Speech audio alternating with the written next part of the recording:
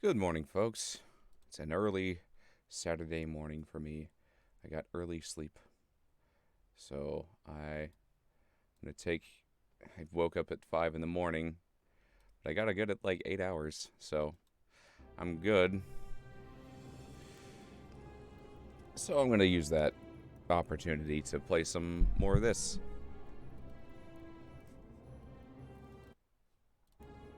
Continue. Okay.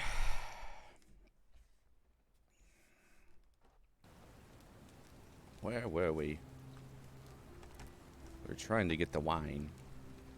We're having no real luck with it. Let's see if I can charm this lady. Just by asking about her interests. Aurelia. Oh, you're here. Blah, blah, blah. Oh yeah, okay. All of these options suck. Oh, stop it. No, please go on. Whatever. Ugh, coming. Let's just. Blah, blah, blah. What's your story? Ugh, let it go. Nothing's going to happen between us.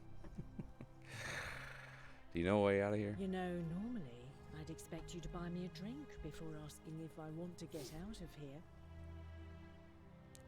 That's cute, but seriously, do you know a way out? Straight to business, huh? I can work with that. As a matter of fact, I do know a way out. I'm happy to tell you all about it, but this is valuable information we're talking about, and I don't just give it out like some cheap oracle. Cheap oracle. How badly do you want it? Is it worth, say, 1,000 denarii to You're terrible. If you have a way out, why haven't you used it yourself? Simple. It's a one-way trip, and I'm not ready to go just yet. I like my life here. One day, maybe, but not now. Isn't it kind of unethical to keep all these people trapped in here knowing there's a way out? I think of it this way. I have something of value, and I'm willing to share it for a price. That's not unethical. That's just good business. Now, do you want it or not?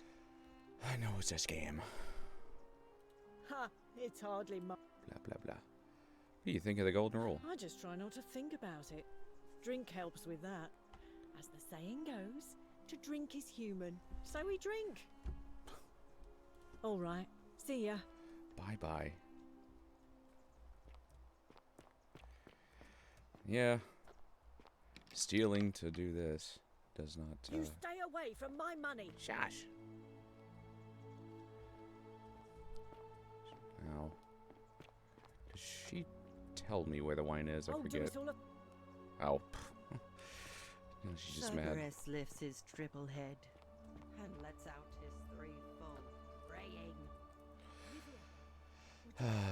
Theophilus had an orgy with 4 girls here and disappointed all of them equally.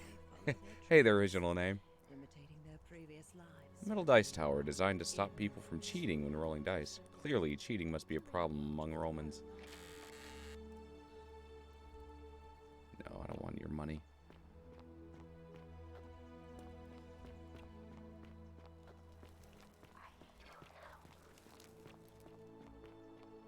Alright, let's look at our quest list. Create a time paradox. The Shinner. Alright, let's go ask people about Virgil.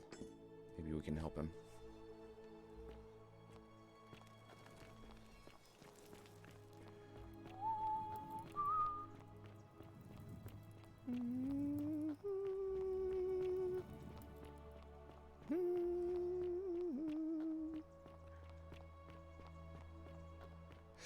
Good morning. Hello, Fabia. Shiny. Salve and welcome. Need something? Hey, any ideas threatening Virgil?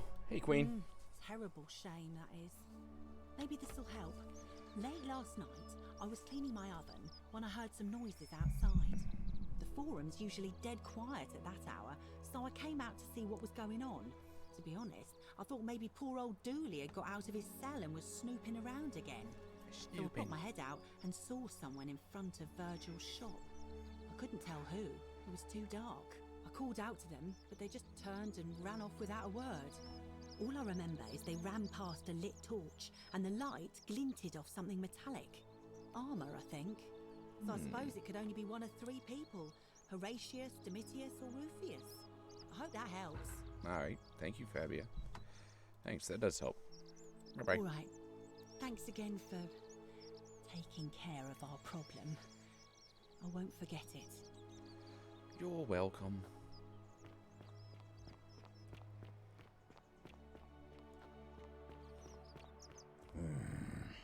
Name's Rufius. Better watch your step. Alright, are you the one threatening Virgil? No idea what you're talking about? Fair enough. What's your story? Can't talk long. Got to stay sharp, but family's from Solutia on Tigris, Babylon province. But I've been roaming a long time now. Even joined the legions. The 6th. The one they call Ironclads.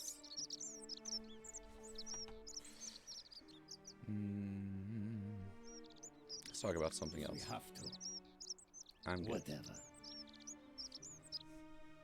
Birds, shut up. Ugh. All this stuff went back to its normal volume.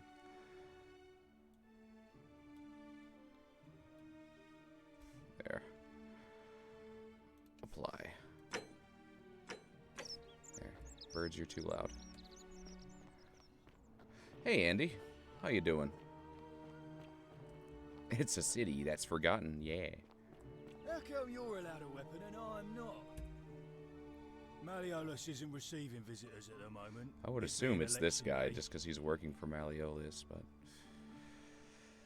Are you threatening Virgil? Do I seem like anonymous threats are my style? Fair enough.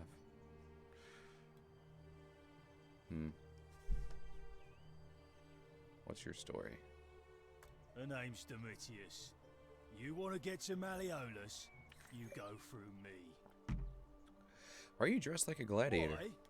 Because I am a gladiator. That's why. Gladiator. But you're nowhere near an arena. You want to see me fight? Keep running your mouth, fatuous cunners. Alright. Whatever. Just remember, I'll be watching. Be watching.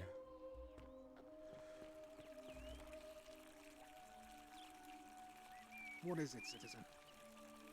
Are you threatening Virgil? What? Absolutely not. I know someone's been threatening him, and I'm not happy about it. But I can assure you, it isn't me. Fair enough. Alright? I'm gonna bluff this guy. Well, How come you're allowed a weapon and I'm not? I guess there are some other...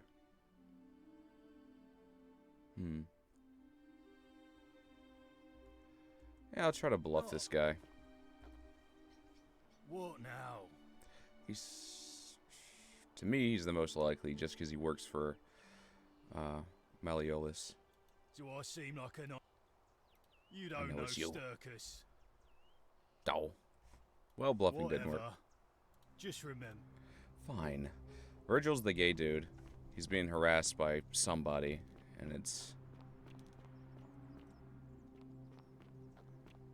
He's this guy over here in the blue. He's wiping off graffiti that's from a faraway land.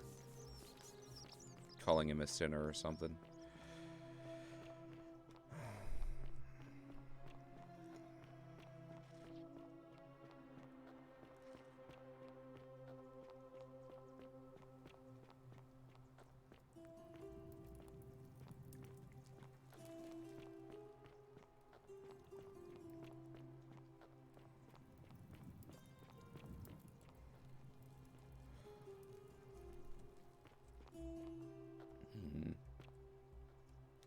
What am I looking for? Get out of here. Bot in the chat. How do I get rid of bots? Do you want to become famous? Shoot, I don't know how to do it from this spot. Whatever. If it does another one, I'll kick it out. Oh, thank you. Thank you, Queen.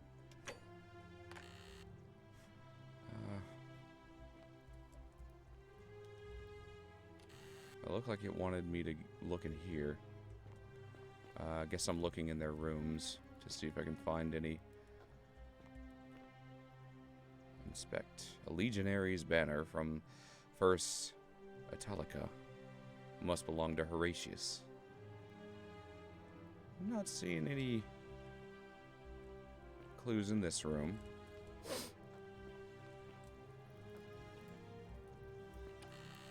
About a note. Incomplete note. This is your final warning, sinner. Oh, there we go. Figure. Whose room is this? Ah, it was Rufius. Okay, the silent guy. All right. So not the super obvious one. He was a red herring. Oh, Rufius! I found your note. You jerk. Hey, Mewtwo. Morning. Where'd you go? Rufio, Rufio, Rufio. Hey. Hey, Dingus. You again. Yeah, me. No idea what you're talking about? I know it was you. I found an incomplete letter to him in your quarters. Yes, so what? What are you going to do about it? I'm going to hurt you badly. I'm just going to ask you to stop threatening him. And why should I? The one true God says that for man to fly with another man is an abomination. His presence here is a threat to us all. If that's true, why hasn't the golden rule been broken already? Well, I don't know. Maybe God hasn't noticed yet. But when he does, we're going to have a problem. Seems to me your agitation is a bigger threat than Virgil's personal affairs. The gods of Rome don't care about homosexuality, so why would they care about Virgil? Seems to me your agitation's a bigger threat. Well, I wouldn't get so angry if he wasn't so... you know. He just seems like a normal guy, keeping to himself. What's your problem? Are you uncomfortable with your feelings toward him? I don't like where you're going with this. You'd better take that back before I make you. It must be difficult to be torn between your faith and your desire. I have no idea what you're talking about. And unless you want your jaw broken, I think it's best if you don't ever talk to me again.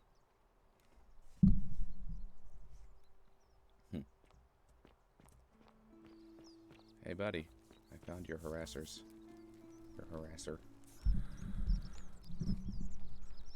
Ah, a new face. Salve. I hear. True story. Well, I'm an architect. Help out with but Blah, blah, blah. Golden some rule. and Pretty sure you know the difference. I don't know. good. Then I hope you'll agree that there are only two ways of dealing with unfair rulers. The first is to leave. The I'm not second sure if there are is a lot of remove endings to the this. ruler from power. And it seems leaving may not be an option. Alright, I hear you. How do you remove a god from power? Good question. It's best if I say no more, but I hope you'll give it some thought. Some salt. Do you know a way out of You here? wouldn't believe there are, but Blah, blah, blah. What do you mean? Oh, I just mean I grew up in the Batavi tribe. far to the north in Novio Magus, and learned to expect a bit of hostility. It's Steve from Minecraft. They weren't nearly as tolerant as the Romans. Gotcha. I'll be Nice going to now. talk to you. You too. Anything else I need to do for this? Figure out how to stop Virgil's harassment. Persuade Rufius to stop threatening Virgil. I think I might have ruined that chance with this go, but we'll see. I have nothing to say to you, kaput ma- Blah, blah, blah, blah. Yeah, I'll have to reset the day. Okay. Anyone else I can help today?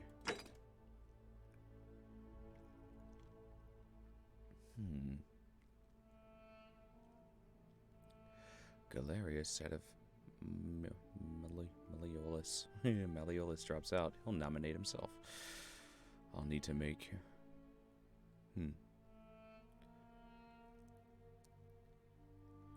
Where is Equita? Equitia. Water under the bridge.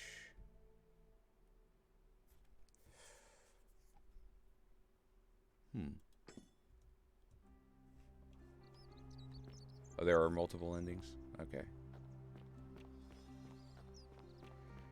Creative way into the upper cistern. I don't even know where it is. For the last time, Dacius, I'm not making you a vow. But why?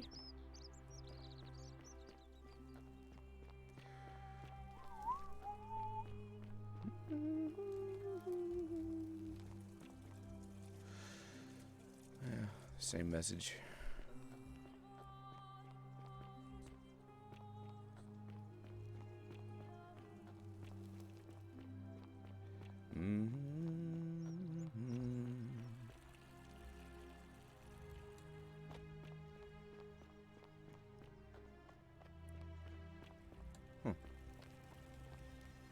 Yeah. I'm locking myself in. Don't try to follow me. Nothing good will come of it. Nevia. Yeah, we've already been in there. The manor.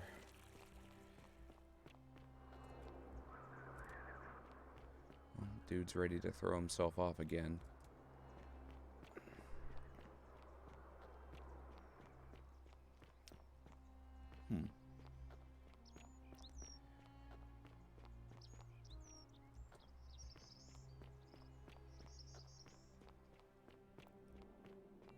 Huh. Okay. Locked door. Could be useful.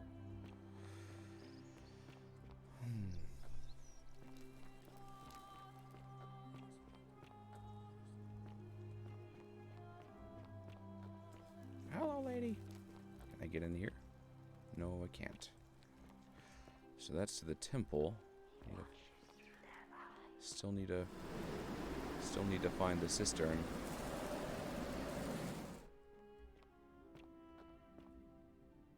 Hey there, Rugnar. Yeah, it's very early for me, but I got very early sleep also. Oh, okay. I can do this. There we go. Money. Wow, your head turned. I saw that. No, no! I almost fell off. Well.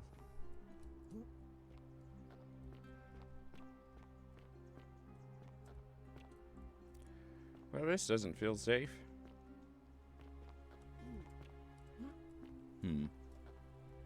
I can't get under there. Oh, good.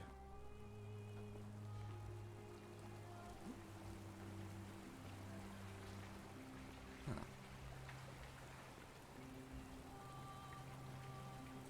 I know that... Maybe that door that was locked, that green one we just saw, is the way into the upper cistern. Because the lower one had the same door. But I just don't know how to get there yet. I'm taking a shortcut. Ow, ow, ow! Ow, my bones! Hey! Who wants some golden eggs? Goose eggs, turn to gold. These look valuable. Okay. There's a goose. Hey, it's our buddy. Salve again, friend. I went and did as you asked, and it worked. How is it possible that you've just arrived here and you already know everyone and exactly what's about to happen to them? Well, I'm reliving the same day over and over again. You're toying with me, right? Wait, you're not kidding, are you? That's the only way you could have known. You're a bit like... Oh, what was his name? Sisyphus. Yeah, that's the one. Old King Sisyphus. Like Sisyphus how? Sisyphus was a Greek king a long time ago. For daring to think he could outsmart the gods, he was given a terrible punishment. He Roll was the forced boulder. to push a great boulder up to the top of a hill.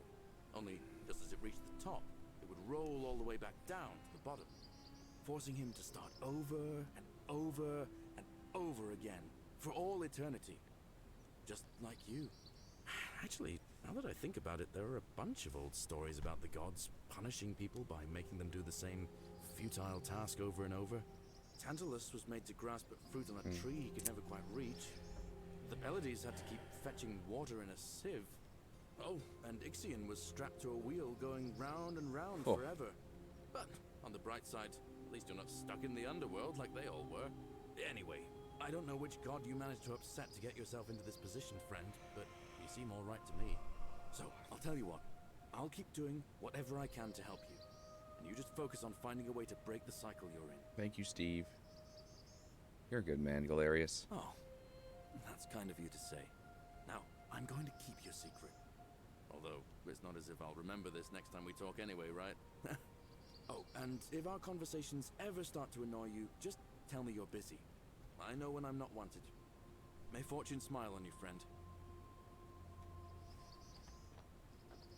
Oh, hey, Caleb. Yeah. Yep, it's very early.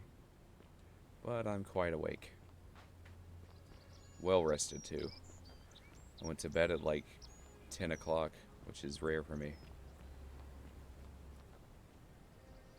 And it's 5 now.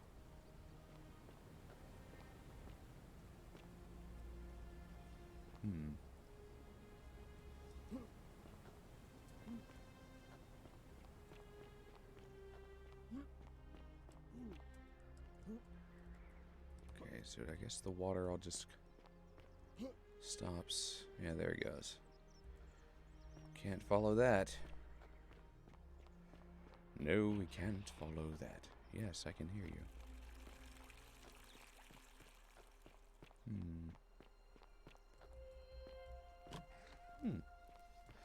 Haven't been in here. Okay.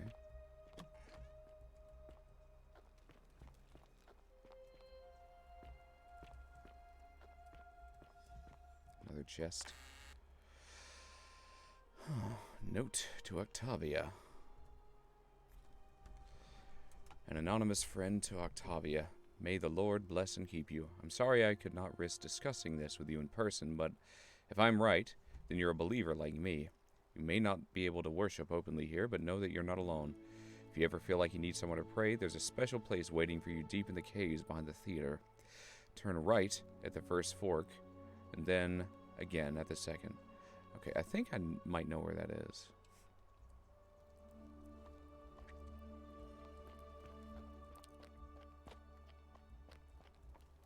Okay, so she's not here. She might be in those caves. Cool. Also, I've never actually talked to All her. weapons are to be tossed into the chasm. Magistrate's orders.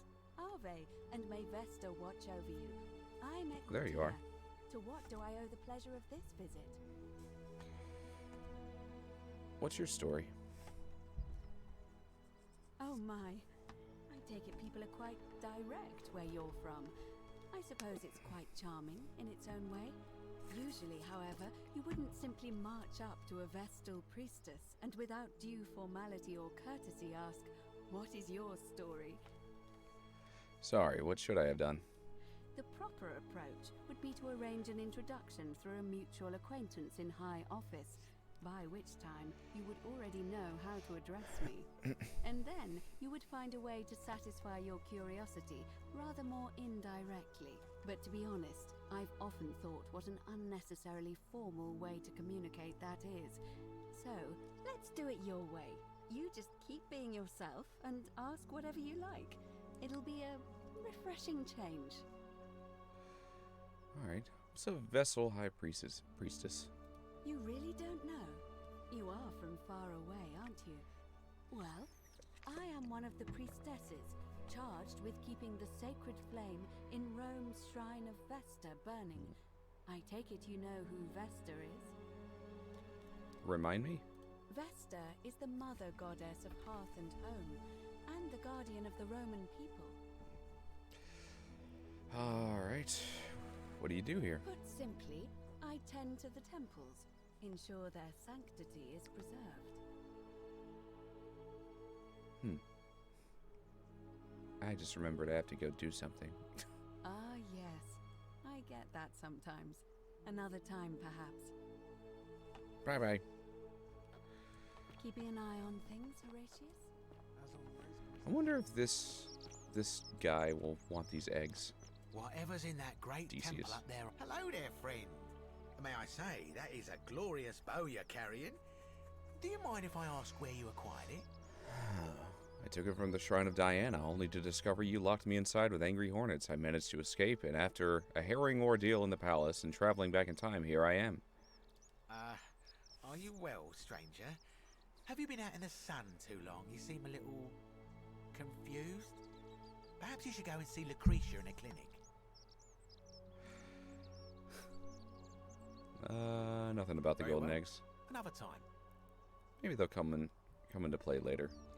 Let's see.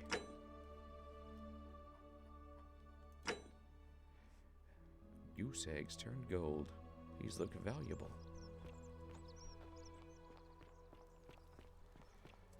So the theater is this spot. I said caves behind the theater, which I'm assuming is this way. So you turn right at the fork twice.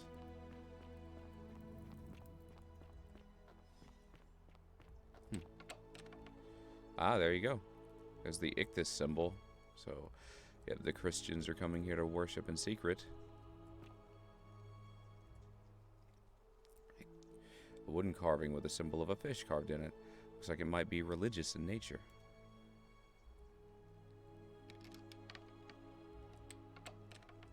Alright. Well, can't do any... I can gold that up. Not sure if that's going to be useful to me at all, but... Huh.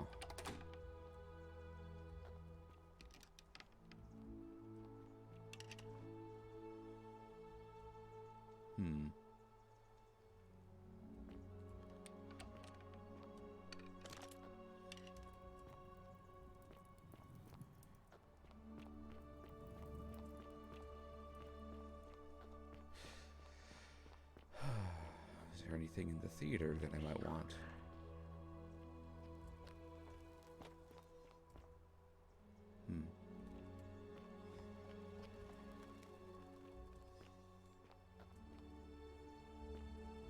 No.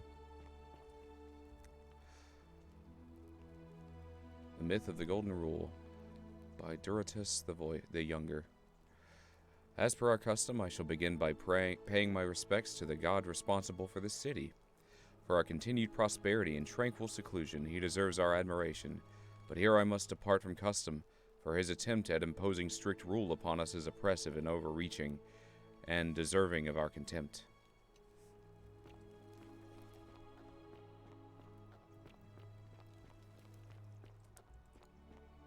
Hello. Can I get through?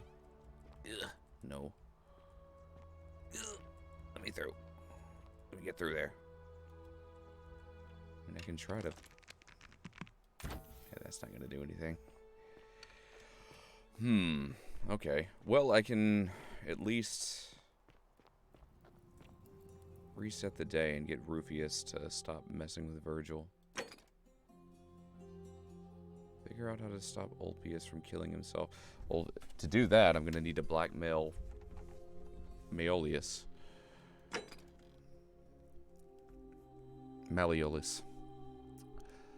Alright.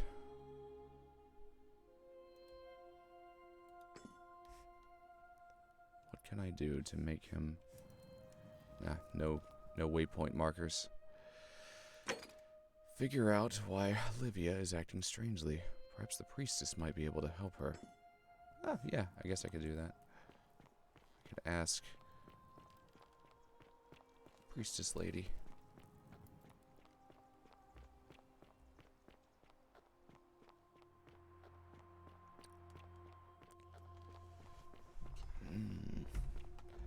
There you are. Ave again. Did you find what you need?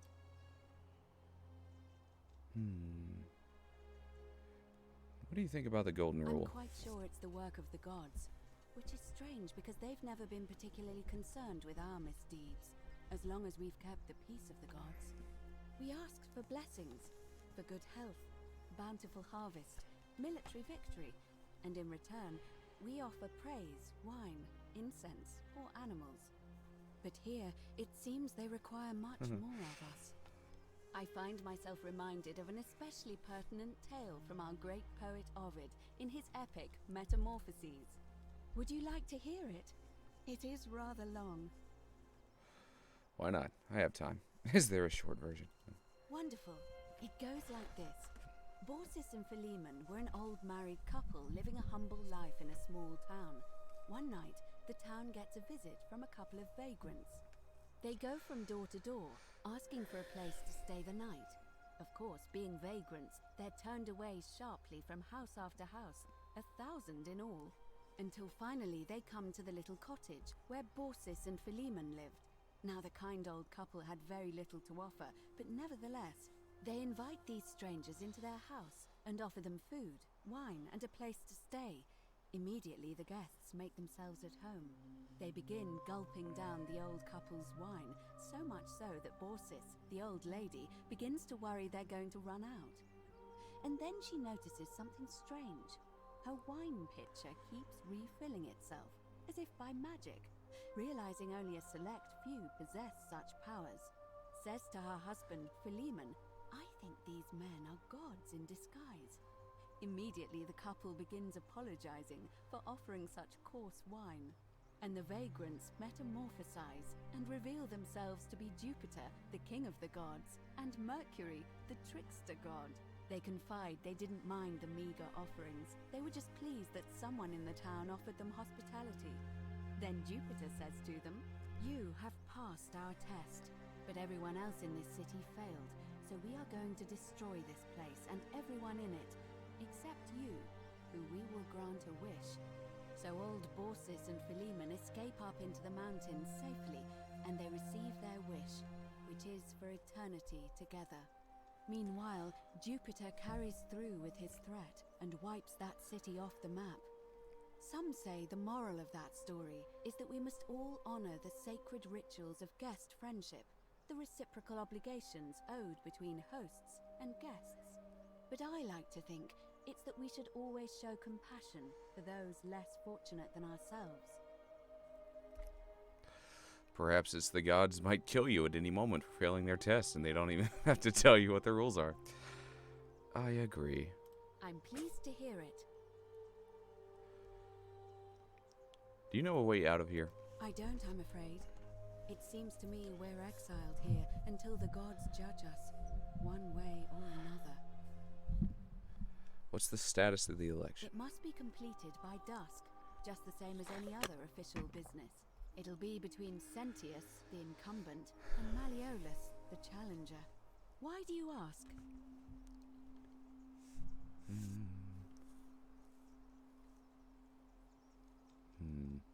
Well, let's talk about something else. Certainly. So she begins the See you election. again soon, I hope. Right on.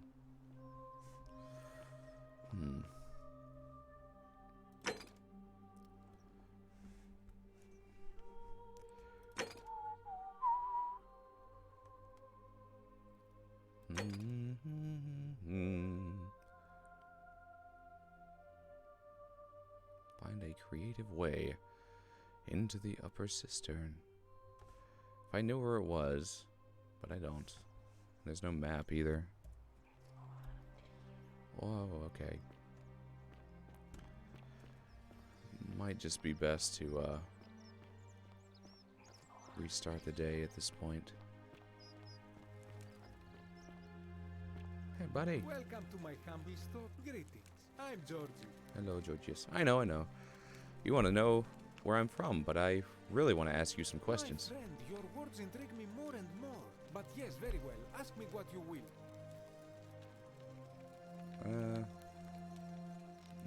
Nothing I else. hope that our path. Yeah, man. Nothing new there. Alright.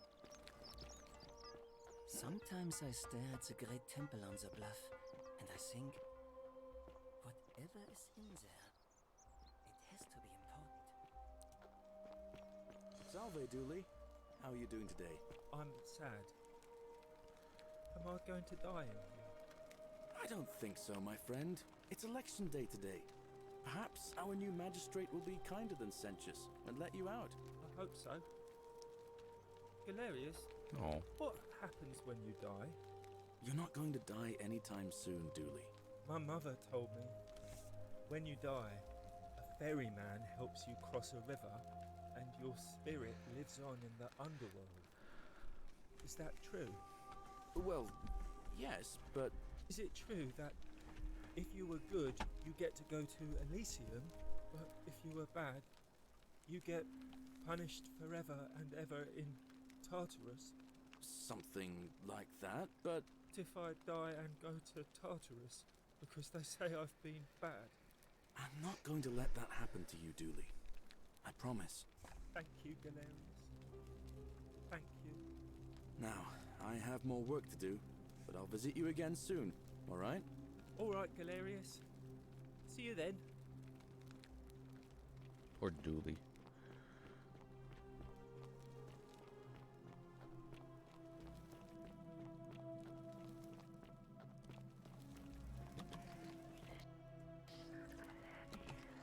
Oh, we haven't actually been back here.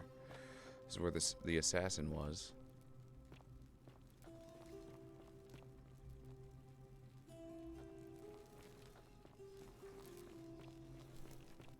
Ooh, pretty. Bathhouse. Oh, yeah. This is where I fell in, isn't it? No? Maybe? I don't remember. I think so.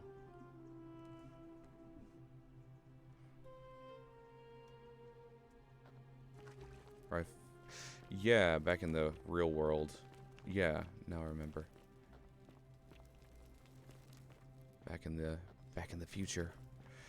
It doesn't look like there's anything else here though. Nothing to climb on either. Just a cool bathhouse.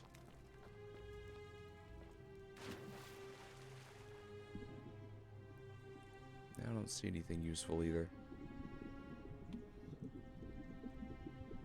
Got some gold peeps.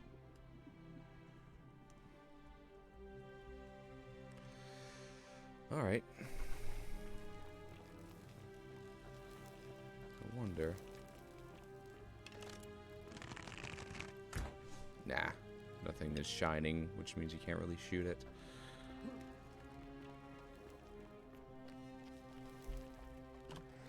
Okie dokie. Could always look for a creative way up into the cistern. I'll try that.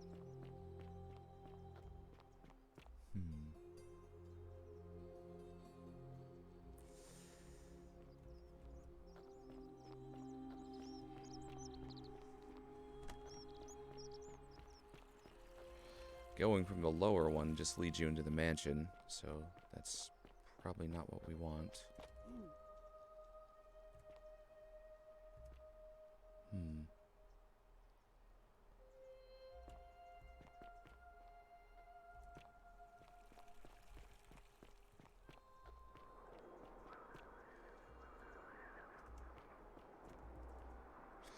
survive, we must all be kind.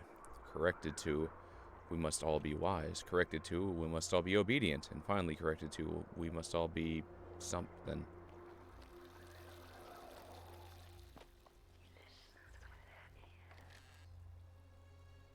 I guess I can take that. Not stealing.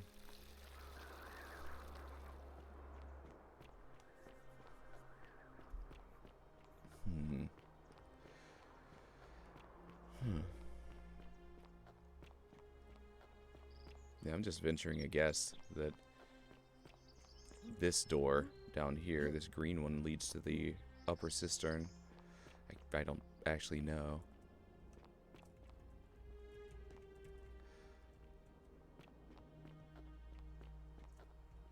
If it does...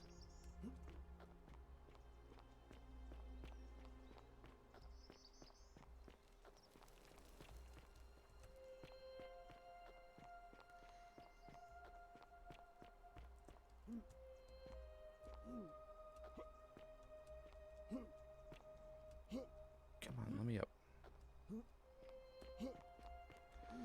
It doesn't want me to go over here.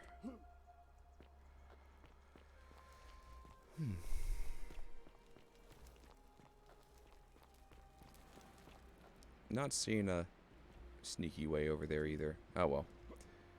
Nothing so obvious.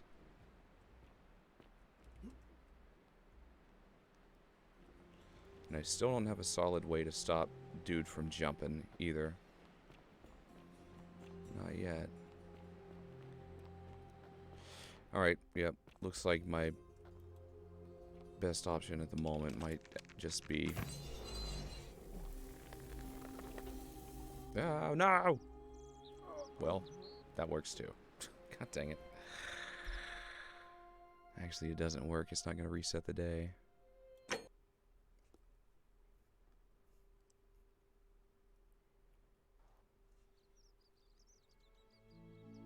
Hello! If I want to reset the day, I gotta steal something. Or shoot somebody.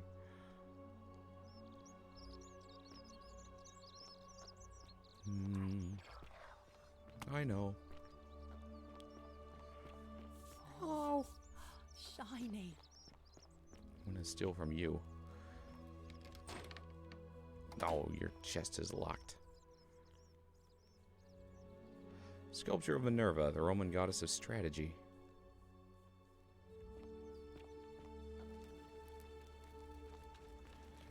Strategy. What a tragedy. I can't steal from him. Well,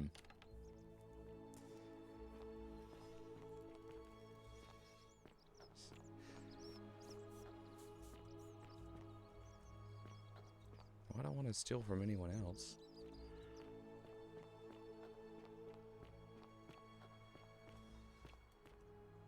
Where's Rufius?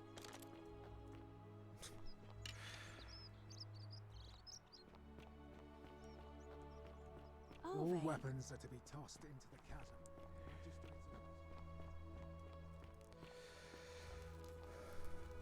Hey, you're not thinking about going into the cistern, are you? It's the lower one. I know about your creature. Don't worry about me. It's your funeral. I guess I could look around here. Like, maybe there's a way.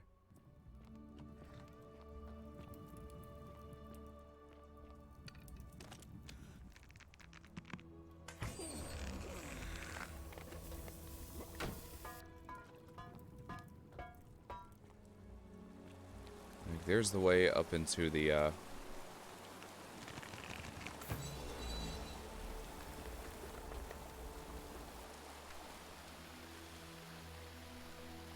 Oh, okay, so this was to the upper cistern. Okay. Awesome. Go. Let me grab it. Neat. Ah! There we go. For some reason, I thought this led us to the manor, but nope. Good. Whoa!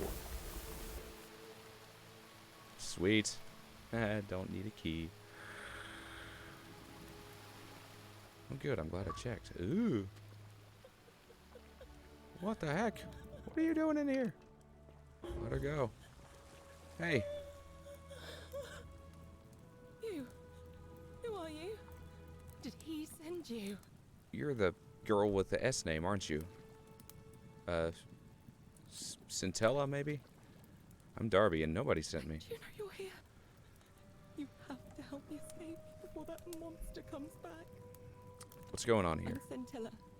Yep. I found a way out through the gate of Horn, but it's locked. So I told him about it, and instead of helping me escape, he locked me up. He wants to keep us all here forever, or until we're turned to gold. He's a monster. You have to let me go so we can kill him and take his key. Who did this to you? Sentius, my adoptive father. Furies help me. I'll castrate and crucify him. Yeah, it's kind of a, Groundhog Day thing. Yeah. It's a time loop game. This, like, I started playing this yesterday, and just serendipitously, Jacob Geller releases a video that, like, the same day yesterday on the nihilism in time loop games, and, like, I related so hard because it only took me like less than 3 hours to decide to like shoot one of the citizens to like reset the day. So essentially, Rugnar, the mechanic here is if anyone in this town commits a sin, killing, stealing, some other things, everyone in the town gets turned to gold. So I don't.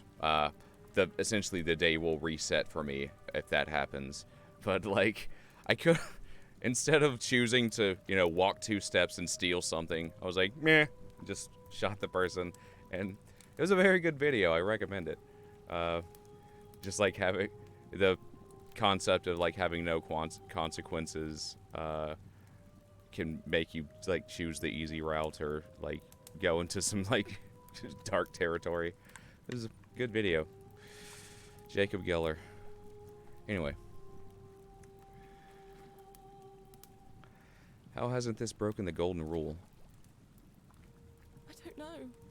He said the gods are on his side because they don't want us to escape either. What will he do if I release you? I'm going to take that key from around his neck, even if it means cutting his throat to get it. I'm done caring about the golden rule. I just want out. Help me, and we can escape together. What about the others? There won't be enough time. Just you and me. What do you say? Everyone else is gonna die. What if I round up everyone so they're ready to escape once the golden rule's broken? There's no time. Wait, did you hear that? He's here. Quick, you have to let me go. It's now or never.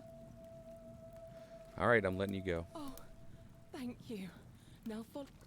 Wait, did you hear that? He's here. He must be coming in through the door behind me. You distract him. Stay right here and keep him talking while I look for something I can use. Hello. We can take away the dialogue box now. What did you do with Scintilla? Where is she? You're human garbage, you know that? So that is how it's going to be. Oh well, this doesn't change anything for me. It's a shame, really. If you'd just done what you were supposed to, you'd have been looping through time forever until you gave up and killed yourself. Just like that soft-hearted pleb, Al. Wait, what? You remember Al? Come now. Surely you didn't think you were the only one here who remembered him. He's flowy. You see, my connection to the portal somehow preserves my memories from one loop to the next. Whether that was Proserpina's intention or a happy accident, I'll never know. But I'm surprised you hadn't noticed. Here I was thinking you were a little bit sharper than Al was. Or perhaps you're just more willing to break the rules. Yeah, you're right. He was sus. Moralistic fellow, never once compromised on his principles. And because of that fatal flaw, he relived this day many thousands of times before we finally had this conversation. I watched him come through the portal each time, always a little older, a little more disheveled, a little more haunted. And when he finally saw the futility of it all, as you're about to, it broke him. He drank a jug of wine, tied a noose around his neck, and took his own life, just before he was shot with a golden arrow. The next time I awoke, you showed up, but you've caught up to where he was so quickly. I'd have preferred if you'd given me more time to enjoy the trappings of my success. How many extra days did you give me? Just the 7? Not a lot compared with Al, but I've seized every day, nonetheless. In any case, there's no escape for you except the path that Al took, the path he wrote about on his tablet. What was it? Ah, yes. Better to end it all now than find out what awaits you beyond that portal. So, you discovered my secret. So what? What are you going to do about it? Hello. Are you supposed to be there? Is she going to stab you, or did your model just run behind him? So, he asked me to figure out who was going to break the golden rule, knowing I would fail every time. You knew there was a way out, and even locked up your own daughter to keep it a secret. Why? Why? Isn't it obvious? Because I have grown attached to all this. My title, my beautiful villa, the sun on my face, the music of birds chirping. And as long as this day keeps repeating itself, I get to enjoy it all, over and over again, for eternity. Don't you see? I have found a way to prolong my life indefinitely, to cheat death. I have become, in effect, as immortal as the gods. Can you honestly say you would not wish the same for yourself? So you asked me to figure out who was going to blah, blah, blah. Of course. There's no way you could have succeeded. Every soul who has ever found themselves here has broken the golden rule eventually. It is inevitable. Man will always sin sooner or later. Any idiot could tell you this. But where others might see tragedy, I saw opportunity. As I told you the first time we met, I found a way to cheat death. By reliving the same day over and over again forever. And I will continue living long after your dust. Let's see you cheat your way out of this. Do you really think you can take on a Decurion with that flimsy little bow? Probably could, but I'm going to let her have this one. Who? Scintilla? Where is she? I'm right here, Father. Well, that's a way to do it.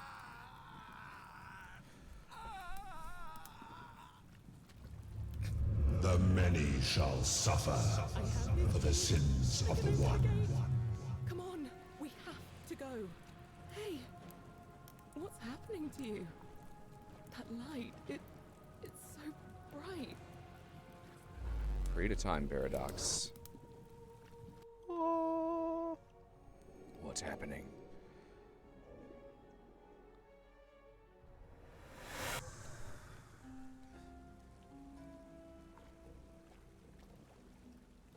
Al? Hi there. Gave me a bit of a fright. Thought I was in here alone. I'm Al. Al Worth? I came in here to find you. Well, here I am. I'm sorry, I didn't catch your name. I'm Darby. I was hoping you would know who I am. Funny you should ask. I was just reading an old tablet I found here. Well, trying. My Hello, Latin Layla. is kinda rusty, but the last entry mentioned someone with the same name. Mm-hmm. It described an event about 2,000 years ago. Someone with your name appeared in the city out of the shrine of Proserpina. Freed an imprisoned woman named Scintilla, who then murdered her captor, breaking some kind of ancient law. It said the attack caused golden statues to come alive, hunting down everyone in the city and turning them into gold. Apparently, the only person to survive was Scintilla. while the stranger disappeared in a flash of light. Actually, that was me. What? You're saying you were here 2,000 years ago? I'm not sure I understand. When I first arrived here in the present day, I found your corpse hanging from a noose. I'm sorry, come again? I still have the suicide note you carved into the tablet. Here. Let me see that. God, why does this writing look so familiar? I've spent a lifetime in this place going around and around in circles. This is disturbing, but I don't understand how I could have written it. It was written by a different version of you. I changed the past and your fate. I'm not following. I helped Scintilla kill the man who opened a time portal and drew you back in time, preventing it from ever happening. So you're saying, because a man from 2,000 years ago is dead, he never created a time portal, so I never went through it, and that's why I don't remember any of this. Now you're getting it. I guess you saved my life then, as well as helping that poor woman to escape. That's a lot to take in. Enough talk. How do we get out of this place? Maybe we can escape through the same aqueduct Scintilla used, if we can find it. It's right here in this cistern. Follow me. Okay. Alright, that's closed off. Alright. Yep. Only way out.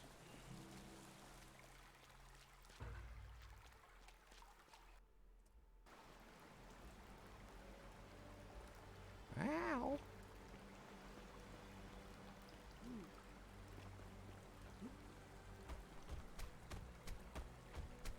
Hello. I'm gonna pause here for a moment and make sure nobody else has ever lured into this temple. Good idea. You go on ahead. I'll be there soon.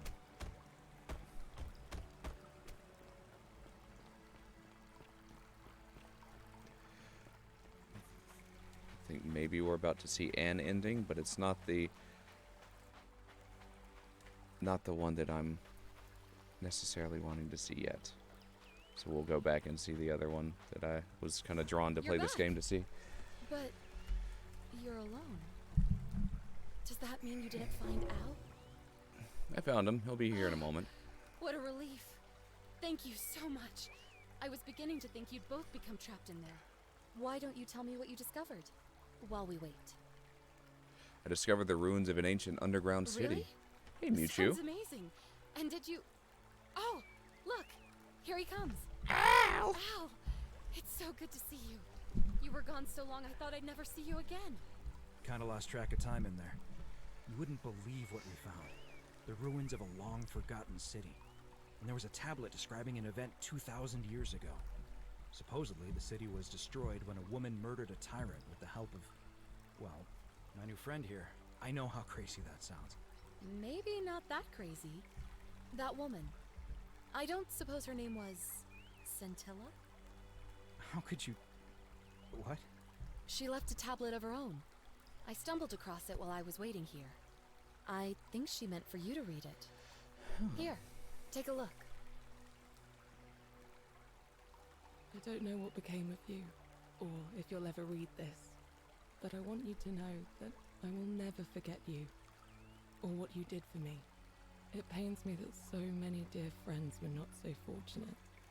Ulpius, Sentia, Lucretia, Horatius, Galerius... It's supposed to be like modern day. And the others. But please understand, their blood is on my hands, not yours.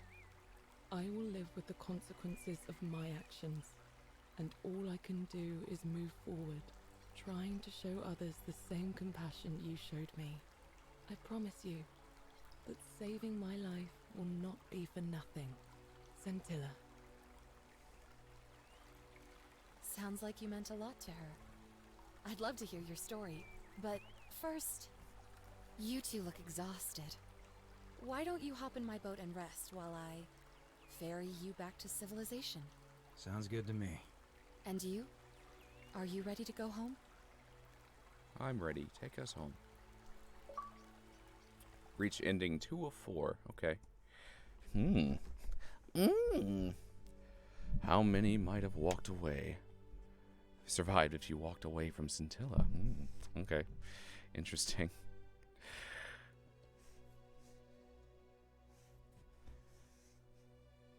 All right, it's one ending. So I came from modern day. I found a time portal to ancient Rome. In this city with a curse upon it, essentially. All right, so that's ending 1. I'm also gonna pull up, since we reached an ending. I feel I have less qualms about pulling up a guide. All right, so that'll help us get through it quicker.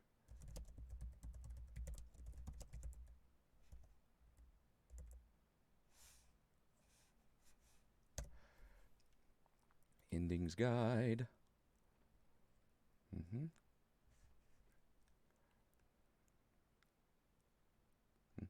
Mm-hmm.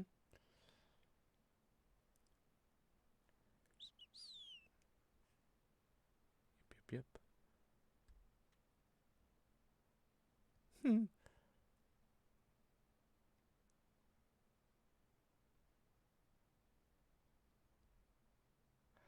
All right. There's one I can get really quickly.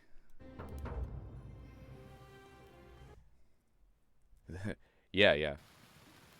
Okay, cool. So this one puts us right here with Scintilla. That's good.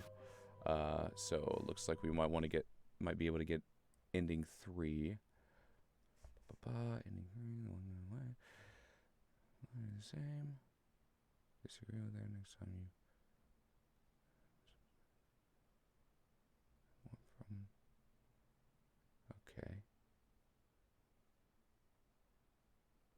Okay. Mm-hmm. Cool. So this time we have to leave her, but it won't be for too long. You. Yes, blah, blah, blah. What's going on here? Is there a way out? Who broke the golden rule? Who did this to you? What will you do if I release you? What about the others? I'm sorry, but if I let you go, everyone else is gonna die. What? No. You can't just leave me here. How can you be so heartless? Not heartless, just rational. Our escape isn't worth the lives of everyone else. I hate you. I spit on you. I hope Dis drags you to Tartarus. You can hate me, it's fine. Alright. Alright, so now, let's see. View the ending, progress. Disagree with her. Next time warp.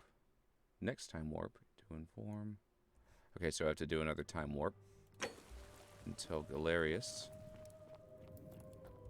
Oh, so yeah, this is this is that door that I couldn't get in. Okay. Sorry, Scintilla. Is there a quicker way to time warp? Not that I know. I just have to hopefully not. There. Whoa, whoa! Hey, I'm holding on to the waterfall. There we go. We're safe. Okay.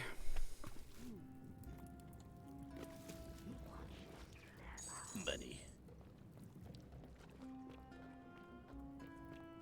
I wonder. Oh.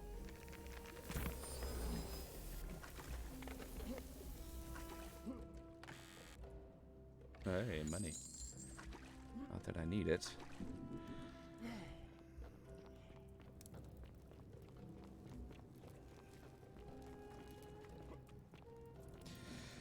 There are 2 that I can get pretty quickly. The last ending is going to take a little bit more time, I think. I got to get these 4 plaques, and I don't even have one of them yet.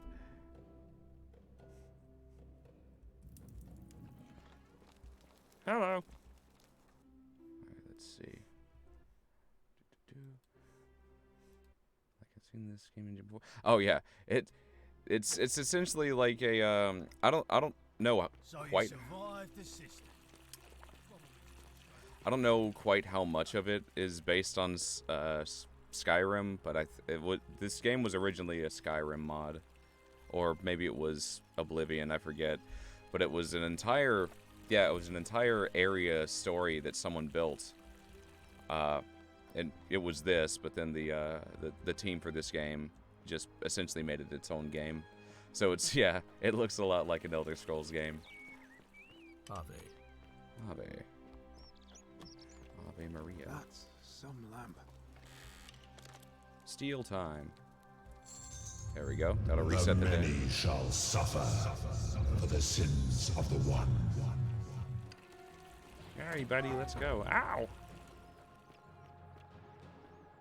No, don't shoot me.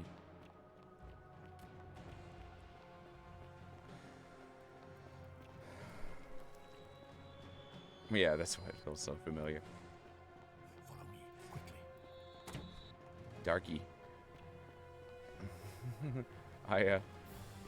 Yeah, it's like 7 a.m. here. But I got early sleep. I went to bed pretty early.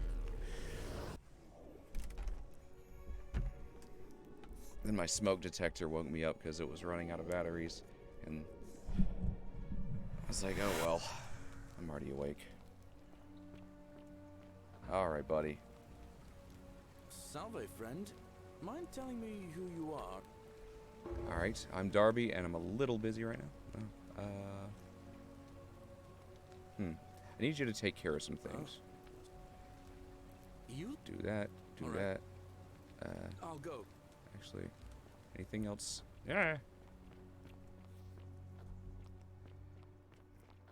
think I was supposed to ask him to do something else. You, Sisyphus, attack or pursue the stem. I'm pretty sure I'm supposed to inform him. I guess we'll let him do these chores real quick. Fabia, listen. There's a troublemaker coming into the city. I know. Oh, cool. I'll We take actually care get of to see him do it. Go and hide, but not in the empty shrine. Wait, how did you know I was headed in there? No time to explain. Go!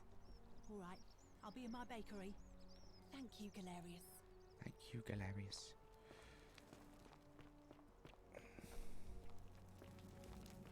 Don't shoot. I'm no threat. You'll find what you're looking for in the avenue. Second building on your left. I've got to run. Thank you. For your service to the Empire, I'll let you live for now, but you'd best make sure our paths don't cross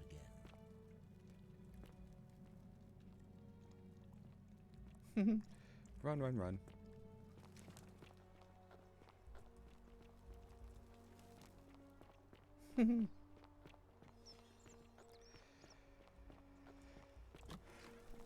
Lucretia, no time to explain. I'm supposed to give you the Sylphium resin for Yulia. What? Quick, give it here. I'm just going to help her swallow this. It's cool that we actually get to see these scenes. Galerius, you're amazing. How did you know? I was just doing what the new guy told me. I don't understand. How did... Never mind. Thank you so much for acting as quickly as you did.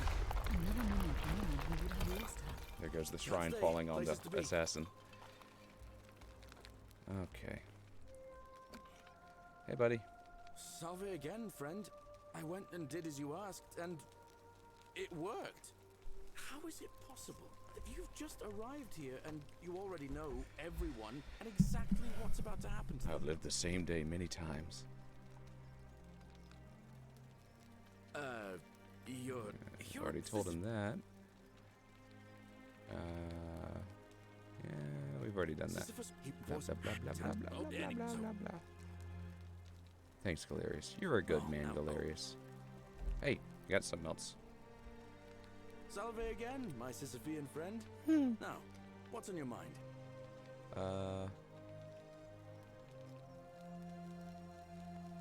Shoot. Well, at least the guide is telling me to tell him. To view this ending, the prerequisites are largely the same as the previous one. However, when you meet Scintilla, disagree with her. Next time warp to inform Galerius of everything and have him assemble as many citizens as possible. I'm trying to do that. There's nothing I can... Well, be no as way much out as of I'd here. love to get out of here, the harvest's always more fruitful in another man's field, isn't it? But Scintilla, Sentius's daughter, went missing a done few that. weeks back. Could be she found a way out. If anyone knows for sure, it'll be her sister, Sentia. But she'd never tell the likes of me. I know where she is.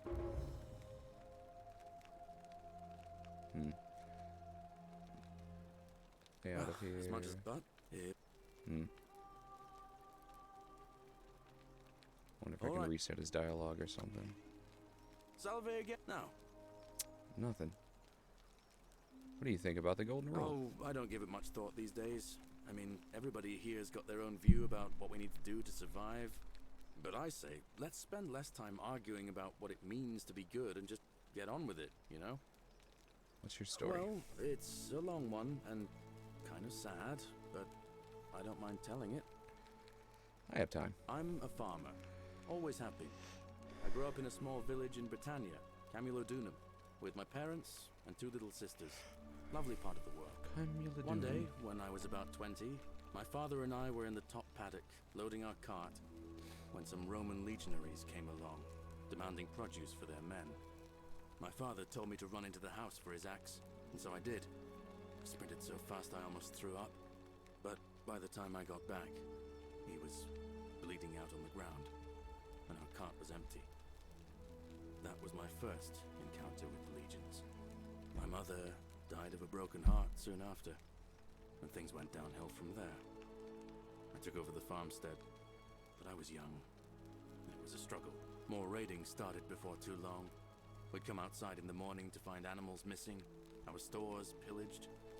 These legion thugs just took whatever they wanted. One night, when my sisters and I had nothing left to steal, there was a knock at the door. I knew who they were, and what they wanted. I got my father's old axe, pulled the door open real quick, and before that soldier knew it, split his face right down the middle. But there were more of them. I never saw how many, because the next thing I knew, I was waking up with a mouth full of dirt and lungs full of smoke. My home was reduced to ash. My sisters, dead. And they left me alive to see what they'd done. It still burns whenever I think about it. Yeah, well, I wasn't the only one this happened to. It wasn't long before Boudica led thousands of Britons in a rebellion against the Romans. Unfortunately, there were just too many of them. And those of us who survived, they enslaved. So, then I found myself being transported all the way to Rome to be sold to the highest bidder. I spent a few years working for my new master, learning the Romans' ways, Romanized my name and everything. Tried to escape a couple of times, but they always found me, and I'd just end up right back where I was. I'd probably still be there too, if it wasn't for the stampedes breaking out. You see, about 7 months ago, an enormous fire broke out in Rome. Everybody was running down toward the river, screaming and shouting. Never seen anything like it. Human beings acting like cattle. I got swept up with them somehow, and the rest is a blur. The next thing I knew, some stranger was dragging me out of a river. Stumbled across this place, and I started my life over again. Oh, just a moment. Well, glad things worked out in the end. That's what I thought too, for a while. But it seems the gods aren't done tormenting me yet. See, I finally had my own farm again, safe from the grasping hands of the Romans. Or so I thought. Until Sentius the Decurion demanded I hand over all my produce. It's for the good of us all, he says. Only he takes the best bits for himself, of course. He even told me if I refuse his demands, I'll break the golden rule. I'm not sure I believe him, but then, what if he's right? So, it turns out our dear old magistrate is no better than the Legion thugs who took everything from me. I'm right back where I began. But don't you worry, Nemesis is waiting, and he'll get his, one day. He'll get his. Forget I said that last part, will you? I get carried away sometimes. Oh, totally understandable. Sure. Thanks, friend. I knew I liked you. Anyway, that's enough of me rambling. Was there something else you wanted to talk about? All right, friend. Hope you find a way to break that cycle you're in. Yipper. Okay, well, Be now I'm careful who confused. you I guess I'll have to find a more comprehensive walkthrough because this one isn't cutting it. Unlock all endings. Do.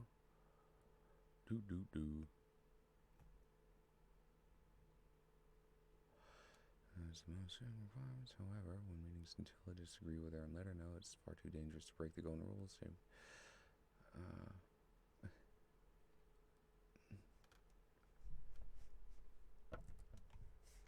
well,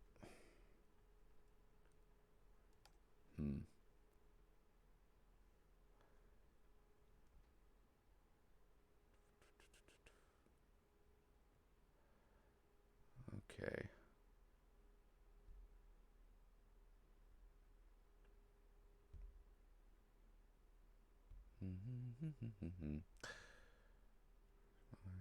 Shrine. Discover a cure for rheumatism either by talking to millions.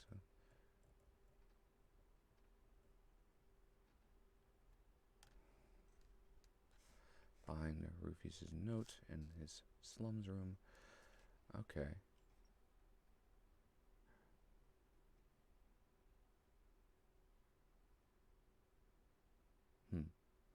Okay. Well, I guess I might have to do a few more prerequisites. A golden bow. It's fine. Just like Apollo. Whatever's in that great temple up there on the bluff. Whatever.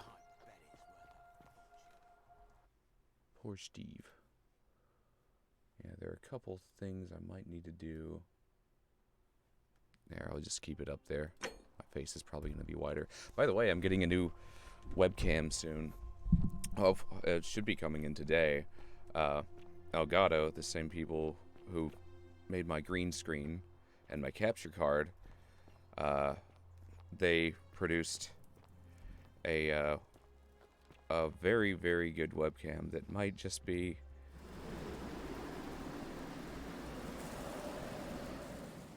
might just be the best webcam today, like, that anyone's built. Elgato's very good about it. Essentially, they just make streamer equipment, and I very much respect them as a company. They essentially take a thing like a green screen or a capture card or whatever, and then refine it so well that it's like the best one. They're very good. I like Elgato. They're a good company. Cerberus Okay, lifts his so triple head. we want to go back to Dude's room. Rufus. No, I don't want that. Stone card. Follow their trades, imitating their previous A phallic lives, charm, what they thought by the Romans to have divine protective properties. Yeah, you got nothing to work through, Rufus. You're just harassing the gay dude because you're a completely straight man who's the straightest straight man ever to be straight. Alright, another Ichthos symbol. Yep, there's his crap. Let's see. Murphy's note in the slums room. Cures rheumatism. Or tell him to leave Reg alone. So, well, I guess let's talk to Rufus and ask him more just about himself, because apparently he has rheumatism, and I have the cure for it, or at least I have the note that has the cure on it. So that's what we need to do.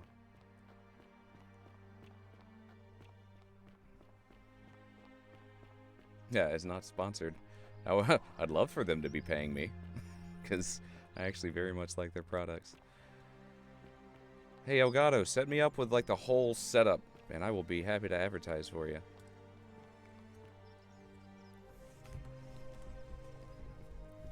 Name's Rufus. Yeah. Whatever. What's your story? How'd you end up here? Same way as everyone else.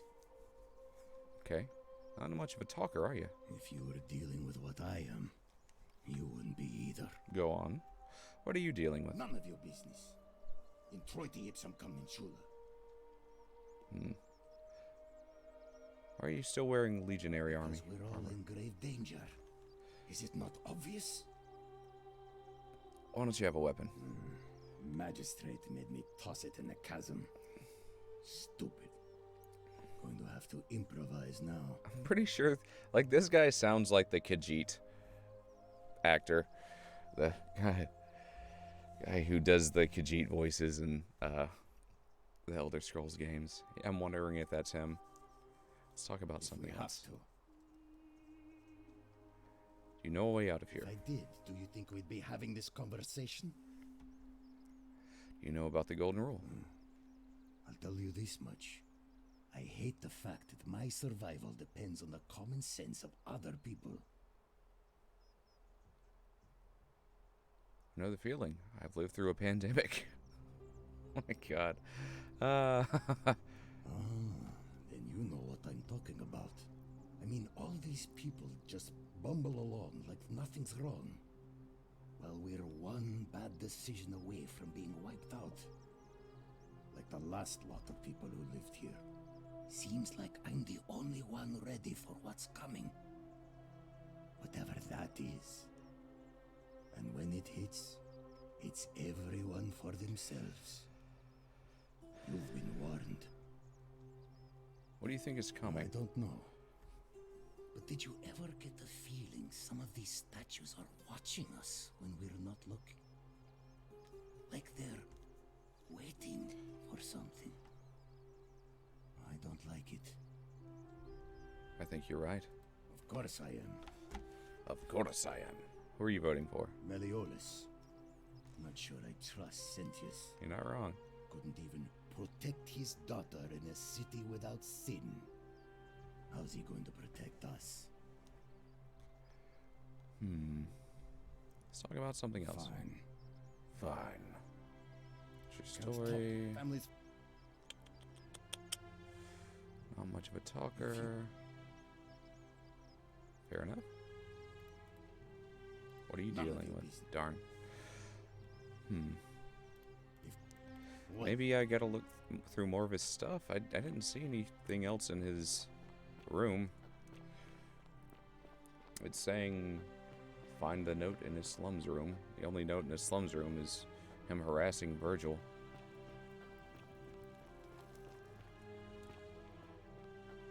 But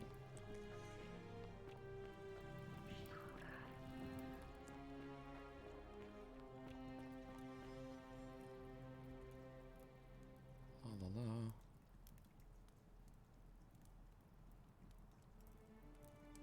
Alright.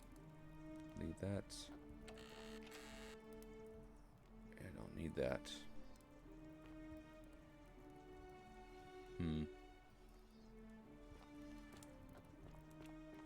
Ah, here's something. That might be it. A dream diary from Kabash, in which he describes his reoccurring dreams about a stranger named Kurti. Kabash to Kabash. I told Lucretia about the dreams I'd been having, and she said I might help her divine the meaning if I wrote them down. It happened again last night.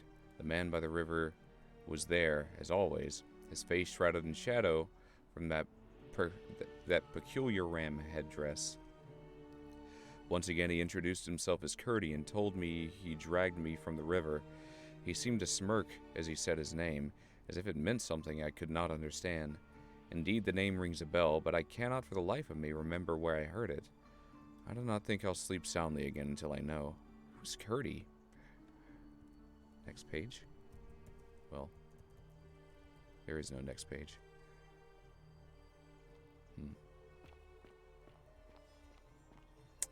Well, none of that helps. I'm looking for something about... Wow! Did your head turn? I'm looking for something about his rheumatism.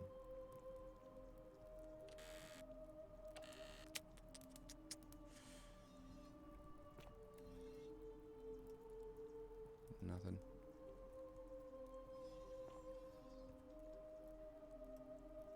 No.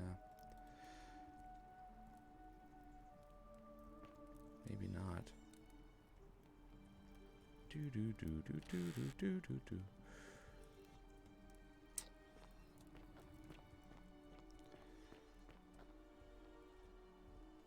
You, Sisyphus, attack or pursue the stone, but always. Hmm.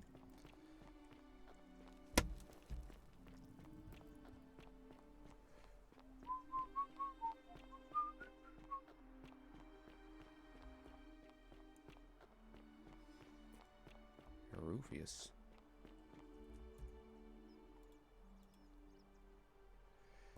Yeah. Are you the one threatening Virgil? I know it was you. I'm gonna ask you to stop threatening him. The gods of Rome don't care about homosexuality, so why would they care about Virgil? And he doesn't care about that. He's not. Seems to me your agitation is bigger threats. Well, I wouldn't. Just seems like a normal guy keeping to himself. What's your problem? He makes me uncomfortable. Dang it. It's gonna repeat this. I don't. Fine, I take it back. Smart. Now get lost. We're done talking. Dang it. I have nothing. He doesn't want to say anything else. All these walkthroughs are not correct. It seems like. A golden bowl, just like Apollo and Diana's. I got this. The Great Temple allow opiates to commit suicide at least once. Go to the forum, still buy, prison, and live, give it to her, finally approach. Okay. Alright, I think I'll reset the day then. And hopefully. This one came out like this year.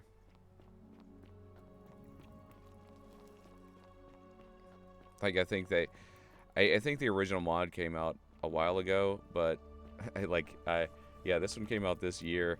They probably added the pandemic line for, you know, for this one where it wasn't in the original. You stay away from my money. No, what? I won't. I'm gonna steal your money and reset the day. The many shall suffer for the sins of the one. So scamming.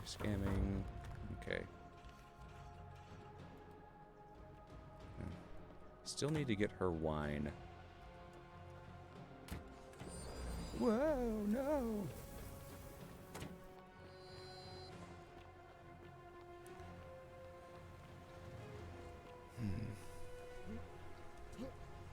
Come on, Scintillus. Or Cintius. So I should be able to keep Ulpius from killing himself this time.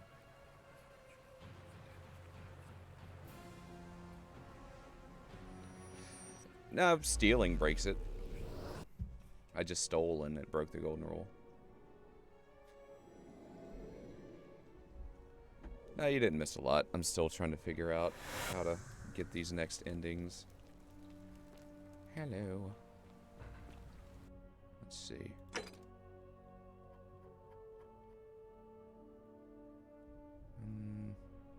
Point of origin.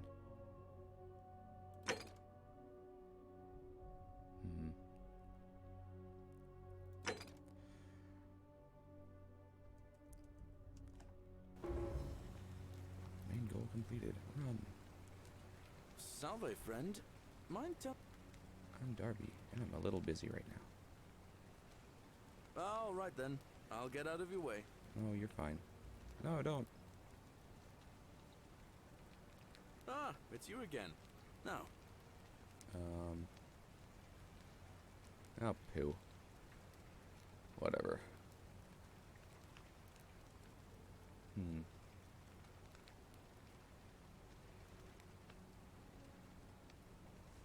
Okay, I'm gonna have to search more on this one about Rufius's rheumatism.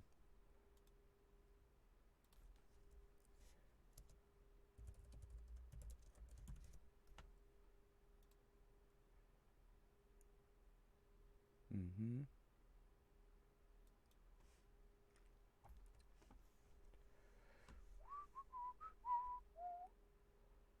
Ba-ba-ba-ba-ba. Do that.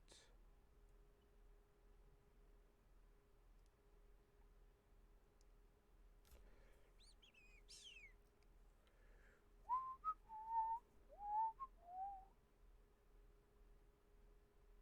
Yes.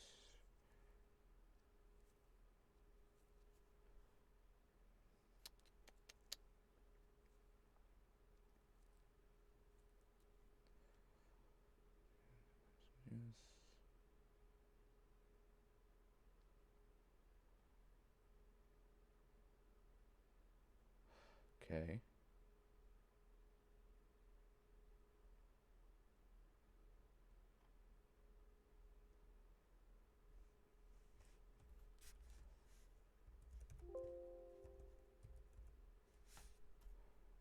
Mm-hmm. Mm-hmm. Mm-hmm.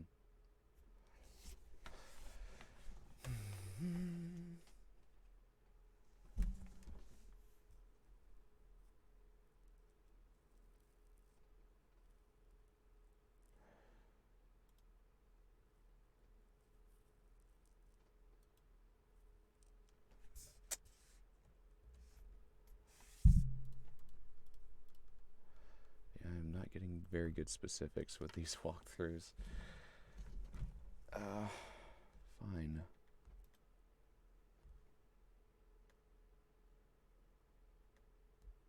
Hmm.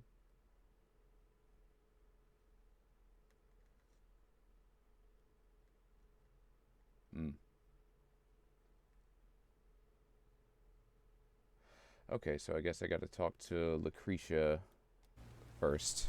Alright, that was not explained. Alright, I'll be going now. Alright.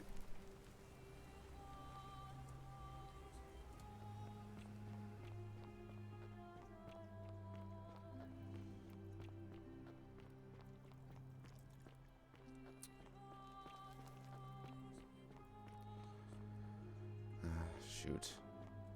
I should reset the day. Already messed up by not having Galerius do all the chores. Don't you just love springtime? I do love springtime. I Cerberus also love lifts his stealing. triple head and lets out his Beer three vat. full graying.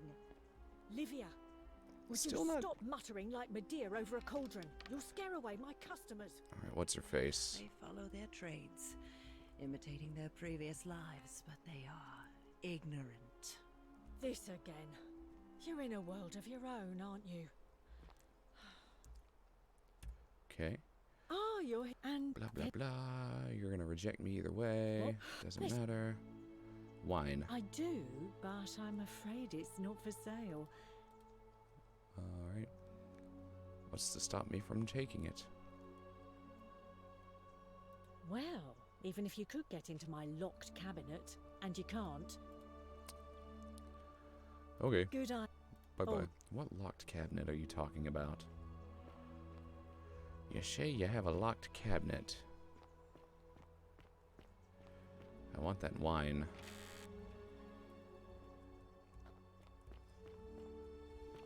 Wow, isn't that a big long bow? You stay away from my money. I think there's a chest.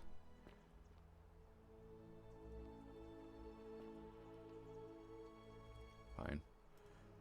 Reset the day. The many shall suffer for the sins of the one. Bye-bye. Ow.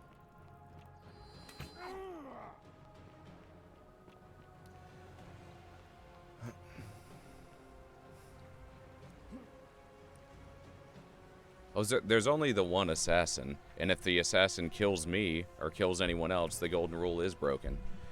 However, ouch! God dang it. However, accidents apparently aren't counted for some reason. Like you can trick the assassin to walking into a building that's going to collapse, and it doesn't count as killing him for some reason. Salve, But friend. yes, the assassin killing someone does break the golden rule. Alright, please take care of these. Alright. Thank you. I'll- Thank you. Now, I should be able to... Oh, yeah. Yeah, let's go talk to Dude Face.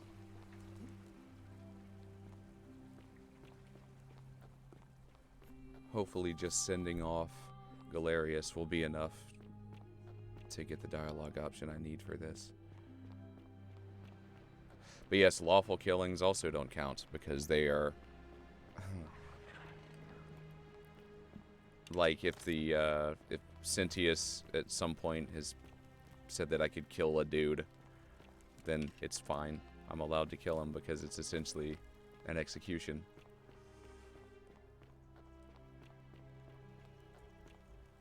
Even though he's corrupt. Alright. Oh, I don't wanna... Salve, friend. Welcome. Hey, I'm fine, thanks. I need to talk to All right. Ulpius. I can't believe this is how it ends. Don't do it. No. Ulpius, what are you doing? Get back. That's Blah, What? blah, blah, blah, I'm blah, Please blah, help. blah. Alright, I'll talk to him. Thank you. Is this what Scintilla would want?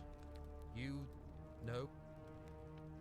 You'd never believe Well, me you if I don't- told you. Maybe I can help solve If your I- problem. Lucretia was able to get some Sylphium in time to save her life. She's gonna be fine. Oh, really? That changes things a little. But we're still in debt bondage to that monster. Unless you happen to have 2,000 denarii to pay off both of our debts. I do. Wait. Actually, I do. Really? Wait. So, I guess you'd want me to work for you then? No, you'd be free. You'd do that for us? A couple of complete strangers. Of course. It seems today we're both blessed. This did not turn out how I thought. Thank you, friend. I never thought people like you existed. Here's your mighty buddy. Thank you. I'll go and pay off our debts immediately. I just wish there was some way I could repay you. But I have nothing but the tunic on my back. Don't worry I'll about it. go and take care of things with Malleolus and tell Yulia the good news. Thanks again, friend. I'll never forget what you did for us. You're welcome. I want to see this exchange.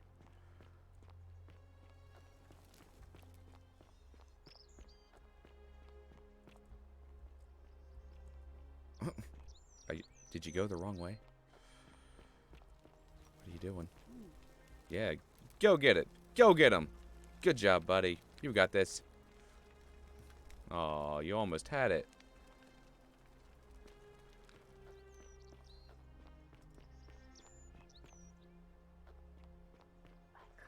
Alright, there he goes.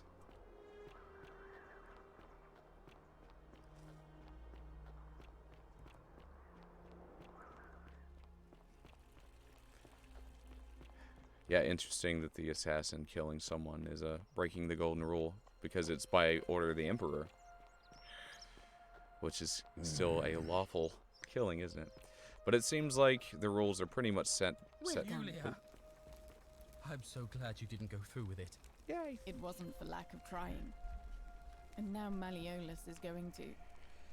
Wait. Why do you look so happy? We're free. Malleolus just released us and we never have to set foot in that villa. He didn't even again. talk to him. What? How? The newcomer arranged it somehow. Really? That's... incredible. Oh, what a relief. I don't know what to say. You don't need to say anything.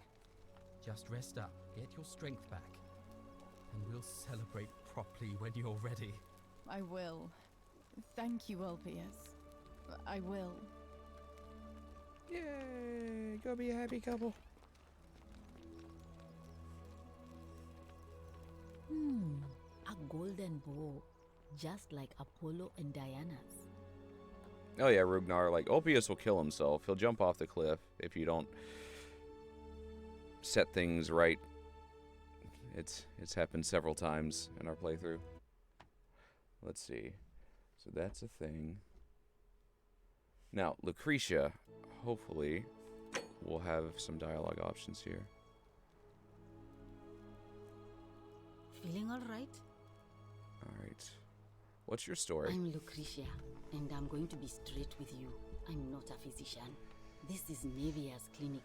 I've just been filling in ever since she disappeared.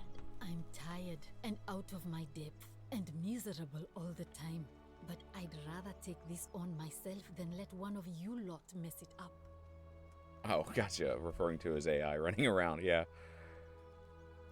Yep. Alright.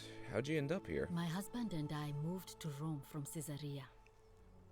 He embraced the Roman way more than I would have liked, and turned into an awful philanderer.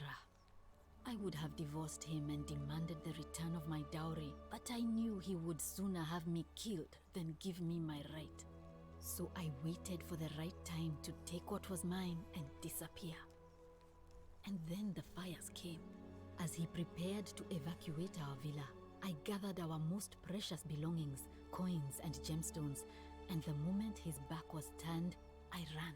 I could barely see for the smoke, and the streets were full of people trampling each other. I ran for the river, like everyone else, and leapt in. The next thing I remember, I was waking up on a riverbank, not far from here. Oh, I'm sorry to hear It's that. all right. Say what you will about this place. At least my fornicating husband will never find me. And while there's no shortage of snakes here, at least with the golden rule, they have to try to be discreet about it. Why are you working out of the shrine? Oh, this shrine was in use as a clinic long before any of us arrived here. Kind of strange to set up a clinic in the temple of the god of disease. But the god who inflicts a curse is also the only god who can undo it. So I suppose praying to Apollo for healing kind of makes sense. I gotta use the restroom real quick. I'll be right back.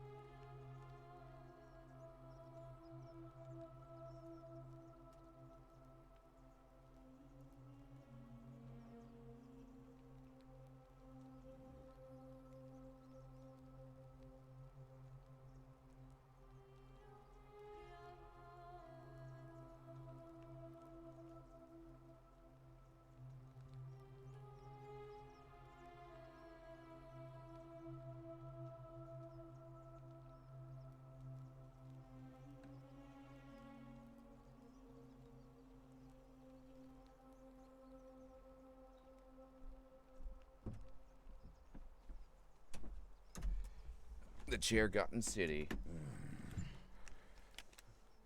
Tell me more about Nivea. Well, she used to run the clinic.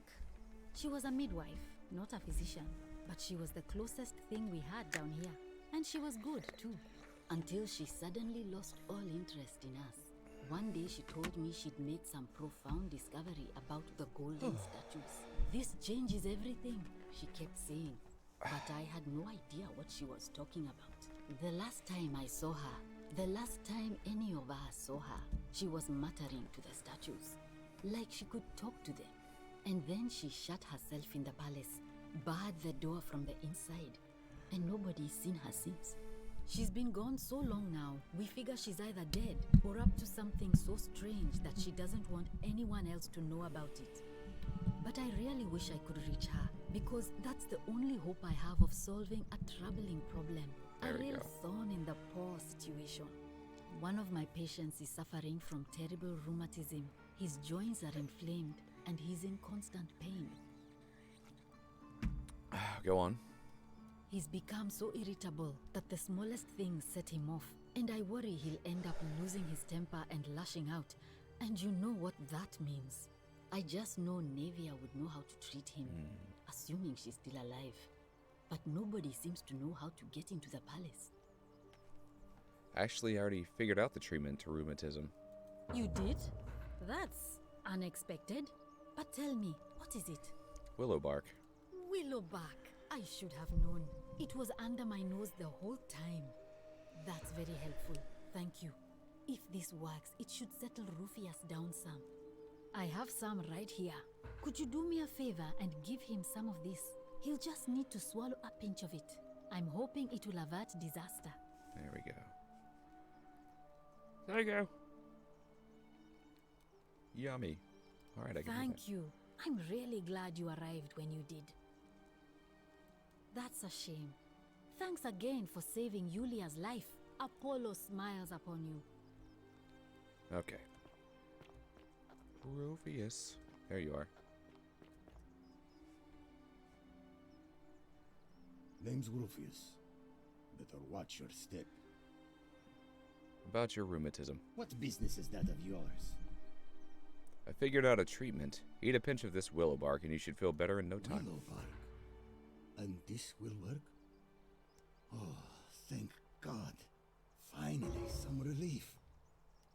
This is what I've been praying for. Maybe God hasn't abandoned me after all. Thank you. I've been in a lot of pain lately. The rheumatism, these cursed statues always watching, and the crisis of faith. It was too much. Started messing with my head. This is exactly what I needed to set it straight again. I owe you one.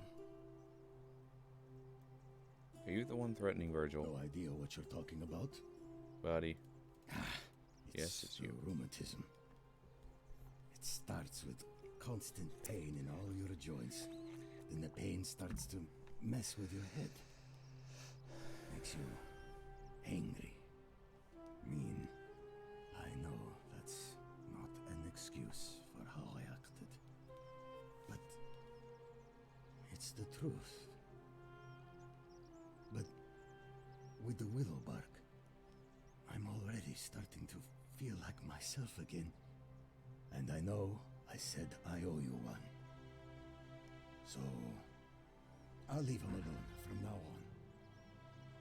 It's not as if I was ever going to hurt him anyway. I was just lashing out. I'm going to go and clean up the graffiti. Just forget this ever happened. Will you? Alright, no problem. You gotta come to terms with yourself, buddy. Hey, Virgil. Ah, a new face. Sal, I hear we have you to thank for saving Julia's life. I'm glad you arrived when you did. Yeah. Hey, By the way, don't worry about the threats. It's just Rufius. He's not gonna hurt you. What demon or spirit told you about that? I found an incomplete note in his house. You went snooping in his place? That was risky. We're lucky you didn't cross any lines. Have you spoken to him about it? Yes, and he won't be bothering you anymore. How did you manage that? I found a treatment for his rheumatism, which was making him agitated and compounding some other personal issues. Poor fellow. I've heard that can really mess with a person's head. Well done for figuring that out. Happy to help. I think he wants to help clean up his graffiti, too. Really? That's promising. I'll keep an eye out for him. Alright. I'll be going. Nice to talk to you. Yeah. Hooray! A good feeling all right? Anything else? Ba-ba-ba. I'm Lucretia. I'm gladly. Oops. I'm.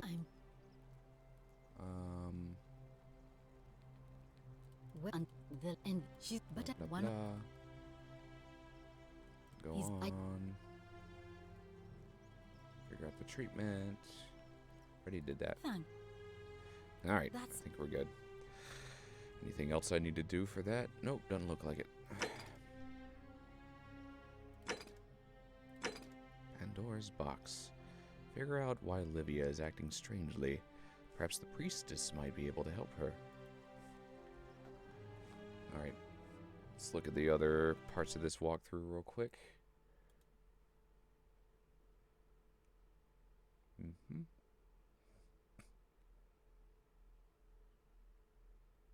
Ba-ba-ba.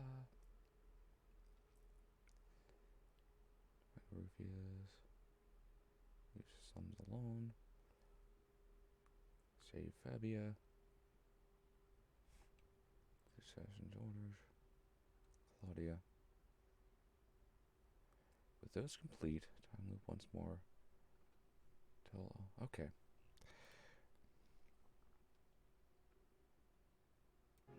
Okay, so I think at this point, because I've done those, during my next time loop, I can tell Ove. Galerius to do the chores. What else? What else?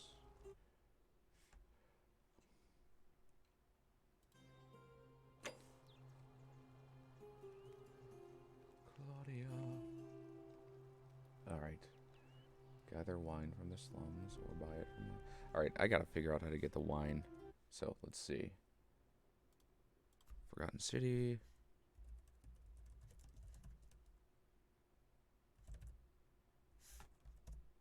How do we get it?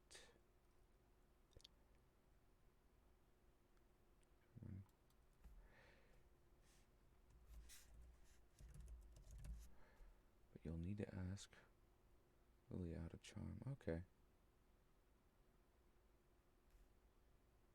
Speak with her. You'll need to. Alright, guess we'll have to speak to Ulia. Not sure where her and Dudeface went, though. They went off to be a lovely couple. That's quite an impressive bow you have there. Is that her? Yeah. Hi. Sorry, I'm still a bit out of it. Galerius just saved my life. I know. Was there something you wanted? Lucretia says I'm supposed to rest. He says. Hey, I'm trying to grift Aurelia. Can you help me? Really? You're going to give that snake a taste of her own Yes. medicine? I'm in. What do you need? I need the last of her wine, which she says she's saving for a romantic occasion. So you need to sweep her off her feet, then? Is that it? I think I can help you with that. As much as it disgusts me to say this, we were sort of involved before she betrayed me. So I know her better than anyone. The thing you need to know about her is this. She's obsessed with money. An ostentatious display of wealth probably wouldn't hurt. I got some golden eggs. One more thing, and I feel dirty saying this. She keeps a journal upstairs in her room, beside her bed. If you could somehow take a look, that might tell you how she thinks. Thanks. I'll see if that works. May Nemesis guide you. I'll be going now. All right. Goodbye.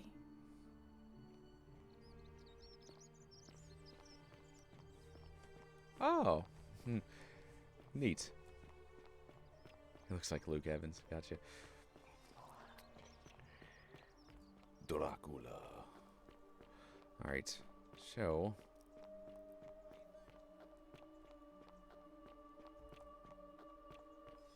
Saved her from the hemlock.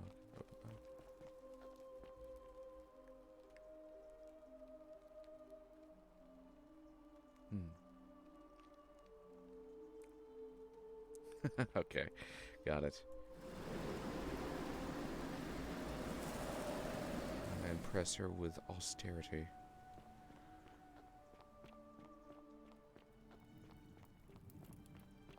Cerberus lifts his triple head and lets out his threefold braying.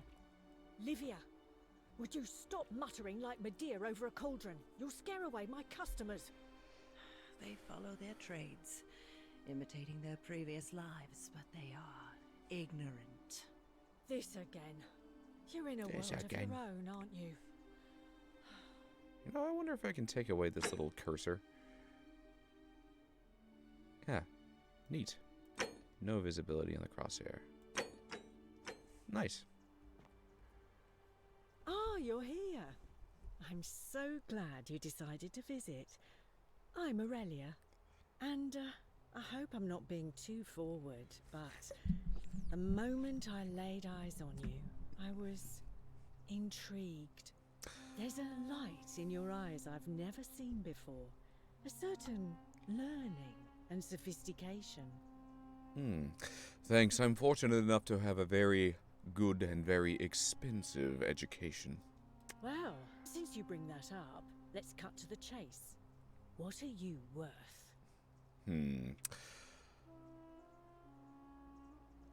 Well, you first. What sort of dowry could I expect? That's the most disgusting question I've ever been asked. I have this priceless golden bow. I have hundreds of denarii. I have thousands of denarii on me. You first. What sort of dowry could I expect? You know what? We don't need to talk about money. It's so coarse. But enough about that. I want to know all about you. Tell me, who are you hoping will win today's election? Well, of course. Celius or Malleolus? I'm going to be voting for Malleolus. Good answer. Though it's no secret that I'm a Malleolus supporter. So, tell me, what do you like about him? I think that he'll be more amenable to tributes than Centius. Honey, I'm beginning to think Venus herself sent you to me because I love the way you think. Here's an idea. How about we head to the baths with some wine I've been saving and see where it leads?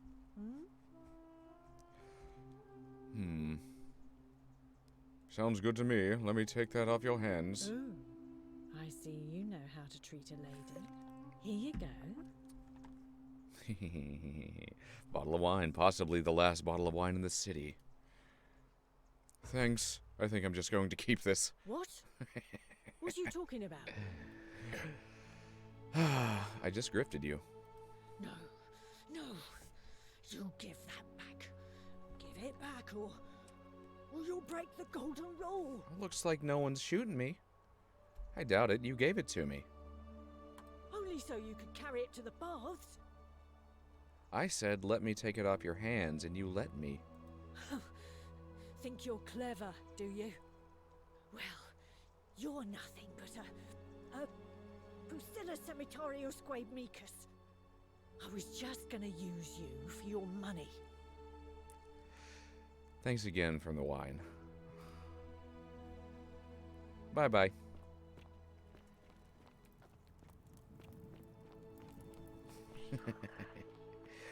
Alright, now I can give this wine to Claudia.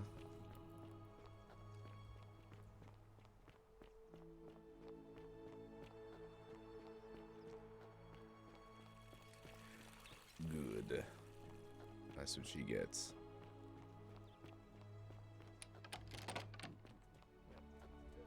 Thank you. Thank you. I am delighted and... Thank you! The door is in the frame. Good job. I'm not supposed to be in here. Blah, blah, blah. Can we talk? Talk? Blah. Can I interest you in this wine? Actually. Yeah. Barge into my villa and offer me wine? I'd have you thrown out, but it just so happens that is exactly what I need. The question is, what do you want for it? I was hoping we could figure out Malleolus's true identity together. Ah, it seems Bacchus smiles on me once again. And I believe I have just the thing you're looking for. Some time ago, he wrote me a letter and signed it Quinctius, apparently by accident. I've kept it ever since, hoping one day I'd find out what it meant. I'll happily show it to you. For that wine. Go for it. Deal. Here's the wine. We got the wine from Aurelia. We grifted her.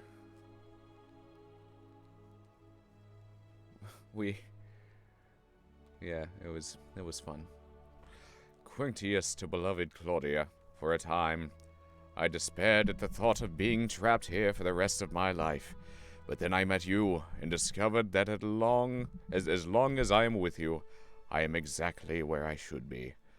Mere words cannot express my affection for you, and so I will perform a grand gesture in your honor.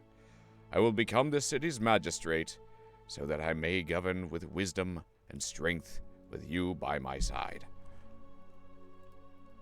Now, perhaps you can tell me who Quinctius really is. According to this bounty letter from Emperor Nero, he's the person who started the fires in Rome last year. What? He's... Oh no. That's...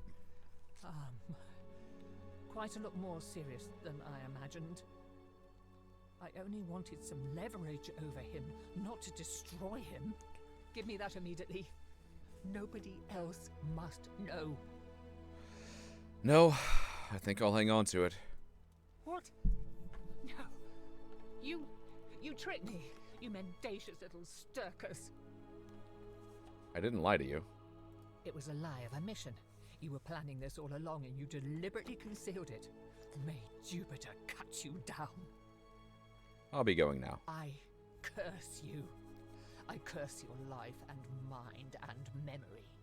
May you be unable to walk or eat or drink. May this drag you to the depths. Rough. This is outrageous. Bye-bye. Time to convince your hubby not to run.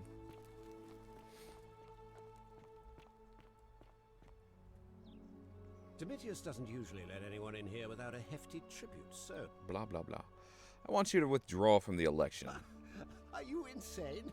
You barge into my villa uninvited and then make outrageous demands? Demands? Why would I withdraw from an election I'm bound to win? Because I know you're Quinctius.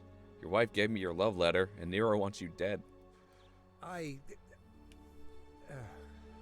So, it finally caught up with me. I suppose that makes you... what? One of Nero's assassins? No, I'm not, fortunately for you. So, you're not going to kill me? Not if you withdraw from the election immediately and release everyone in debt bondage to you. Well, I'll just say this part since he's Yeah, I've already released them. Not if you withdraw from the election immediately. So much work for nothing. Ugh. If I do it, you'll let me live? I will.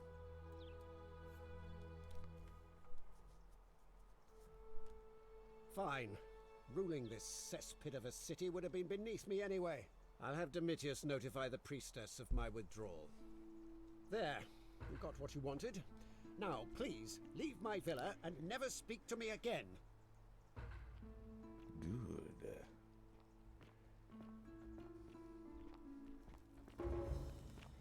Democracy in action.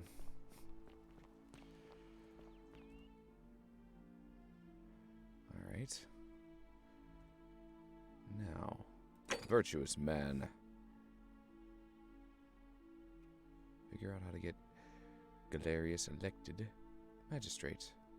Need to make him popular among the majority of voters. Well, he's helped several people. All weapons Hopefully that's enough. into the chasm. Magic as always, priestess.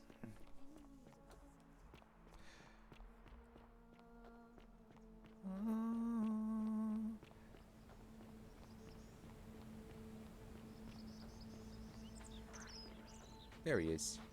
Hey, friend. Salve again, friend. I went... How? Yep. And we're living the same day. Anyway, so... You're a good man, Charlie Brown. Salve again? No.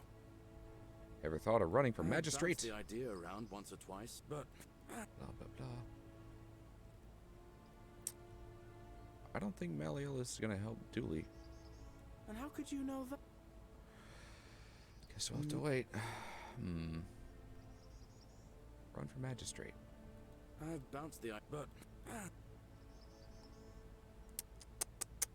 Why is Dooley in a because cell? Sentius put him there. Poor Dooley was just wandering around looking for some imaginary treasure. Now a magistrate accused him of being a thief. That's nonsense, of course.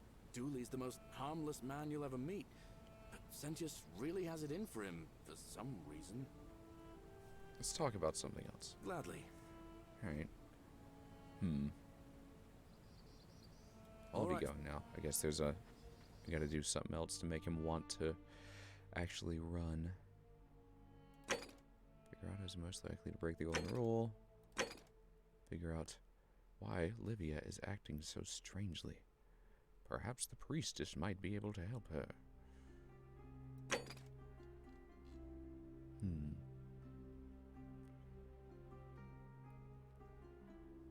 Alright, let's see.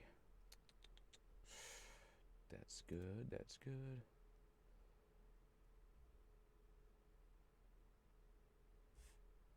That's complete. His first act will be to free. Okay, so I think we just have to reset the timeline now.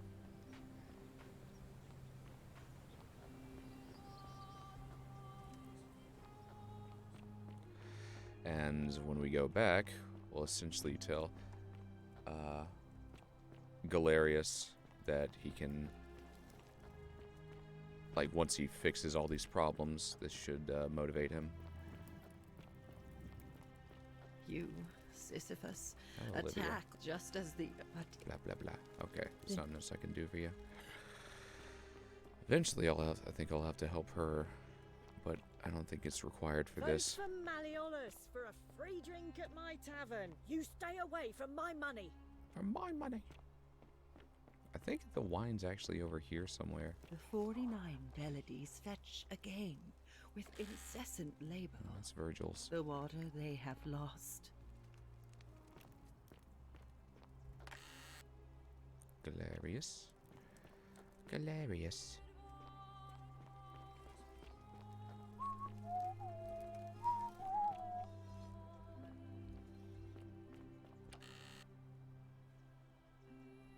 Really,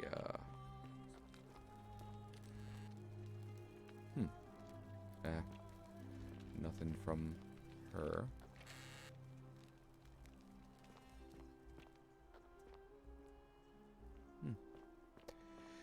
I mean, I already have it, but That's fine. I I'm just gonna love steal your money again. So, unless you want me to slip some hemlock into your next drink. Oh no! The many shall suffer for the sins of the one. Bye bye.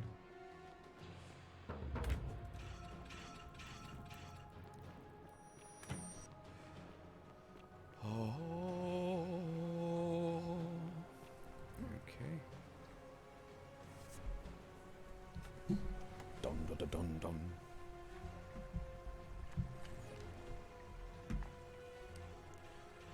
Oh no! Don't do it! Ow! No!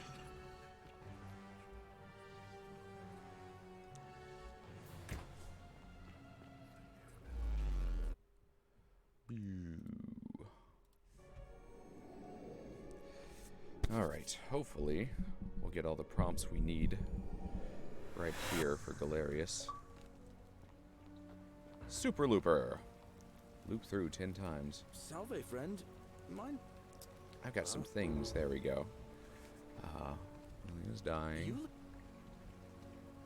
Tell Malleolus you know his real name is Quinctius,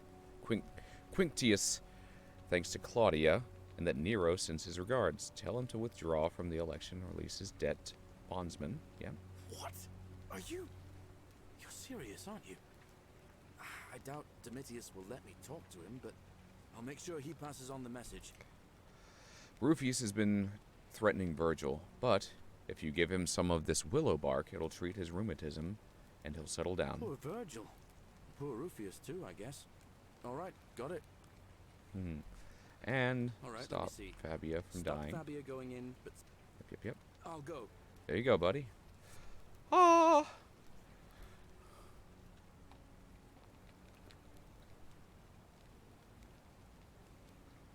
Yeah, that we're convincing Galerius to run as magistrate now. After he does all these chores, that should motivate him to want to run.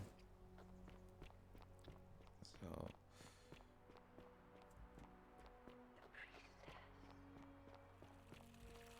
On your best behavior, I trust? I want to see him confront Malleolus. So I'll just wait for him here. Might do a rheumatism thing first. I'm just gonna follow Galerius. Watch his dialogue. Where are ya? Okay, so he's just now talking to the assassin. Wonder how much one of these statues is worth on the outside. Okay. There's our buddy. Hey, Virgil. That guy should be mayor. For the last time, Dacius, I'm not making you a bow. But why? Lucretia, no time to explain. I'm supposed to give you the Sylphium resin for Yulia. What? Quick, give it here. I'm just going to help her swallow this. I think she's going to be all right. Galerius, you're amazing. How did you know? I was just doing what the new guy told me. I don't understand. How did... Never mind. Thank you so much for acting as quickly as And you the did. assassin's dead. Can't stay. Places to be. That's right, we're turning him to the hero.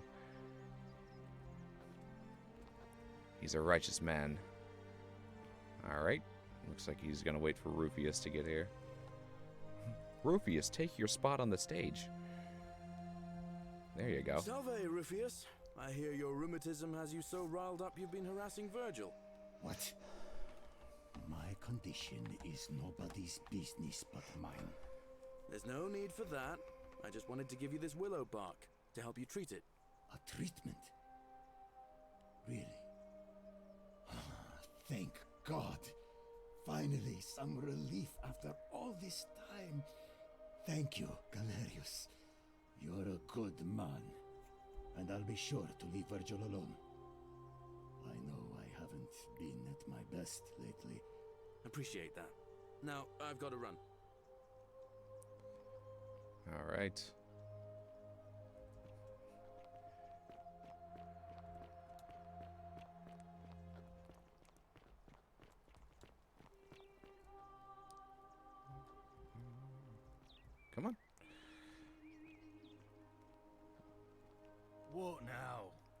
have a message for Malleolus.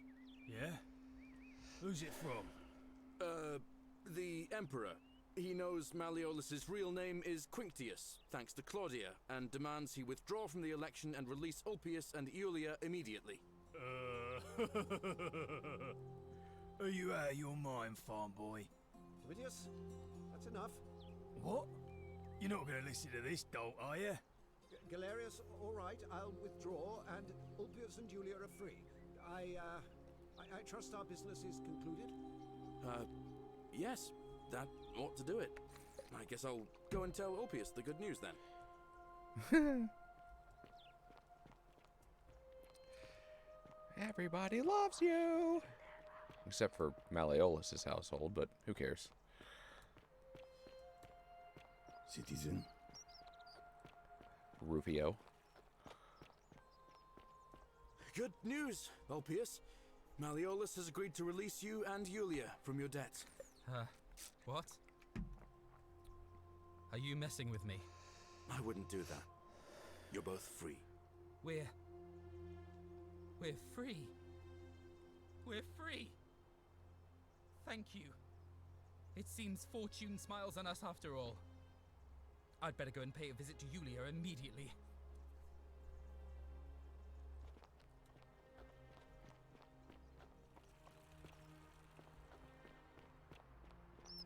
Citizen. Alright. Hey, buddy. Iulia! I'm so glad you didn't go through with it. I'll wait for this dialogue to end. And now Malleolus. Because otherwise it's going to be crossfading over what me trying to talk to Steve. Galerius. There we go. He looks busy. I'll try talking to him again later. Yeah, I think I gotta wait for this dialogue. Incredible. Oh. Yeah, they're just ignoring the sound of the crumbling building. You don't need to say anything. Just rest up, get your strength back, and we'll celebrate properly when you're ready. Steve! Yeah. I mean, Steve voiced him. I will. Come on. Come on, Steve. Oh, when am I allowed to talk to you? Maybe they gotta talk to him first.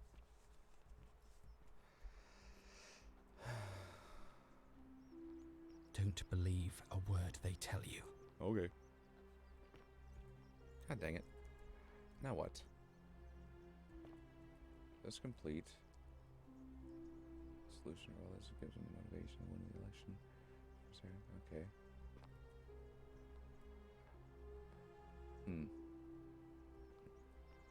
He looks busy. God dang it.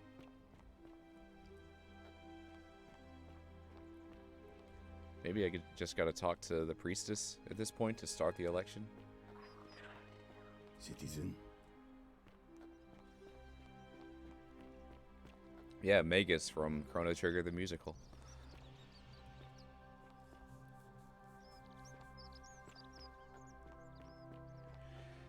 Come on, Steve. Talk to me. Citizens, There we go. I have an announcement. Malleolus has Yes, we were withdrawn just waiting his for her. candidacy from today's election. Unless any new challengers are nominated by nightfall, Sentius will be re-elected magistrate by default. Actually, I'd like to nominate myself, if that's all right. Of course, Galerius, that's your right. Citizens, the election will proceed. Yeah! Salve again, friend. I went and did as you asked, and it worked. How is it possible that you've just arrived here and you already know everyone and exactly what's about to happen to them? Well, we're living the same day over and over.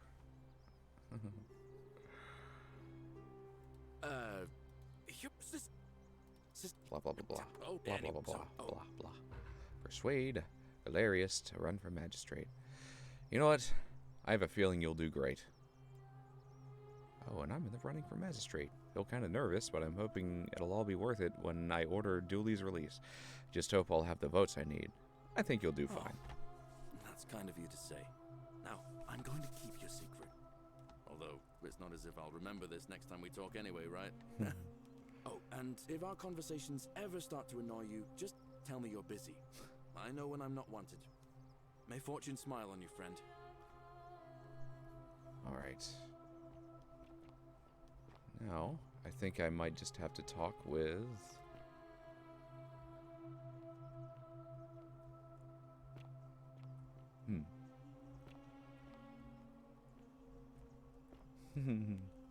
I know, right? Steven or no, I love Galerius so much, right? He's such a good boy. He's a good man. Fortune smile on you, brother. You too. Anything else? Or do I need to talk to the priestess? I saw you slide down that rope before. Very impressive. And strange, too, since that device you used is exactly the same as one I've been working on for weeks. Yeah, you gave it to me. Of course. It's because I already gave it to you in a previous time loop, isn't it? Anyway, I'm sorry to ask, but is there any chance you'd be willing to do me a favor? Yeah, what do you need? Well, I've been trying to get this rare flower from the rock spire in the middle of the lake. It's too steep to climb, so I hung a rope over the lake and made this pulley device, only I couldn't quite summon the nerve to use it. Sure, I'll try. Do you think you could use the device again and try to get that flower for me? No problem. Sure, why not? Oh, thank you. It would help me a lot. Oh. There's no rush, just whenever you get a chance. I'll get right on it. All right. See you around. Guess I'll do that before I talk to the priestess to start the election. Might as well save it there. So, just in case I fall and break my legs. Alright, gotta go up this way. Don't believe a word they tell you. You're free!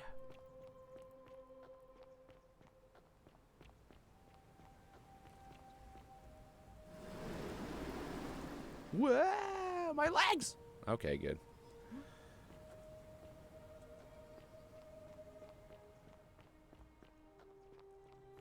Don't believe a word they tell you. Good. We have most things done, and everything else is pretty close to wrapping up. The only other person I feel like I need to help is the old lady. Yay! Got it. I did it!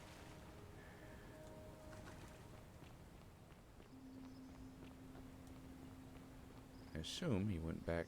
Yep, there he is. There you are. Salve again, my Sisyphean friend. Now, what's on your mind? I have the flower you wanted. You did it! Well done! This is going to make her so happy. Equitia, I mean. Now I just have to figure out how to give it to her. What I really want to do is walk up to her, give her the flower, and confess I've been madly in love with her since the moment we met. But on the other hand, I can't shake the feeling that the consequences could be terrible. What's the worst that could happen? Aside from her execution? You see, Equitia is a Vestal priestess, meaning she's taken a vow of chastity, the breaking of which would be an extremely serious affront to the gods and a capital offense. Even if she was just suspected of being unchaste, it could lead to her execution. Unchaste Vestals get buried alive. Oh, and I'd get flogged to death for good measure. But at the same time, she's just so kind and graceful, and I feel so much love for her that if I don't tell her, it'll burn a hole in my chest. I don't know what to do. What do you think? What would you do? Let's see. She have a pretty flower.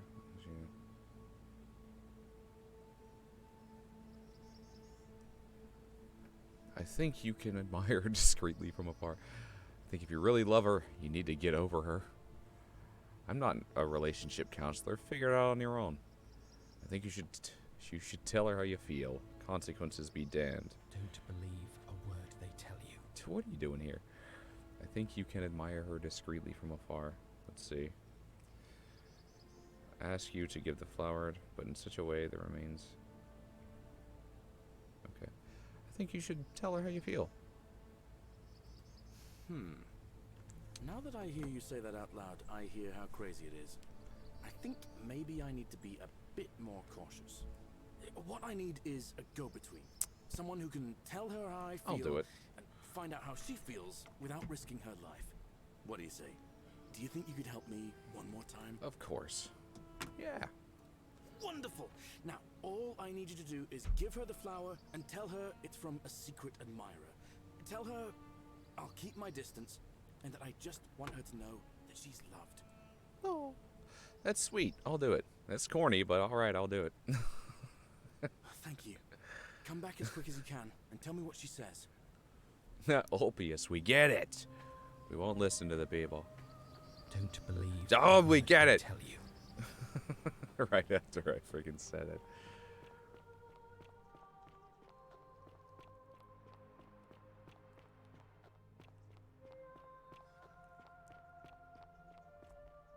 Hi. A new face, Arve, and Yes. Hey, by the way, someone wants me to give you this flower. Oh, how lovely. It just happens to be my favorite, too. Who do I have to thank for this? Ulpius, read the room. I'm supposed to tell you it's from your secret admirer, and that they'll keep their distance. They just want you to know that you're loved. I see. So, it's from Galerius, then? Yeah. You know already? Of course I do. I think everyone in the city knows.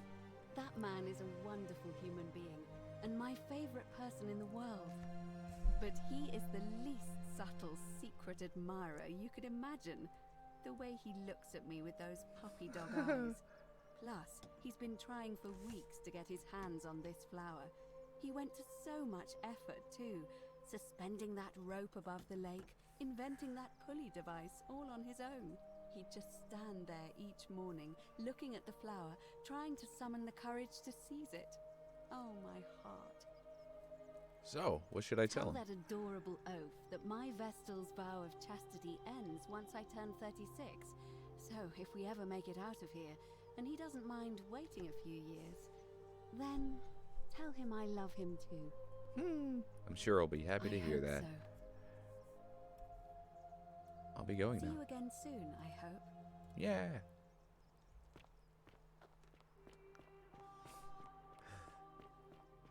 Galerius is peak himbo. Don't believe a word they tell you. He's peak good boy. Ugh. There we go. Yo. Salve again, my sister. Now, I delivered that flower to Equitia for you. thanks. What did she say? Oh, she knew it was from you. She asked me to tell you that once she turns 36, she's allowed to marry, and that she loves you too. Venus, that is the best news I've ever heard in my life. Oh, thank you. Thank you so much. You have no idea how happy you've made me.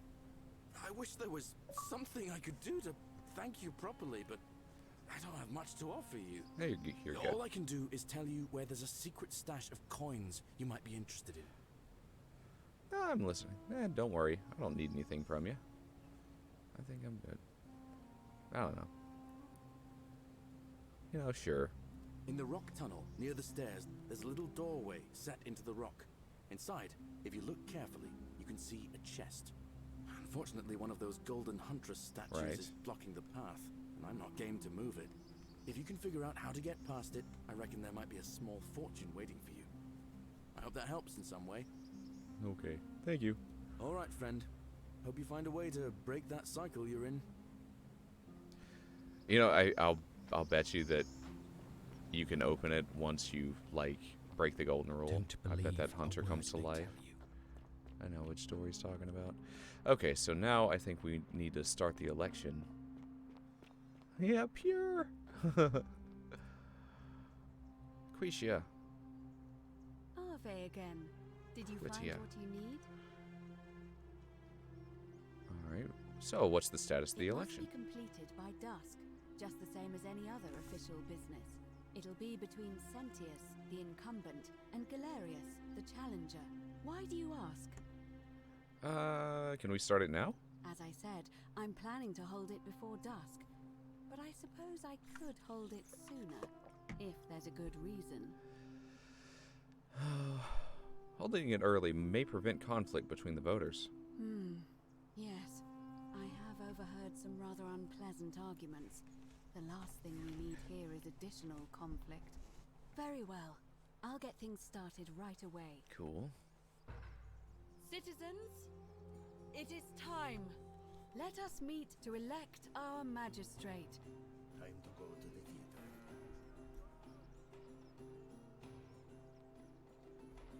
Doo-dee-doo-dee-doo-doo. It's time. Election's on.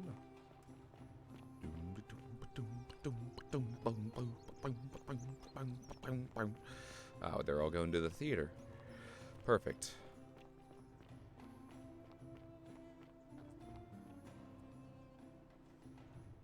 No, Ulpius, are you gonna tell everybody the thing? Oh, good. He's not talking this time.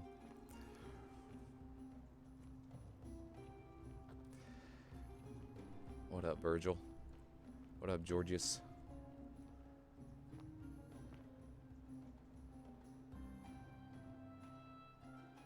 Hi, Rufius.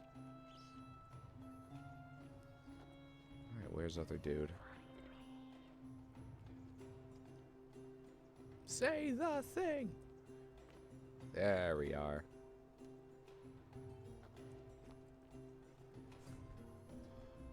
Front row seat to democracy.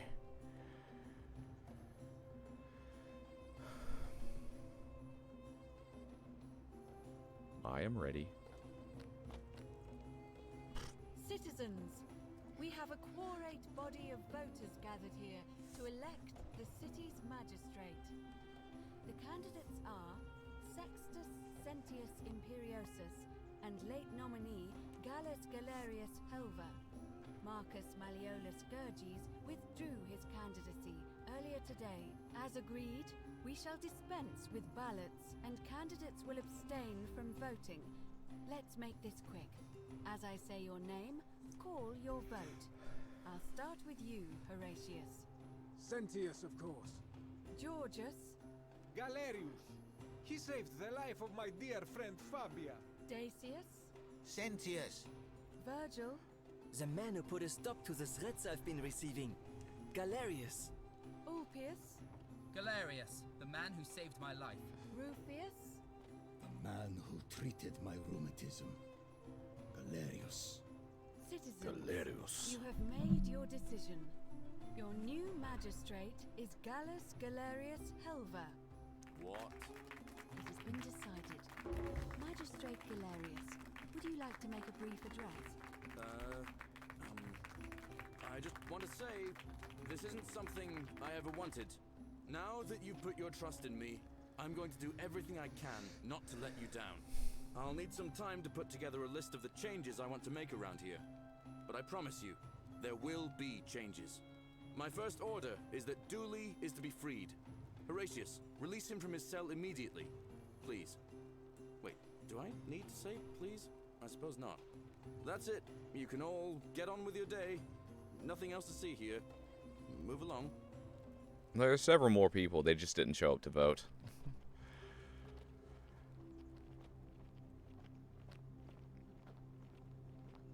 Like Claudia's not here, neither of the...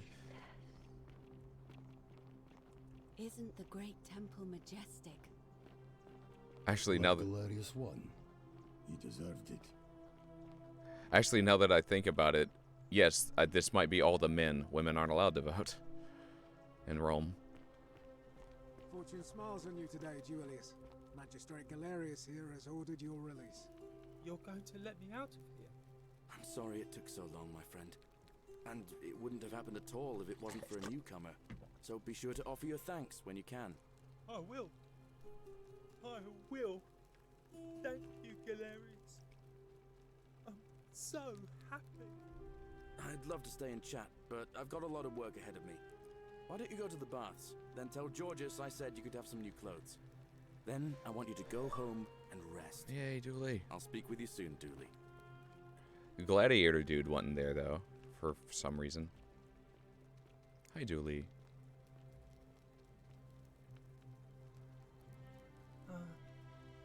Hello? I'm Dooley. Magistrate Galerius said I should thank the newcomer. Are you the newcomer? Yes, that's me. Oh, it is you. Then, thank you. You're a big helper. I was locked up, but they let me out again. I'm so happy. You can have my shiny plaque if you want, and maybe you can help me find my treasure. My friend Hannibal used to look after me, and he said he always would. But then he died. But before that, he told me if anything ever happened to him, I had to find something very precious. What is it? I did? He told me if anything happened, I had to find some. What was it? He gave me a key to the cisterns and told me to keep it safe. Right on. He said there's something very precious way up high. Please help me find it. Please. I had to keep it a secret until I found someone I could trust. Alright, I'll help you, buddy. Thank you. Here's the key. Well, now we don't have to go up through the thingy. Upper cistern below the Great Temple. The entry must be around there somewhere. I hope you find it. In the cisterns. Way up high, Hannibal said. Yeah. Oh, look over there. Something shining. Is it treasure? Maybe it is treasure.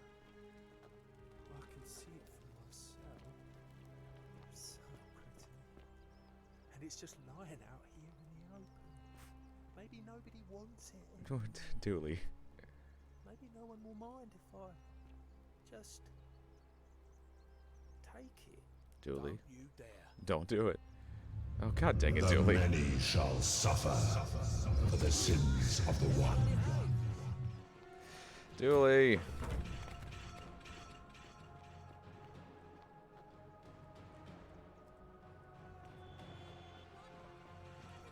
No, go away.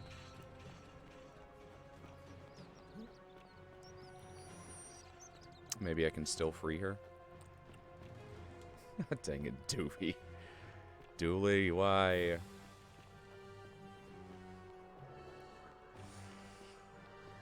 Regardless of how they arrive, players should free Scintilla right away to view the ending. Oh no.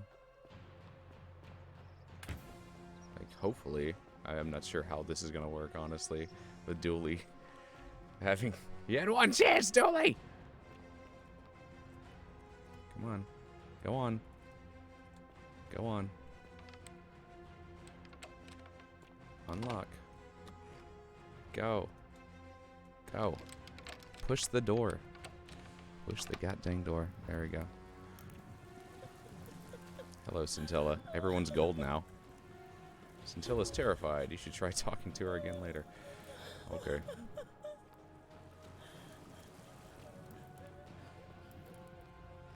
Alright. How is this supposed to work then? Am I supposed to, like, outrun Dooley? Like, Dooley's attempt to steal something? Get here before he steals it? I don't know. I'm not really sure how this is supposed to work.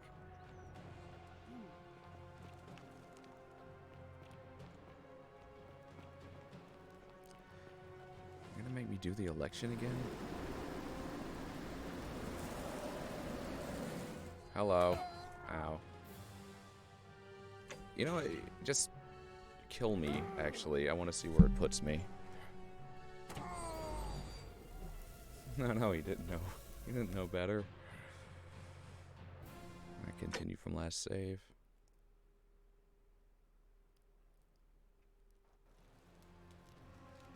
Oh, darn it. Just here.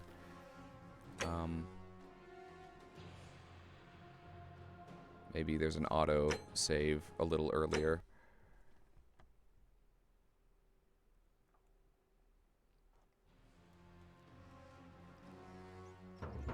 Nope, not that.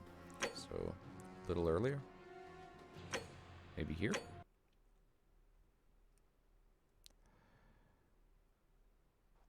Then I want you to go home and rest. I can't. I'll speak with you soon, Dooley. Alright, Dooley. I'm the newcomer. You're welcome. My friend, What was it? Alright, I'll help you.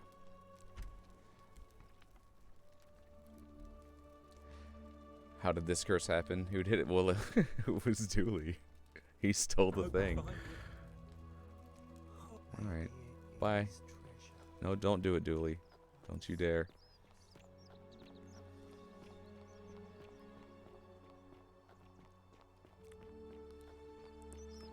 He was still in the cage. Like, I don't know if I can actually outrun him before he steals that. Yep. God dang it. Many So what am I supposed... Okay. shall suffer for the sins of the one. Alright. I gotta use the restroom. I'll be back in a minute. I'll just... Yeah. Enjoy the energy music.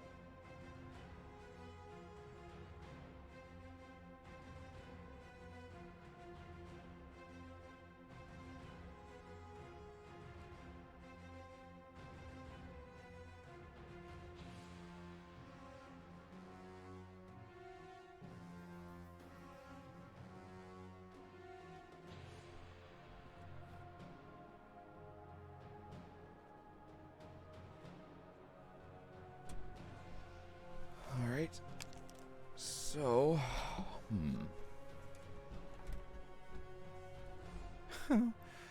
Alright, so I think it's unavoidable and we have to just reset the day anyway.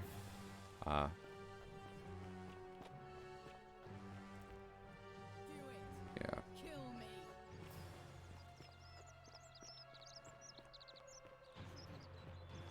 No, I'm not supposed to knock him out. I think I'm just supposed to reset the day. Which is weird, but... I'm sorry. Hello. Come on. Come on out. Ah!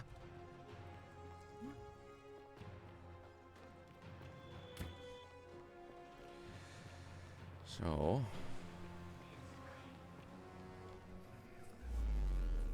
Ew. Talk to Galerius.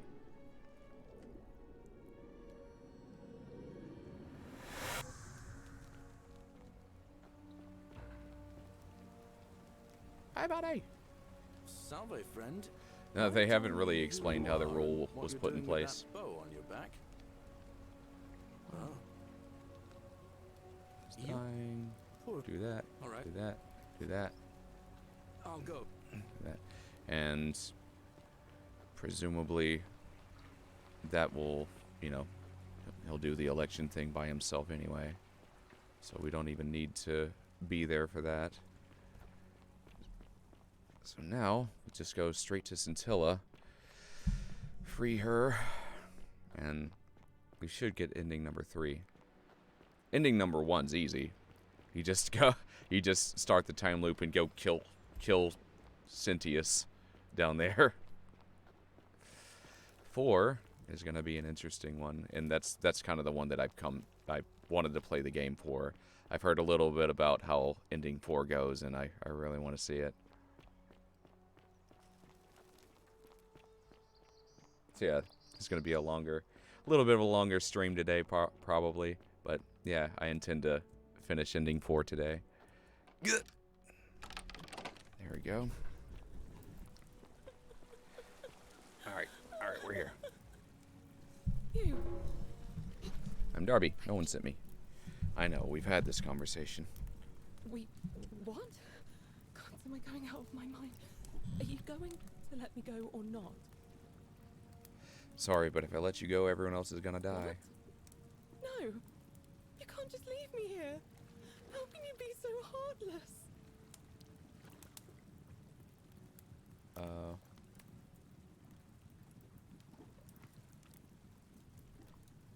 So, what how do, okay, you're confusing me here with these rules. Maybe I gotta wait for, let's see.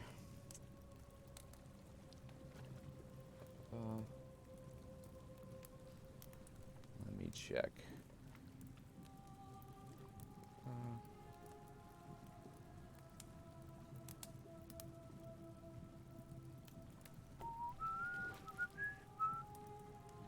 Blah, blah, blah. God dang it. Seems like I'm still missing something.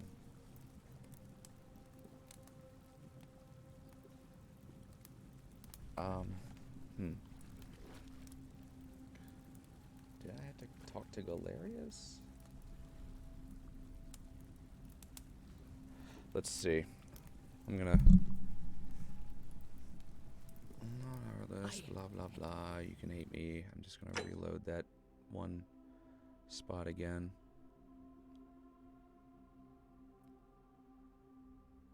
I think it was at 38 or something, right? I don't know.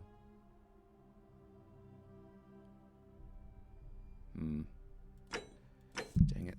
This is gonna be a bad spot, isn't it? Shoot. Yeah, not a good spot. Hilarious. It's the statues. God dang it. I can't access any... Shoot. Let's see. Don't you just love springtime? I think I'm gonna have to do the flower thing again. Whatever. Sorry, folks. I'm trying to work this out. Like, I've gotta... These walkthroughs aren't very helpful, honestly. Like, whoever is writing them is not doing a comprehensive job. A word they tell you. Hate it.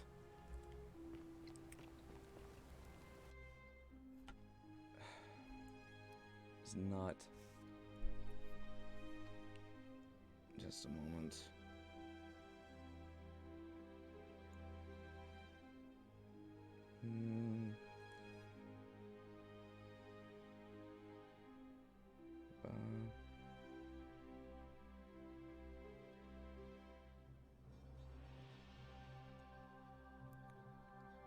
Not helpful.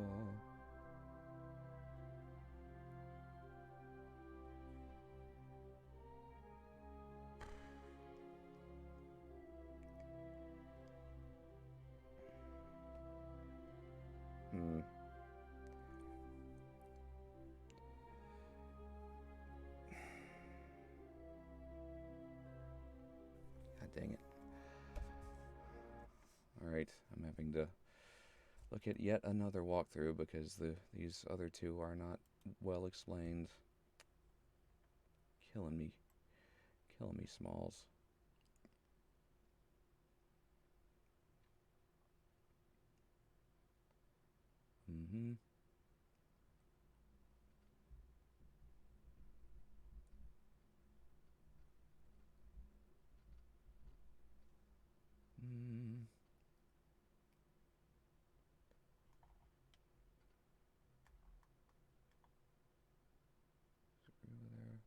Back, find Galerius, tell him what's up. Players can urge him to gather.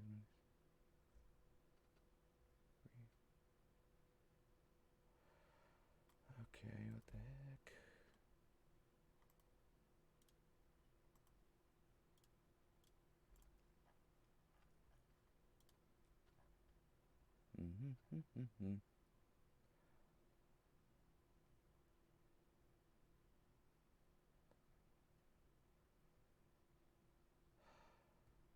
Okay.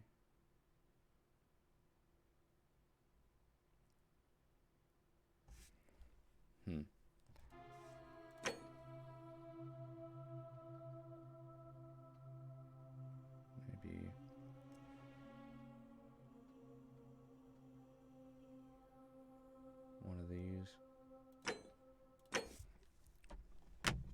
He's already broken the golden rule at this point.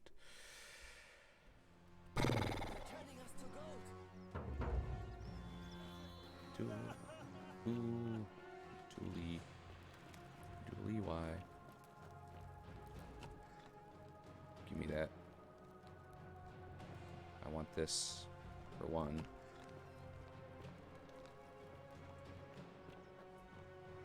So, taking that plaque is good. I need that.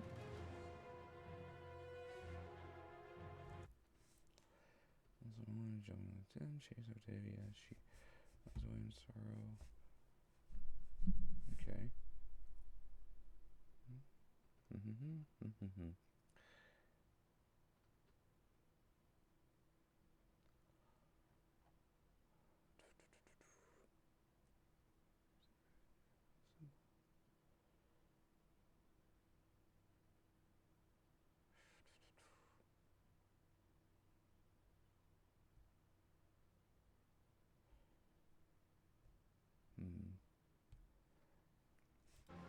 I don't know, man. There's really not much else I can do, but warp back. I got a plaque that I needed for like the final ending.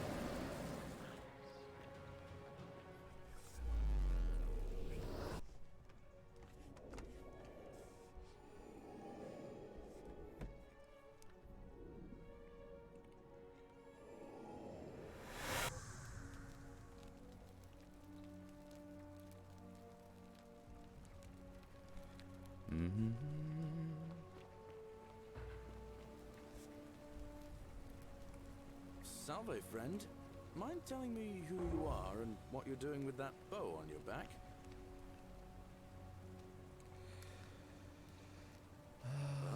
Do the thing. You... All right. I'll go. Thank you.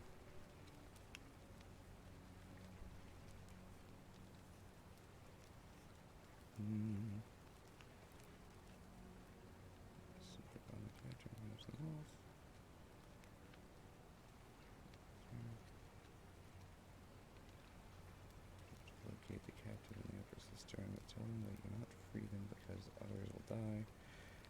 Then break the golden rule, reset the loop, in which time...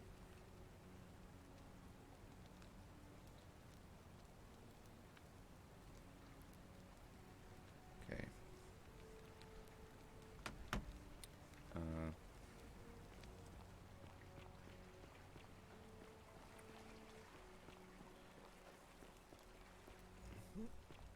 So I guess I'm supposed to tell her again that...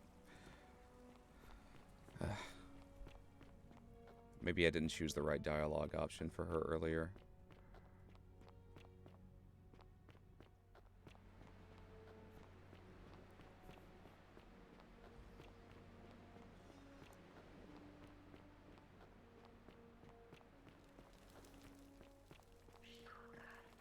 Yeah.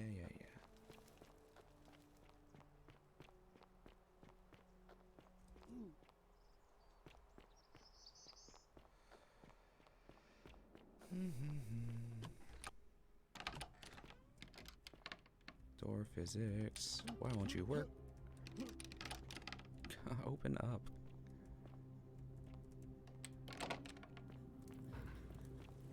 Terrible. Alright. Wake up. You. Blah.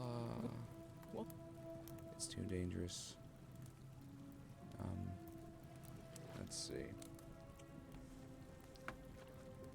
Disagree with her. It's too dangerous. Let me see if I can persuade. No. What's here? Yeah. Well, I've already done that, so... What if I round everyone up so they're ready to escape once the golden rule is broken? That's what I needed to hit. There's no time. Wait, did you hear that? He's here. Quick. Sorry, but if I let you go, everyone else is gonna die. Okay. He's actually not here. Okay.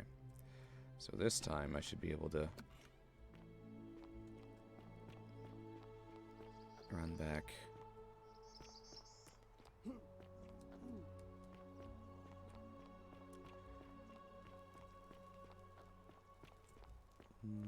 Where's my zip line?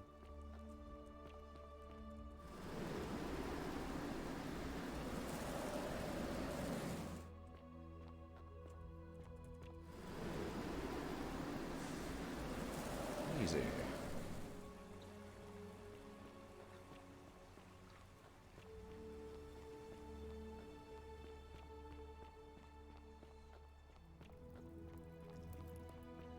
Cerberus lifts I'm gonna his take your triple money. head and lets out his threefold braying.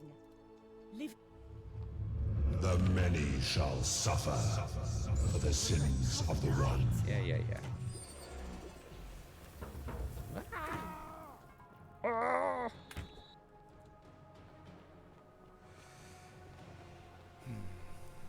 And I still need to do a loop without telling Galerius to save people. Because I still need to collect some tablets, apparently.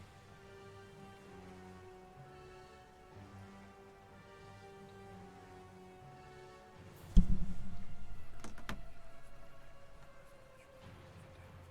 we go, I got the methods right here.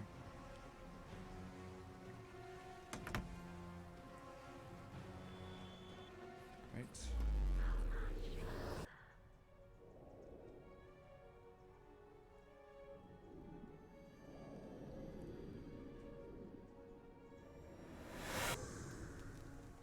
Cool. Okay, right. Gather the people. The golden rule is going to be broken soon. I need you to quietly get everyone except Sentius ready to run into the upper cistern when the ground starts to rumble. What? That's a big ask. But something tells me you're not kidding. All right, I'm gonna stick my neck out and believe you. But I doubt I'll be able to gather more than a handful of people.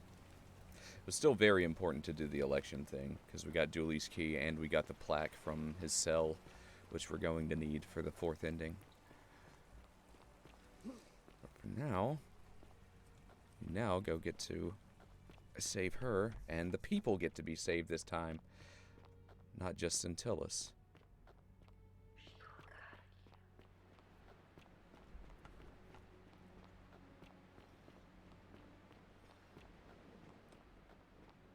Okay.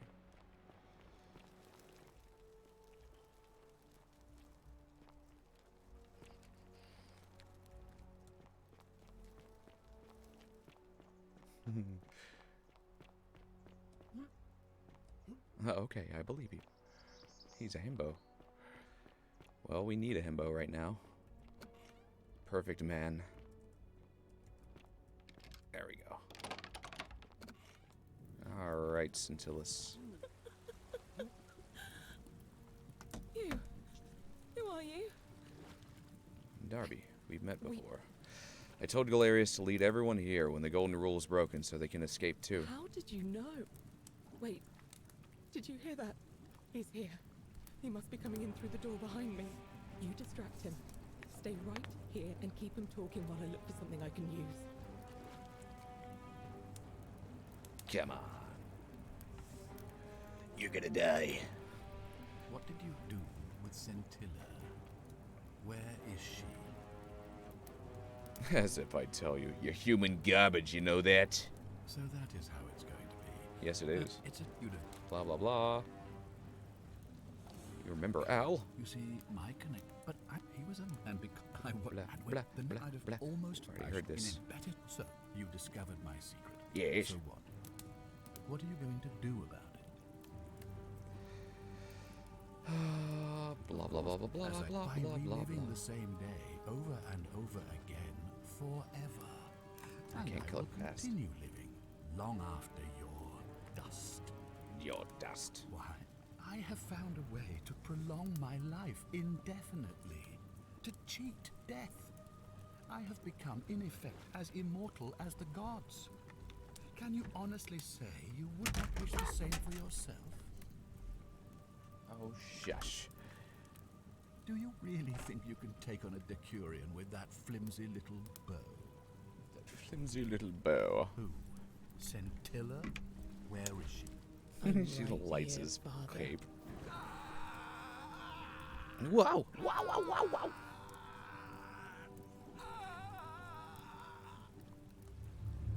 The many shall suffer for the sins of the one. Do it! Come on! We have to go. The others should be right behind us. Hey! What's happening to you? That light, it's so bright. Create a time paradox. Alright, so this will be ending number 3. We can just run in and do ending number 1 pretty quick.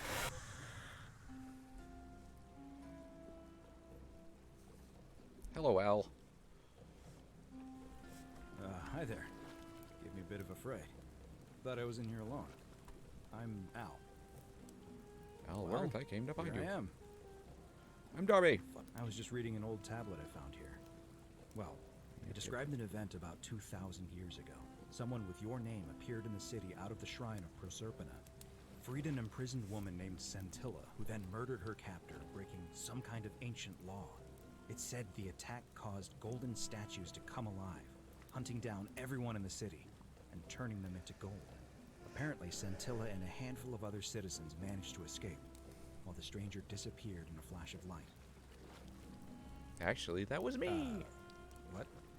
You're saying you were here 2,000 years ago? Yes, I am. When I first arrived in present day, I found your corpse hanging from a noose. Here's the proof. Oh God, what? It's written by a different version of you. I helped Scintilla kill the man who opened the time portal and drew you back in time, preventing it So from you're ever saying, happening. because a man from 2,000 years ago... Now you're getting Yes. it. I guess you saved my life. So, cool. As well as helping a bunch of others escape. Yay! Thanks. That's a lot to take in. That's a lot to take in.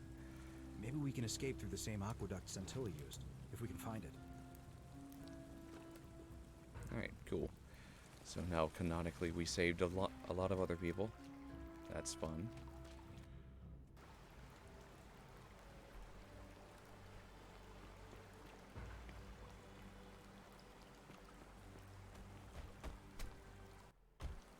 Ah! Fatal error. God dang it, game. You jerk.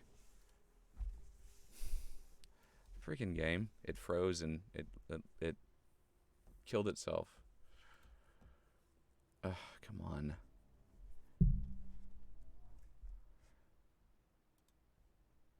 God dang it. I don't know. I guess I'm gonna get the 3rd achievement. And if whatever, I can get it any time at this point, I think. Hopefully. I found a bug. Guys, I found a bug.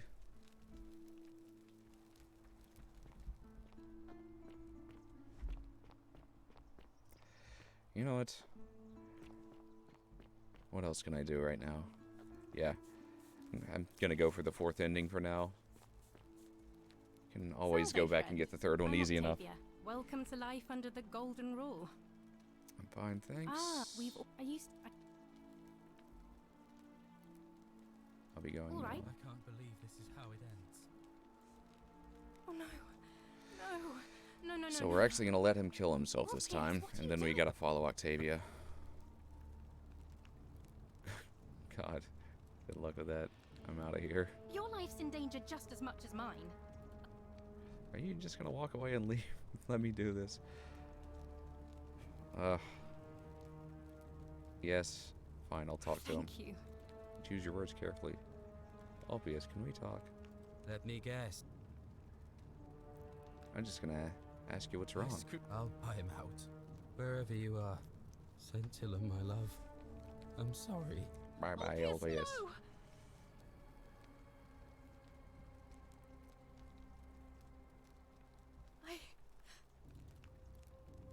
What happens now? Alright. Let me just make sure of something real quick. Good. Okay, got the plaque. Okay, so we're following her. She should lead us to the next plaque.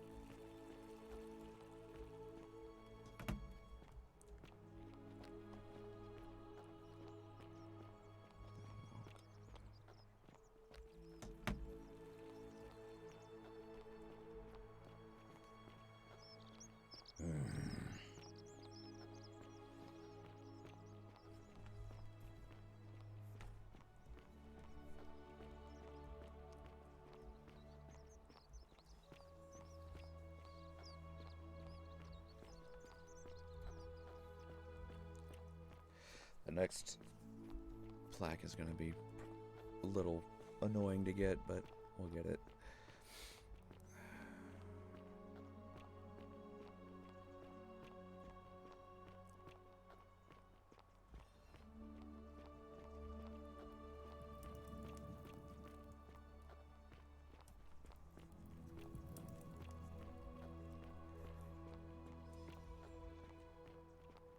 There you go.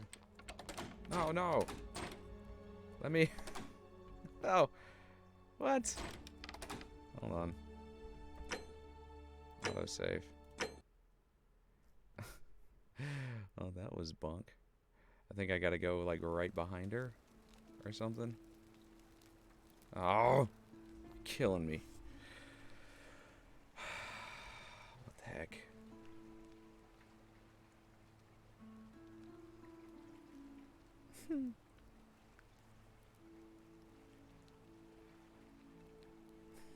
I have to like run in right behind her or something.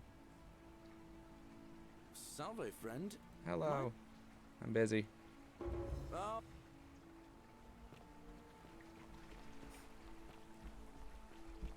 Oof, indeed. Alright. I'll be sure to save before she gets to that point this time.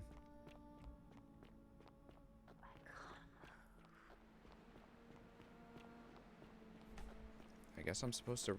Hopefully I didn't do that wrong. Like, it might be that she just does go in first, and maybe you have to talk to her through the bars. I don't know. Whatever.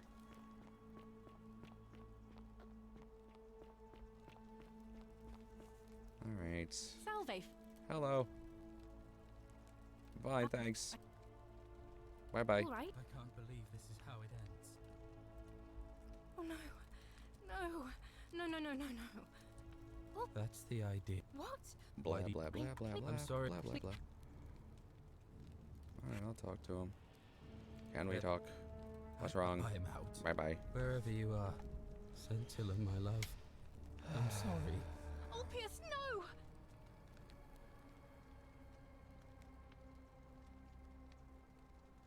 I can't believe he went through with it. Oh Lord. That poor lamb. I'll have to... Alright. Go on. Run, run, run.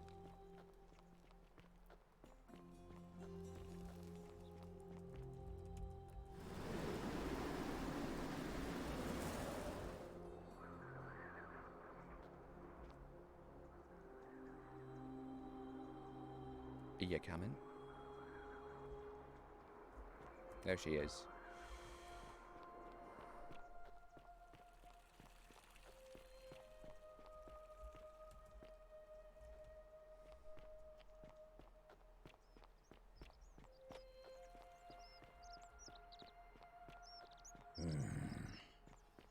No, tears. There she comes.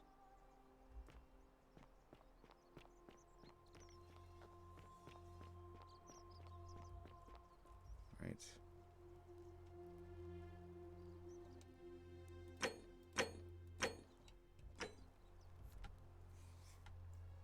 Hey, Virgil. No, no. How much would you want to make me a bow? Poor For the Ulpius. last time, Dacius, I'm not making you a bow. But why? You know why. But how am I going to defend myself against someone else with a weapon?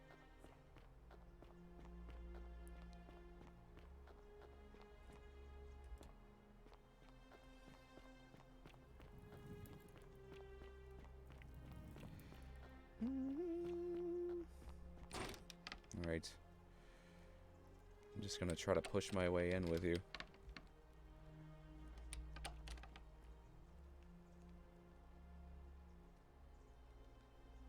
There she is. What are you doing here? Please leave. No. No. Is that the wrong thing to do? Alright, fine. Let's see. I saved that time.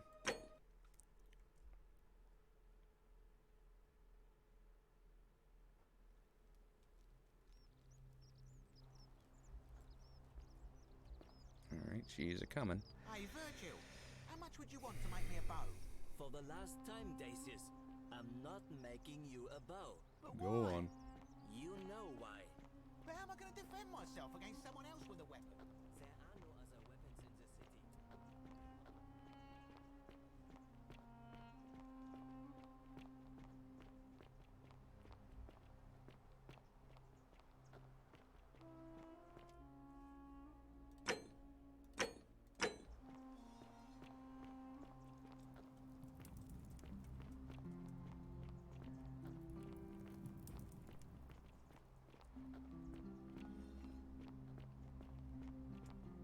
Yeah! Plaque bearing Latin inscription. Pluto, father of riches. Got it. Hello. What are you doing here? Please leave. Yes, ma'am. I wanna. Okay. Good. I got the plaque. That's what I needed. Ooh.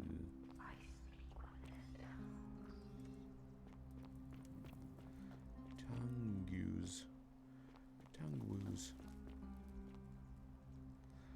Ah, cryptic, almost poetic rambling from Livia.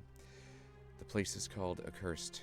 Here, Titios offers his innards to be torn, stretched out over 9 fields. You, Tantalus, cannot catch the drops of water, and the tree you grasp at eludes you. You, Sisyphus, attack or pursue the stone that always returns. Ixion turns and follows after himself and flees, and the 49 Bilides who dared to plot the destruction of their husbands, fetch again with incessant labor the water they have lost. Alright. Lydia. Alright, so that is progress. Old chest. Sure, I'll take it. Hey, bottle of wine. There's her bottle of wine. So there it is. You can just come back here and find it. Neat. I don't think I've been to this area. Another bottle of wine. What the heck? She's storing bottles of wine back here. Aurelia. Well, that's useful to know. For speed running, I guess. There's some bottles of wine in that cave. You didn't necessarily have to flirt with Aurelia to get it. Okay, so we got that plaque. Very good. Now, there are 2 more plaques we need. So, overcome the assassin. Once another interview, talk to the Dakota to start probing Roman bath. That's what you found the bath.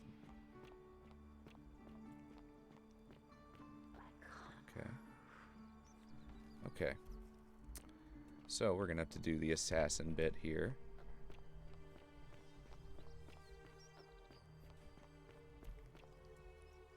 Help! Yes, I got you. Alright, got it. Do not go in there. Just trust me.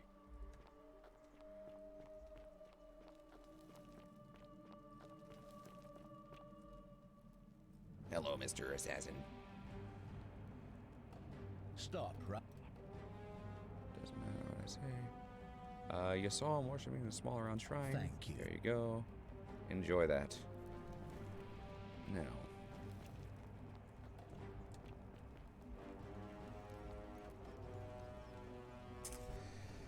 Overcome the assassin by tricking him into entering the crumbling shrine, then walk around town interviewing people. Once enough interviews are being carried out, talk to Aquitia to start probing the Roman baths.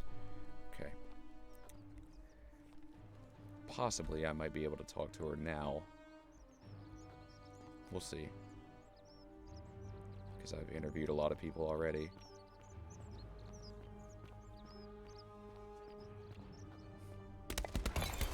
And there he goes.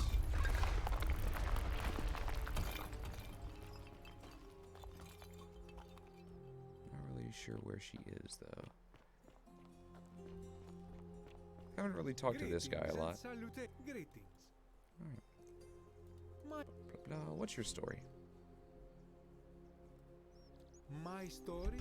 How kind of you to Yeah. ask. I am a tailor and I run the humble shop in the forum. Well, I set up a tailor shop here. You mean to say, with all the turmoil and terror of the Golden Rule and so few customers, why bother setting shop at all? Yes, more or less. I'll tell you, it is precisely because of the Golden Rule that I wish to remind my friends of the importance of looking one's best.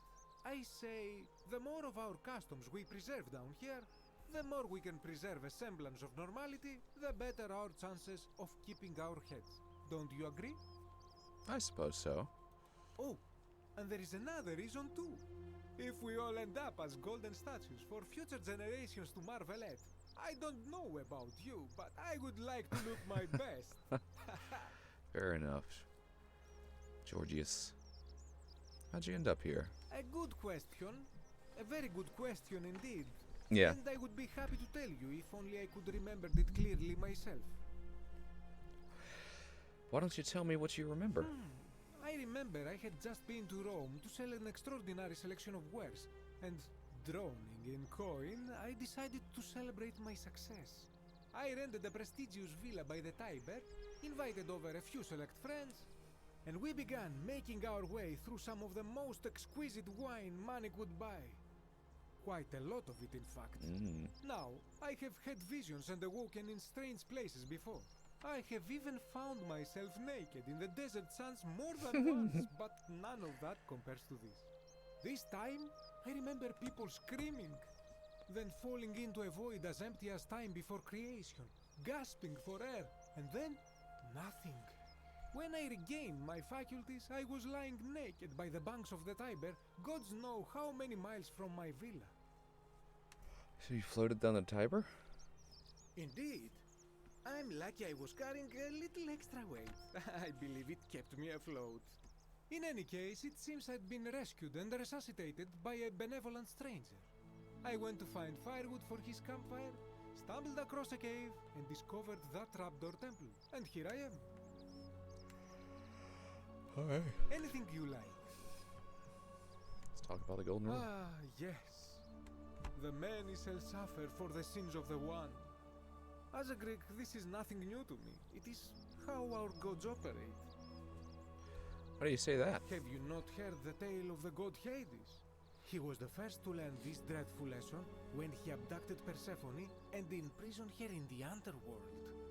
When Demeter, the mother of Persephone, learned of this, she did not punish Hades, the guilty one. Instead, she changed the climate of Earth so that it became hot and dry. Nothing grew. The grain turned to empty husks and the rivers dried up. Innocent people died by the tens of thousands until at last the other gods were forced to act, lest they have no worshippers left. Yeah, Georgius So yes, is awesome. we know this rule. This has always been the case. The Golden Rule has merely brought it into focus. What can we do about it? If we are to survive, I say we must each heed the simple wisdom of Thales of Miletus, first of the 7 sages of Greece, who said, "Avoid doing what you would blame others for doing." Sounds simple enough. It does, doesn't it? But it is not enough for us to do this alone. For even if 99% of us adopt this principle, that will never be enough. Sadly, no matter how well we protect ourselves, the life's work of many good people can be undone in the blink of an eye by a single selfish act. Oh no, I've seen it happen. Ah, the voice of experience. I am sorry for your loss, my friend. But on a lighter note, I will say one thing for the Golden Rule. For all their grim and haunting poses, these golden statues do make magnificent models for my clothing, do they not? You know a way out of here? Not so loud! What are you playing at? Sorry. Did I say the wrong Have you thing? not been told about the last attempt? The last attempt? Oh, then I suppose this duty falls to me. Ah, it is a long story. Why don't you tell me? Of course, the first question any of us asks when we first arrive is, how do I escape? It is only natural after all. And scaling the chasm wall is out of the question, for it is simply too steep and too far. But as they say, if the wind fails, use the oars. And here the second option is to leave the way we came in, through the shaft above the bathhouse. See, the shaft is quite high, but if one gathered up enough wood, one could make a series of ladders and climb one's way out. I can do that. I admire your enthusiasm, my friend, but please allow me to explain why this is inadvisable. There was an attempt made by resourceful fellows who lived here some years ago. They even decided to keep records of their escape attempt for posterity. Unfortunately, as soon as they began to carry the first ladder down the hallway, they heard a godlike voice shake the entire city, and that, tragically, is where their tale ends. So it seems that to merely attempt escape is to invite the wrath of whichever god oversees this place, and so I say it is best to not even discuss it aloud. Got it, thanks. I hope that our paths cross again soon, my friend. Thanks, Georgius. Now, there you are. Hopefully, you'll have the info I need. Arve. A new face. Arve. Hello. What's your story? What do you think about the Golden Rule? I'm quite sure it's the work of the gods, which is strange because they've never been particularly concerned. I've already heard that bit. Okay. Would you? Would you like to hear it? It's rather long. Sure. Wonderful. It goes like this. Baucis and Philippe... Yeah, we've heard this story. Fair enough. Do you know a way out of I here? don't, I'm afraid. It seems to me we're exiled here until the gods judge us, one way or another. Your story. How'd you end up here? You know, I'm not entirely sure. But what about you? How did you end up here? A young woman named Karen dragged me out of a river unconscious and sent me in here. Karen, you say? And nothing about that name seemed odd to you? It's an older name, but not uncommon where I'm from. It carries negative connotations where I'm from. Why is that? Because of the memes. The memes? What are the memes? A meme is a small image you share with other people. They become a bit like their own language. So, a bit like Egyptian hieroglyphs then? Something like that. So your people make hieroglyphics depicting this accursed character, the one they call Karen. I wonder if... No. What were you going to say? I apologize. I don't mean to be cryptic. It's just that you've got me thinking. Have you spoken with any of the others about how they arrived here too? What is I this? really think you should. Yes. Go around and ask them what they remember and see if you notice any patterns. I do. All right, I'll do that. Good. Thank you. But please be careful.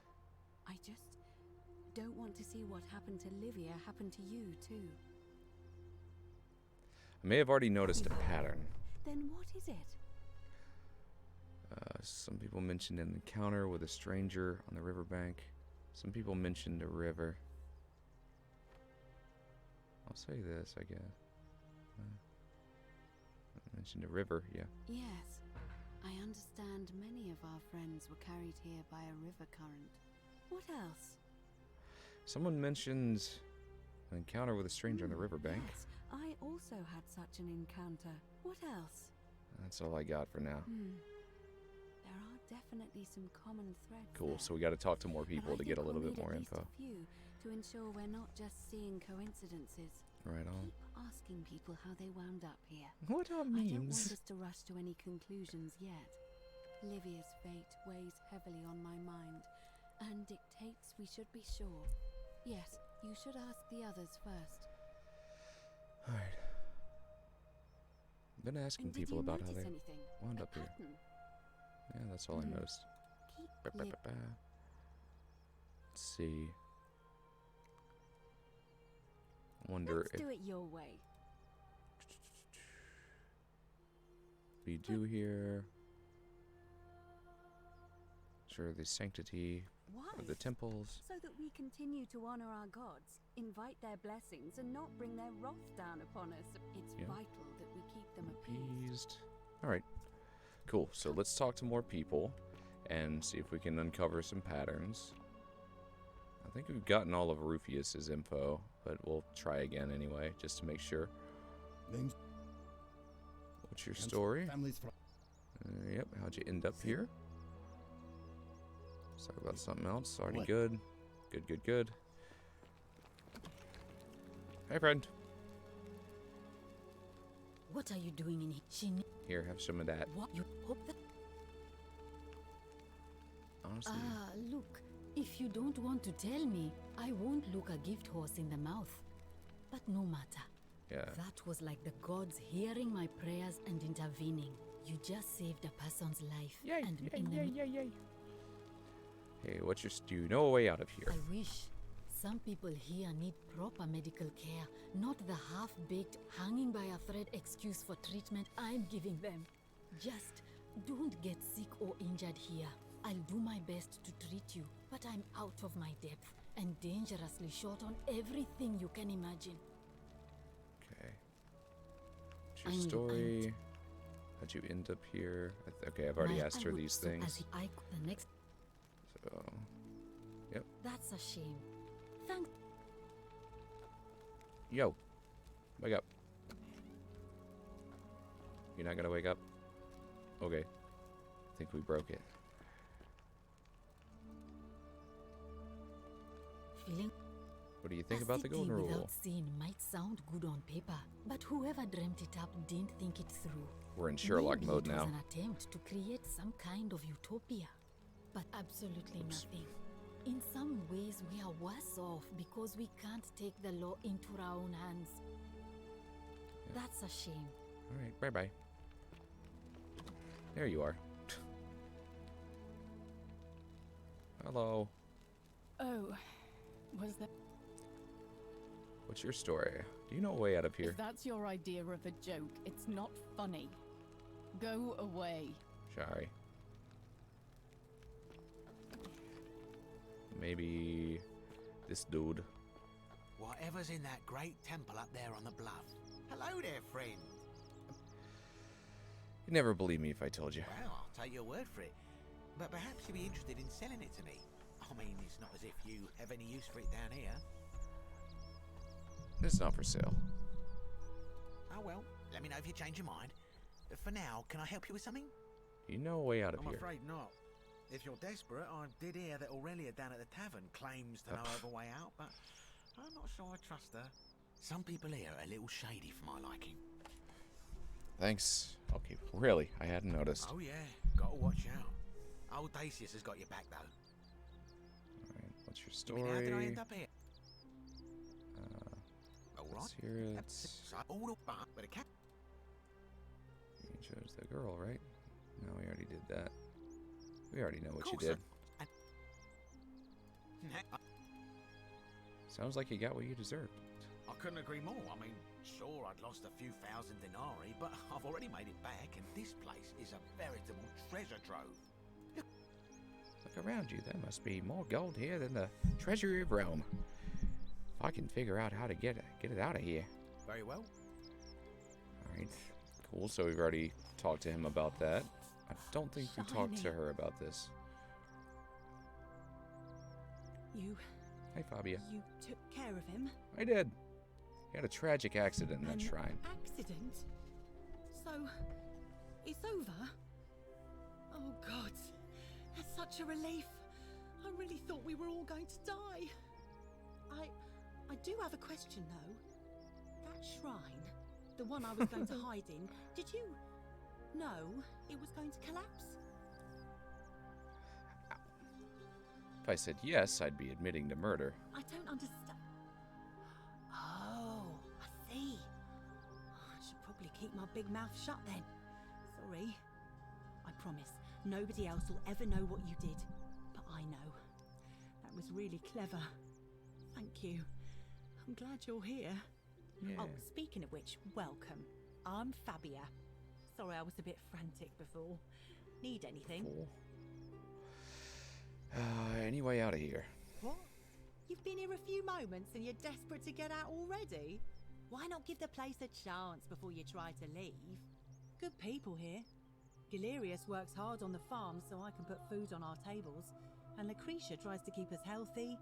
My friend Georgius is always mending our clothes, and Virgil makes sure these old walls don't fall down around us. Well, he does his best. I'm just saying, there are worse places you could live out your days. I don't belong here. Well, I can tell from your funny accent you're not from around here, but that doesn't mean you don't belong, does it? What's your story? Oh, there's not much to tell. I mostly just bake bread and try to help out where I can. How did you end up I here? suppose it all started about 8 months ago. I was living in Rome with my family when I got sick. Terrible timing. My pa had just arranged a husband for me. Pa? A fisherman's son. I was about to meet him for the first time when I came down with an awful fever. I spent the next week in bed. Pa paid priests to make offerings to Asclepius, a white rooster, then a goat. But nothing worked. In the end, they decided I'd do better outside the city. Clean air in the countryside would do me good, they said. But after about a day in a carriage on the Appian Way, I was getting worse, not better. I remember closing my eyes for a bit, and I guess I must have fell asleep, because when I opened them again, I was in a forest by a river. I suppose the driver took off with his fee and left me for dead. Can't say I blame him. I wouldn't have wanted to catch what I had either. Anyway, I went searching for help, stumbled across the trapdoor temple, and here I am. Sorry to hear that. It's nice of you to say. Good. But you should save your sympathy. Lots of people here need it more than I do. Yeah, she's awesome. Good. All Looks right. like we got another Thanks hint, again another for clue. taking care of our problem. I won't forget it. Good, good, good.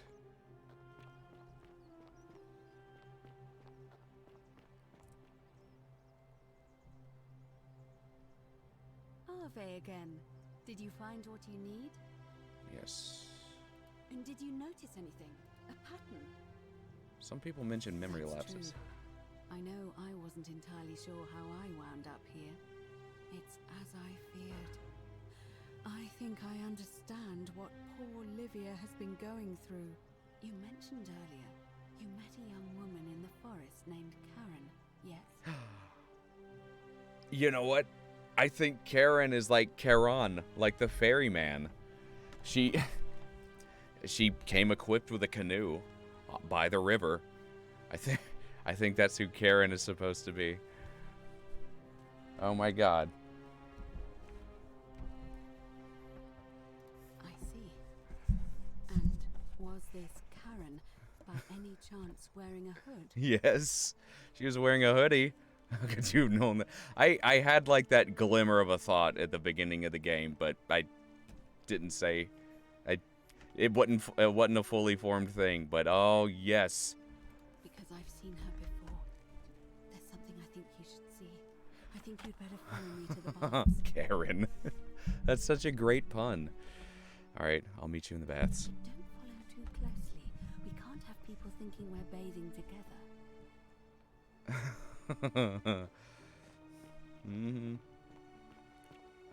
She's wearing all black hoodie with with the boat by a river.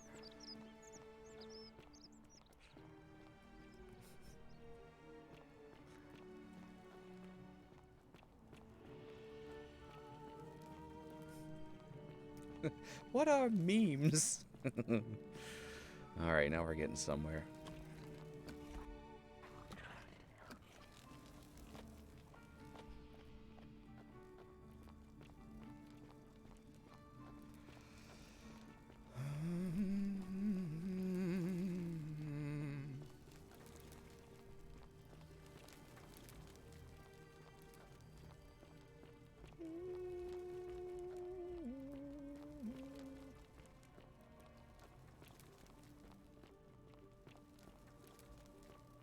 Karen.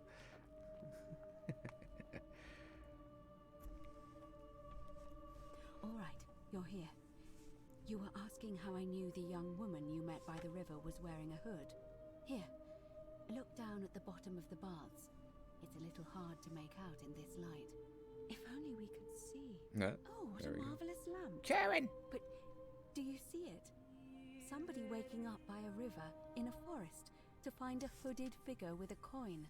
It's just as you described it, only your pronunciation is a little off. The name you heard wasn't Karen. It was C-H-A-R-O-N. Yes! As in Charon, the ferryman of the dead. Charon, who in exchange for the right coin, Oh yeah, the souls it's all of the coming newly together. deceased cross the Styx, the river that separates the land of the living from the land of the dead. When I dragged you out of the river, I thought you were never gonna wake up. I checked your pockets for ID, but all I found was some loose change. Feels like I've spent my whole life in a dead-end job with an endless commute. Sorry if I sounded cagey, it's just that I don't always get the best reactions when I introduce myself. My name's Karen. There are a bunch of old stories about the gods punishing people by making them do the same futile task over and over. But on the bright side, at least you're not stuck in the underworld like they all were. I'm so sorry, my friend. I'm so sorry. I take it you know what this means. This place is the underworld? I'm afraid so. It's all starting to make sense. All these people whose last memory was running from the fires toward the river. It seems none of them escaped with their lives after all. Perhaps we should be grateful they don't remember their final moments. It also tells us that the Golden Rule is the work of Pluto, the god of the underworld, and why his epithet has always been Father of Riches. I know it's a lot to take in, and you look as if you have Oh, we're not done questions, yet. So I'll try to answer them if I can. So we're dead. That was my first thought too. In the old stories, the underworld was where the souls of the deceased were taken. But it was also possible for the living to reach it without dying, if they were particularly fearless. So I'm afraid I don't know. What can you tell me about Karen? Oh, I'm sorry. I keep forgetting you're not from here. If you were Roman, or even Greek, you would know these stories. Each of them is slightly different, whether the storyteller was Plato, Homer, Virgil, or Ovid. But they always involved the souls of the dead meeting a grim ferryman named Charon on the bank of a river. It was said that he'd help the new arrival cross, only if they could pay him with a coin, an obol. That's why it was once our custom to bury our loved ones with a coin in their mouths. Charon's obol, we called it. Of course, an obol was a kind of Greek coin, because we inherited this knowledge from the Greeks. Why didn't you all recognize Karen immediately? To be fair, the ferryman isn't exactly as the poets described, and he, she, they seem to appear to different people in different guises.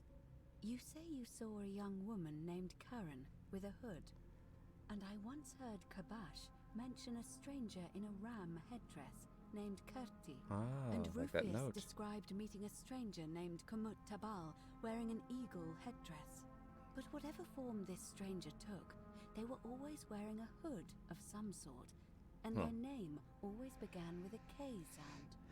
I suspect the only way you'll solve this riddle is if your paths cross again. Why are there so few people in the underworld? Good question. Let's see. In the stories, Charon would always require a coin as payment for passage across the river. But that never made any sense to me. What does an ancient immortal being need with coins? In our case, it seems Charon didn't take the coins we had. He or she merely checked we had one in our possession. So, maybe there's something special about the coins each of us had on us. That might explain why we wound up here, but so many others did not. Were you trying to keep this from me? No. I mean, I had my suspicions, especially after Livia's ramblings, but I would never have figured it out without your help. I promise you. Like, Al is still dead in this timeline right now. Like, it does seem like if you get one of the endings, you know, one of the, like, ending 3 or 4 or whatever, you actually do get out. Like, that does seem to be the canon there. That's all the questions I had. Now that we know where we are, we have to figure out what to do about it if we don't want to be cast into gold for eternity. We don't have much to go on, except the old stories. I remember 4 in particular about heroes in the underworld. Hercules, the demigod and son of Jupiter. Orpheus, a Thracian poet. Sisyphus, a king of Ephyra. And Aeneas, a Trojan hero. Hercules was able to leave the underworld because he cowed its god with his strength. Sisyphus and Orpheus both relied on their wits instead. They persuaded the goddess of the underworld, Proserpina, to help them escape. And finally, Aeneas was able to escape with the help of a spirit guide, who led him through a secret gate. So it seems you have 2 options: to confront the god of the underworld head-on, or find a way to escape with the help of Proserpina or some other guide. I notice you seem uncomfortable calling the god of the underworld by his name. Why is that? All Romans try to avoid saying it, and the reason is quite simple. He might hear us. You may refer to him as Pluto, if you wish, but you'll only be calling attention to yourself. Do so at your own peril. Tell me more about confronting Pluto head-on. Shh! Is everyone so blunt where you're from? Oh. That option would be the boldest, but also the only way to learn the truth about the Golden Rule, and maybe even put an end to it. As I said, Hercules managed to overpower the god of the underworld, but he was a demigod. Forgive my candor, but you are no Hercules. Hercules couldn't manipulate time or turn organic matter into gold. I have a few tricks up my sleeve. I'll admit, you do seem different to anyone I've ever met. And even that lamp of yours looks like something Prometheus might have stolen from the gods. The flashlight. So, if you want to confront him, I'll help you as much as I can. Who knows? Perhaps your name will be uttered in the same sentence as Hercules one day. But first, you'd need an audience with you-know-who, and for that, you'll need to enter the great temple overlooking the city. Cool. The problem is, the door has been sealed shut for as long as I've lived here, and there doesn't even seem to be a keyhole. I suspect the answer lies in the desecrated obelisk in front of it. I'm not sure if you noticed, but there are 4 plaques missing from its base. It looks as though somebody, or a series of somebodies, forcibly removed them, and in doing so, dishonored and angered our divine keeper. If you could recover and replace all 4 of those missing plaques, I imagine he might be willing to receive an audience again. What can you tell me about the obelisk? It's a towering stone monument with 4 sides and a pyramid-shaped head that stands before the great temple, a dedication to the god of this place. You'll find them all over Rome, but of course they were looted from Egypt many years ago. It seems one of them made its way here too, although how is a mystery. However, this one is unusual in that each of the 4 sides is decorated in a different style: Roman, Greek, Egyptian, and another I don't recognize. Got 2. That means you'll need to recover 4 different plaques: Roman, Greek, Egyptian, and a 4th, a mystery plaque. Alright. Where would I find the Egyptian plaque? Perhaps Kabash, our Egyptian resident, will be able to tell us. Unfortunately, he disappeared weeks ago. But I did hear Aurelia is peddling rumors about him at the tavern, so perhaps you could talk to her, or just take a look in his room. Mystery plaque. I'm afraid you're on your own with that one. Alright, we're on our way. Finding the other 3 will illuminate the way. Right. Tell me, tell me more about escaping with the help of Persephone or a guide. As I mentioned, both Orpheus and Sisyphus were said to have persuaded Proserpina to help them escape, and Aeneas was guided to the exit. The problem is, those are the stories of a poet, a self-aggrandizing king, and a brawler about their own heroic deeds, so they should be taken with a grain of salt. First, Proserpina. What we do know about her is, well, it's a grim tale. It's said the god of the underworld abducted and dragged her here against her will, forcing her into marriage. It's horrible. So she might be willing to work against him to help us. If the stories are true, then I suppose so. The problem is, how do we communicate with her without being noticed by her captor? Leaving that aside for a moment, there is also the possibility of a spirit guide. I don't suppose you've come across one of those in your travels? I hear the female statues whispering to me every now and then. Truly? And you're only bringing this up now? Then again, I suppose you were worried I'd think you were as mad as Navia. Can you tell me more? Is it the same voice? What kinds of thing does it say? It's always the same voice, and she's helpful if a little cryptic. Fascinating. Perhaps she's a benevolent spirit. Or perhaps... Perhaps you're hearing the voice of Proserpina herself. Oh. If she has indeed been abducted, it would make sense for her to speak in cryptic whispers to avoid detection. Tell me, has she told you anything that might lead you to the way out? I've already found a way to escape. Then why are you still here? Because that path will result in the deaths of nearly everyone here, and I don't want that. I see. Then it seems you have made a great sacrifice for all of us, friend. I admire your compassion. Truly. Thank you. But unfortunately, I'm afraid your only other option will be to confront you-know-who. Alright. Alright. I'm ready to get started. I would suggest not discussing this with anyone. The best we can do for them is to let them remain oblivious for as long as possible. As for Livia, it seems she's been shouldering the weight of this terrible secret all this time. Perhaps it would comfort her to know she's not alone. Alright. I'll start looking for the Egyptian plaque first. You know what? I'll talk to Livia first. Time is of the essence, so you'd best begin. May Fortuna guide you. Although you may not need her with Proserpina on your side. Alright. Cool. So it feels like we're in, like, maybe the last hour and a half of the game. A little longer than I anticipated, but, yeah, I'm still gonna finish this today. I'm gonna take a little break to get some water, but I'll be back in a minute.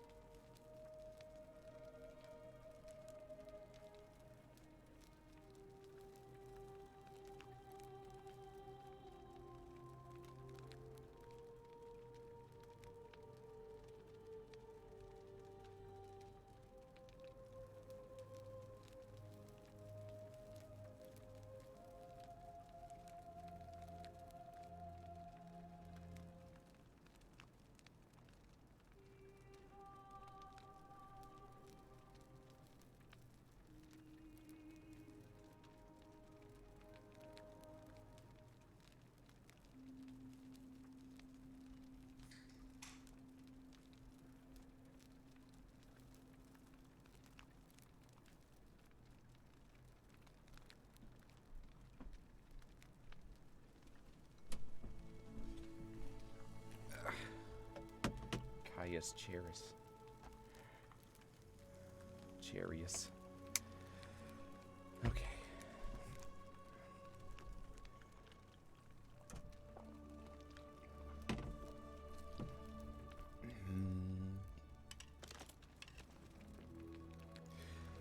Karen.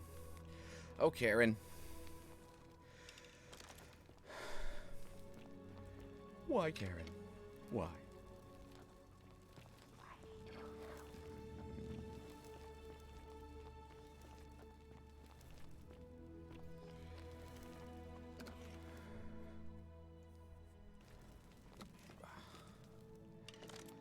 Okay. Let's go help Olivia.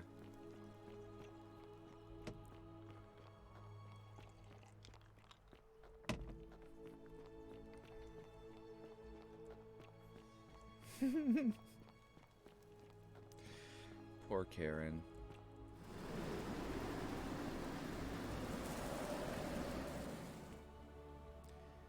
Ow.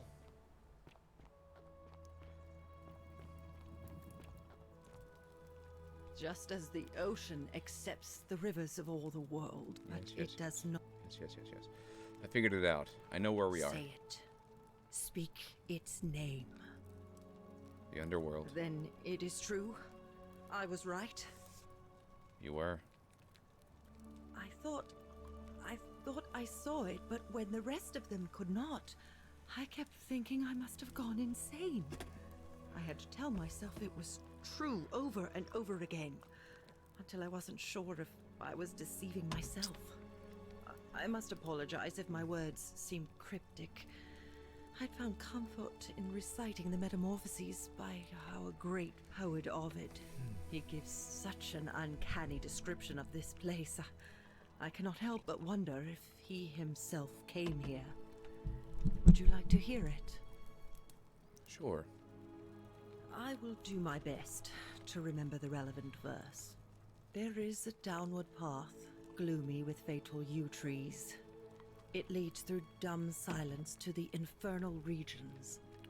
The sluggish Styx exhales vapor, and by that way, the shadows of the newly dead descend, entombed with full rites, and the ghosts of those, at last, given proper burial. The wide, thorny waste is cold and pallid, and the newly arrived shades are ignorant of the road that leads to the Stygian city, where Black Dis has his cruel palace. As the ocean accepts the rivers of all the world, so this place accepts all the souls, and is never too small for any populace, nor notices the crowds that come. There the bloodless shadows wander without flesh or bone. Some crowd the forum, some the house of the ruler of the depths. Others follow their trades, imitating their previous lives, and still others incur punishment. I hope I have done it justice, and now we share a secret. It's as if you've lifted a great burden from my shoulders. Thank you, friend. I think I should rest. Cool. Pandora's box. Good.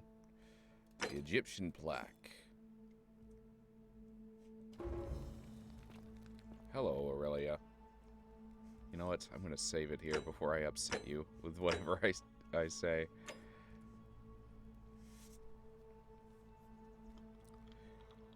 Ah, you're here. I'm so glad you decided to visit. I'm Aurelia, and I hope I'm not being too forward, but... Oh, blah, blah.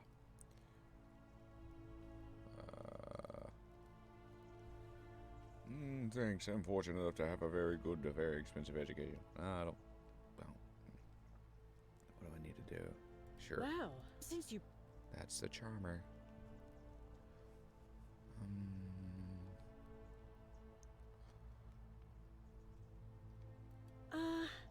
But enough about... Anyway. Sure. You like that.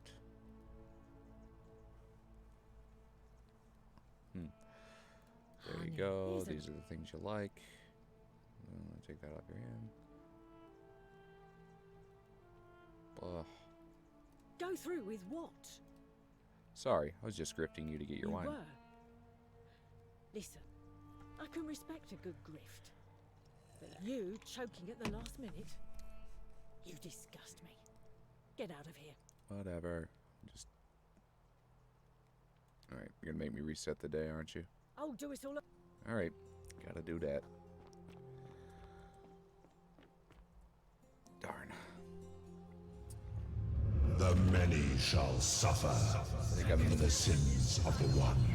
I think I'm not supposed to flirt with her. And then whatever, get her other dialogue options.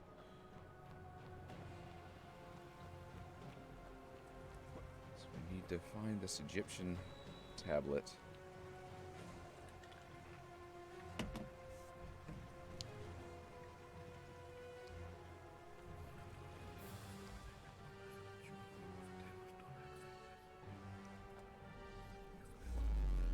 Mew.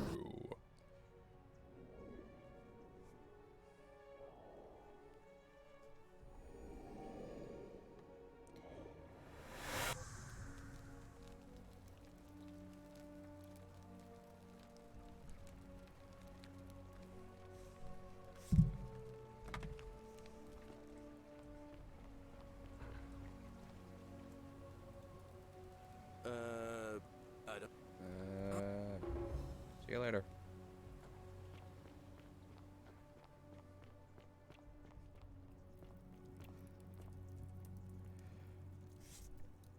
Yeah, she's the worst. Oh, you're here. And She's the actual worst. Ugh. Blah blah blah Let's blah just forget. blah. I'm looking for Kabash. Have you seen him? not for a few weeks now. Last time I saw him, he was sitting at a table with Georgius, whispering about some job. I remember because they kept looking over their shoulders as if they didn't want anyone else to know. So, naturally, I hovered. The one word I kept hearing was vanishing.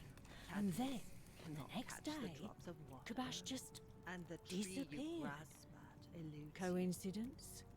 I think not. Okay. All right. See ya. Bye bye.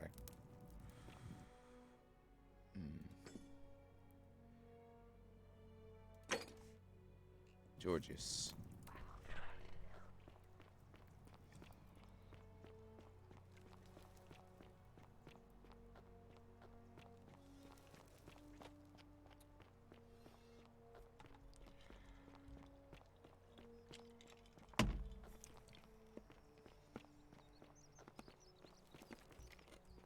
Ah, a fellow traveler from a faraway land. Greetings. I'm Georgius.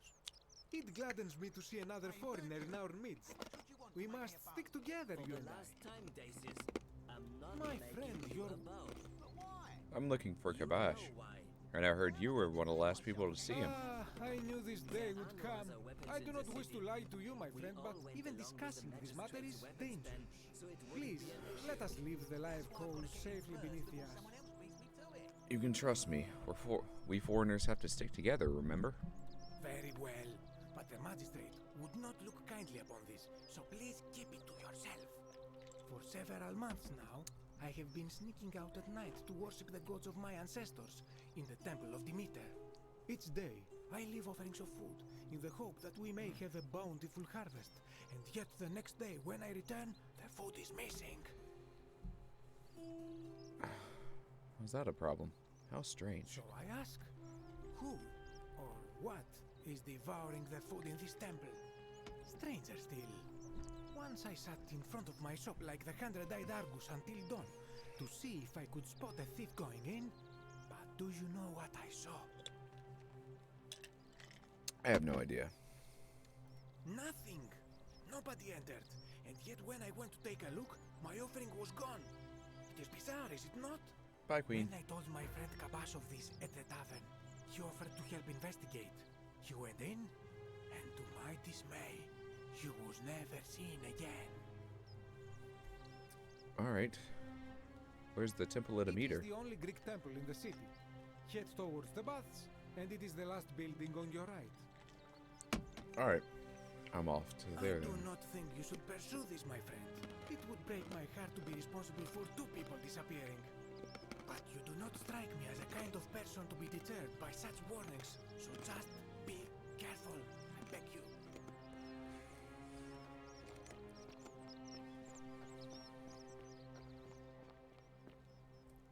Help! Okay, blah blah blah. I'll get on it. Don't go in there. Just trust me. Bye bye. Okay. Huh. The Temple of Demeter. Greek statue, probably the goddess of, probably of the goddess to whom this temple is dedicated. Perhaps a local Greek resident knows more about her. Demeter. Oh, hello. Hmm.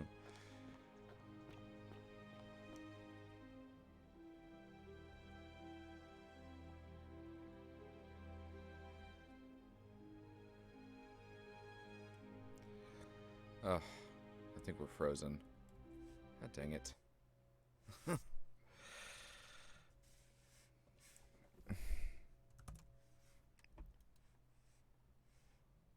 Alright.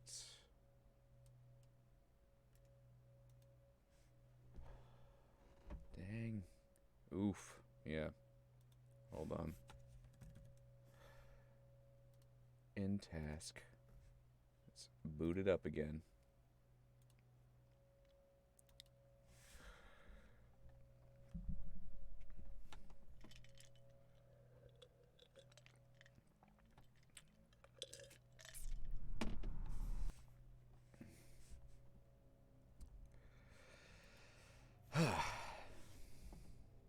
Hopefully it didn't put me too far away.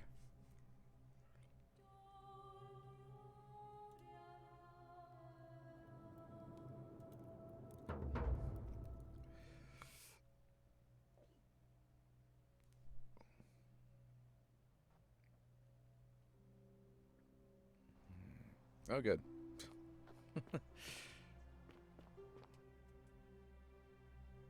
Good. There we go.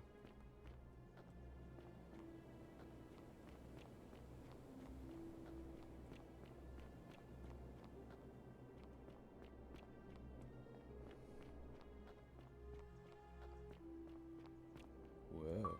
Hello. Archaeologist. Ah, a visitor. Yeah.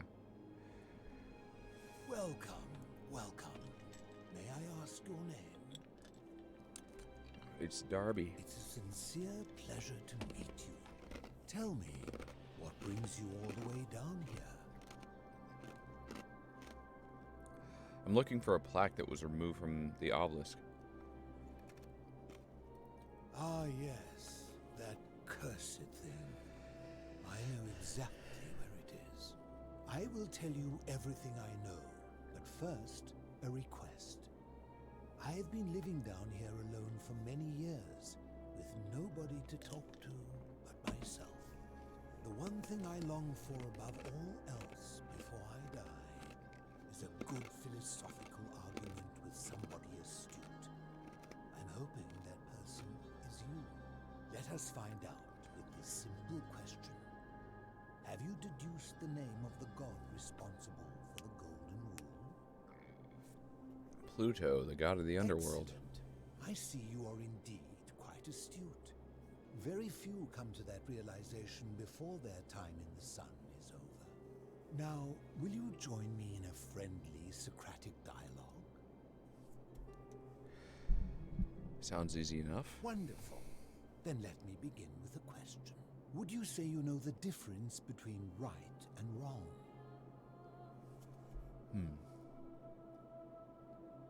I'm not sure. It's a complex question. You are an overthinker too. We're the same then. It is probably why I became a philosopher. But if you struggle with right and wrong normally, then down here with the Golden Rule, surely your struggle can only have become more difficult. It is. Well, that's reassuring. And the truth is, you're not alone. You see, out there in the world, being uncertain about right and wrong was acceptable, because our mistakes rarely had consequences. So we would tell lies and bend rules and turn a blind eye and rationalize, and yet still find a way to think of ourselves as good people. But under the golden rule, morality matters. The slightest wrongdoing could result in a mass execution. So to navigate this maze, we would have to be certain about the difference between right and wrong. Wouldn't you agree? Whose version of right and wrong? That is an excellent question, and it leads directly to my next line of inquiry. So let me ask you this. Is there one system of morality which is always perfectly correct, which you could follow in every situation and always do the right thing?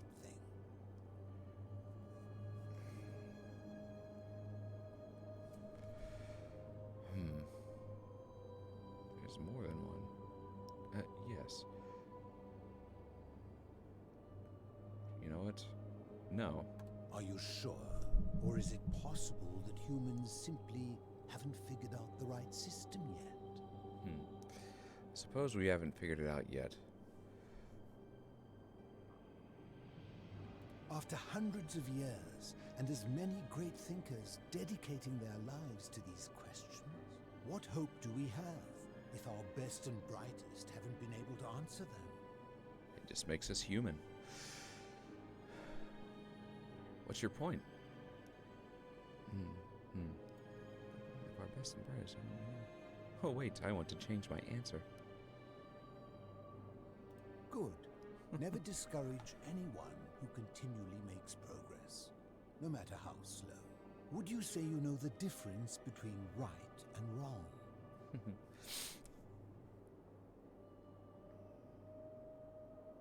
You are an overthinker too, but if you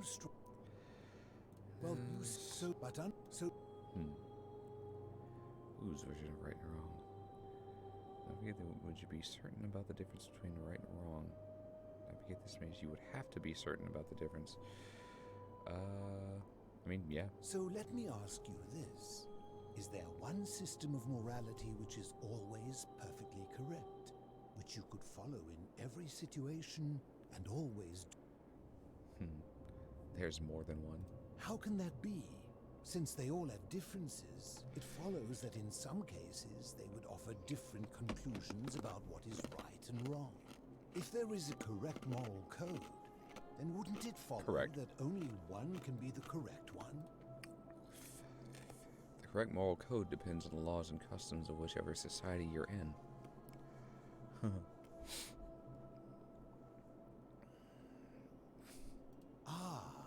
You know, I think you'd find an ally in Herodotus, a scribe from among my people who lived some 400 years ago. He told the story of a man named Darius, whose curiosity was piqued when he learned that a certain tribe had the practice of eating their dead. He asked some Greeks who burnt their dead, "What would it take for you to eat your dead?"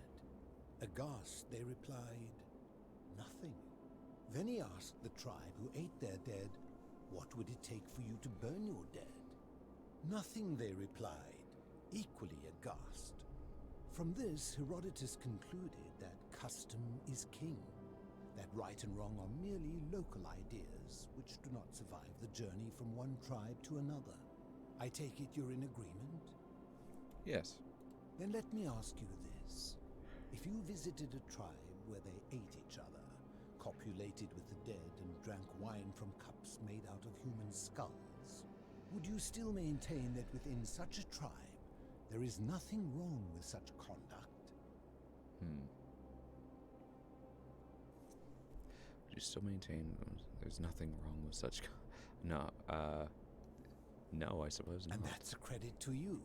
It is the mark of a civilized person to change their position when presented with a superior argument. So what's your point? My point is this. I don't think anyone alive truly knows any hard and fast rules about right and wrong. I'm not sure about that. What about do not kill? I want to hear his answer on this. Surely you would agree there are circumstances where an exception may be Of course. made, such as where it is necessary for self-defense or to prevent a greater evil. For any rule, you can imagine there are countless situations in which that rule may be suspended, and those situations are impossible to codify. If there is one thing I have observed about rules, it is that virtuous people do not need them, and evil people will always find a way around them.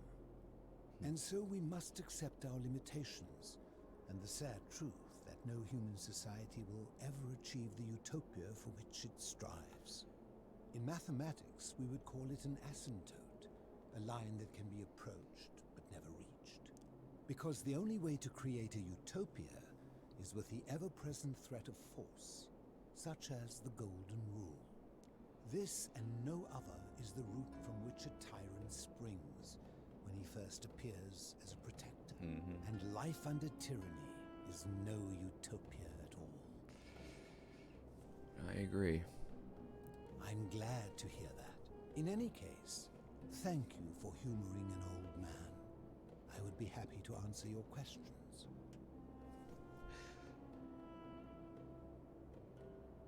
What's your story? You mean, how did I end up living alone in this cave with nothing but these relics of the past for company? It's a long story. I'm listening. I was a quarrelsome young man. At 19, I left Corinth for Rome to study rhetoric at one of her finest academies, so I could argue more forcefully. Back then, I used to enjoy verbally sparring with everyone I could, and I was good. One night, I found myself in a tavern in an argument with a drunken mercenary. It became heated.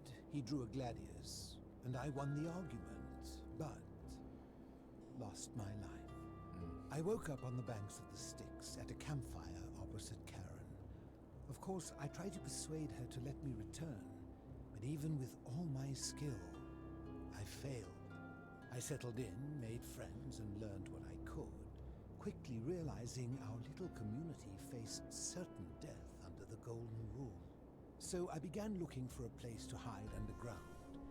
Fortunately, I found this place waiting for me. You see, I was not the first to take refuge here. I returned to my friends above, persuaded them to join me, and 12 of us descended for the last time to live out our days hidden from Hades' tyranny. Hades, you mean Pluto? They are one and the same. The Romans call him Pluto, but long before that, my people called him Hades. You can't return to the surf? Why can't you return to the surface? My generation was wiped out, turned to gold, many years ago. My friends and I were able to avoid the same fate by hiding down here. I think it's safest to assume that if I was to return, Hades would realize that his furies hadn't finished the job, and he'd send them after me again. Why can't you tell me your name? I fear that if you were to utter my name in the city, even by mistake, that Hades would hear you and know I am still alive. Where's everyone else? I'm afraid I am the only one left. There were 12 of us in the beginning, but one by one, my friends passed away. Some from malnutrition, others from madness and despair. It has been lonely. Before my unexpected visit from Kabash some weeks ago, I'd not seen another person in many, many years. How have you survived down here? Living in darkness is not without its challenges. The first challenge is diet. Fortunately, I found that eating fresh fish provides most of the nutrients I need. And sometimes, when there are Greek people living up above, I surface at night and salvage the offerings they've left in the temple of Demeter. The greater challenge is the isolation, so I like to imagine arguments, where I argue both sides. But, like so many things in life, arguments are better with a partner. Let's talk about As you something wish. else. Do you know a way out of here? Where can I find Kabash?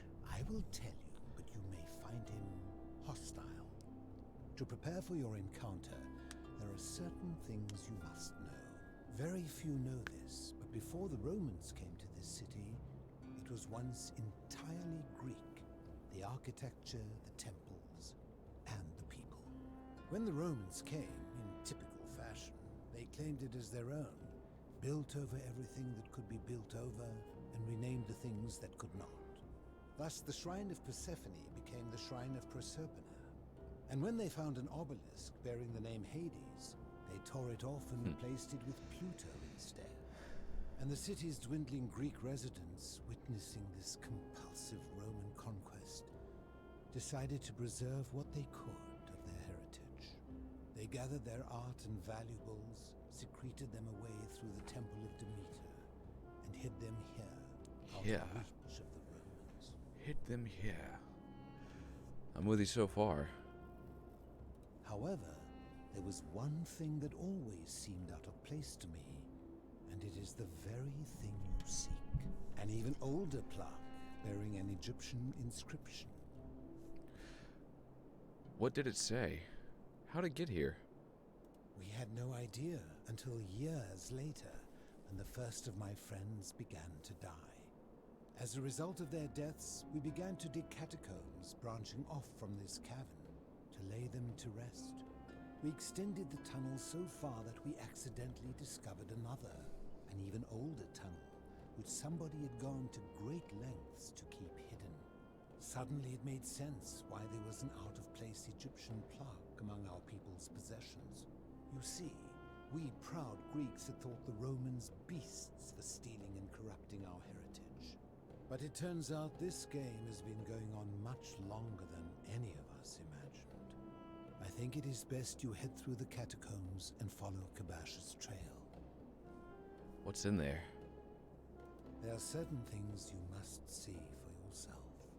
Take this key. You'll need it to open the gate. Thank you. Do you know a way out of here? Ha! If I did, would I be living like this? Fair enough. What do you think of the golden rule? Did we not discuss it at length already? Oh, I see. You're toying with me. Ha! You mean, Your how did I story. end up living? Never mind then. I'm listening. Maybe I get more of those dialogue options with him. Okay. That's all. I enjoyed our chat, but please, keep my presence here a secret, yes? Of course. The Hermit Philosopher. Alright, I will. Cool. Plaque. Greek plaque, which translates to the many shall suffer for the sins of the one. Looks like we're going down that way.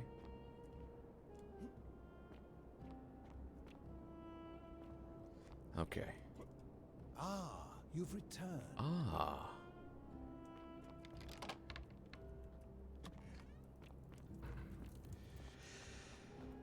Okay.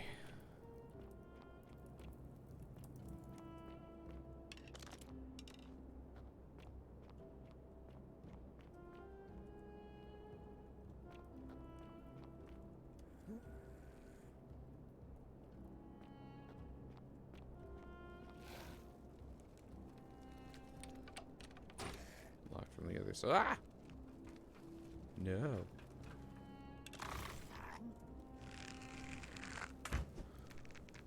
Alright, bye-bye.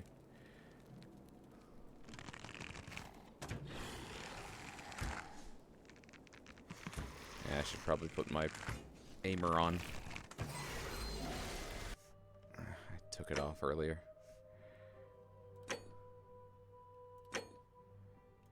There we go. That was one of the half gold zombie things. They were in an earlier part of the game as well.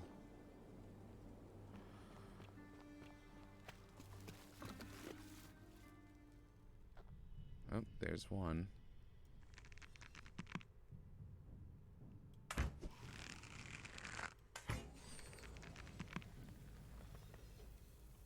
on. Ouch. Oh, come on. Owie. Running out of arrows. Get out of here. I need some arrows. at the very least, to just sneak by these guys. An Egyptian plaque which translates to "the many shall suffer for the sins of the one." Greek, Roman, Egyptian board game. The board for an Egyptian game called Senate, the rules for which are long forgotten.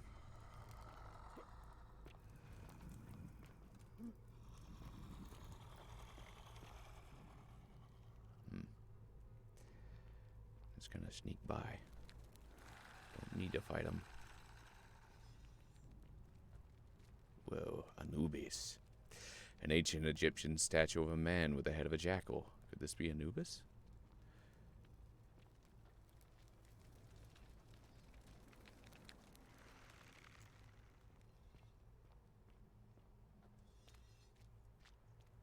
Huh.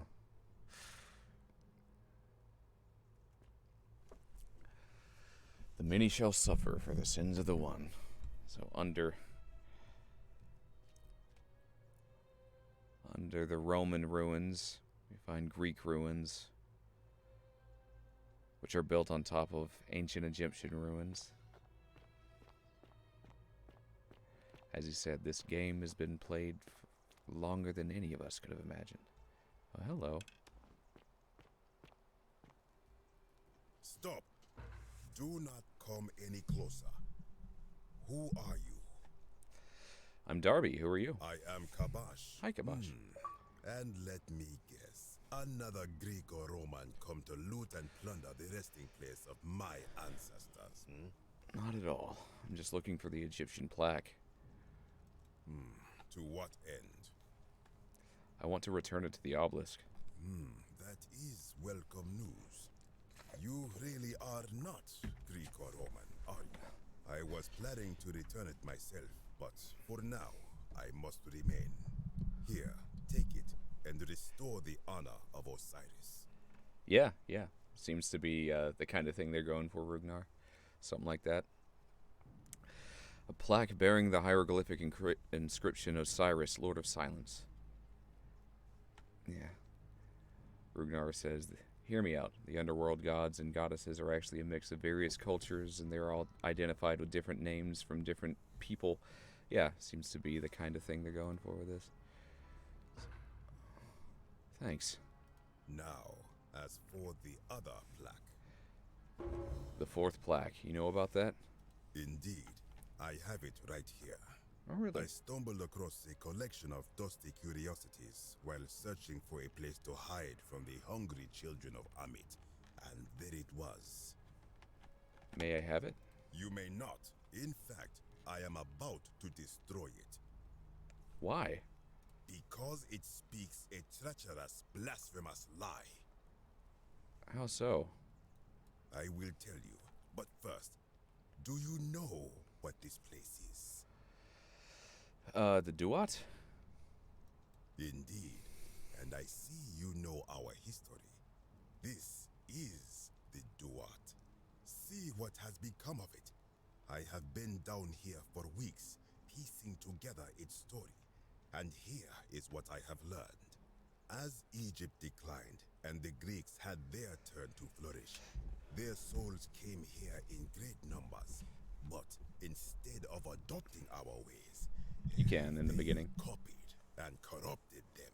When they found the obelisk bearing the name Osiris, the true god of the underworld, they desecrated it, removing his name and replacing it with Hades. Even the ferryman of the dead, known to my people long before as Kerti, they renamed to Keron. As if that desecration was not enough, they built over this place, using it as the foundation for their own underworld, so that ours was forgotten. My only solace is that the Greeks then suffered the same fate when the Romans rose to power, renaming Hades to Pluto, and the cycle began anew. And within the Romans, the whole Roman city that we've been having our adventure in, you see the the slow creep of Christianity doing the same thing.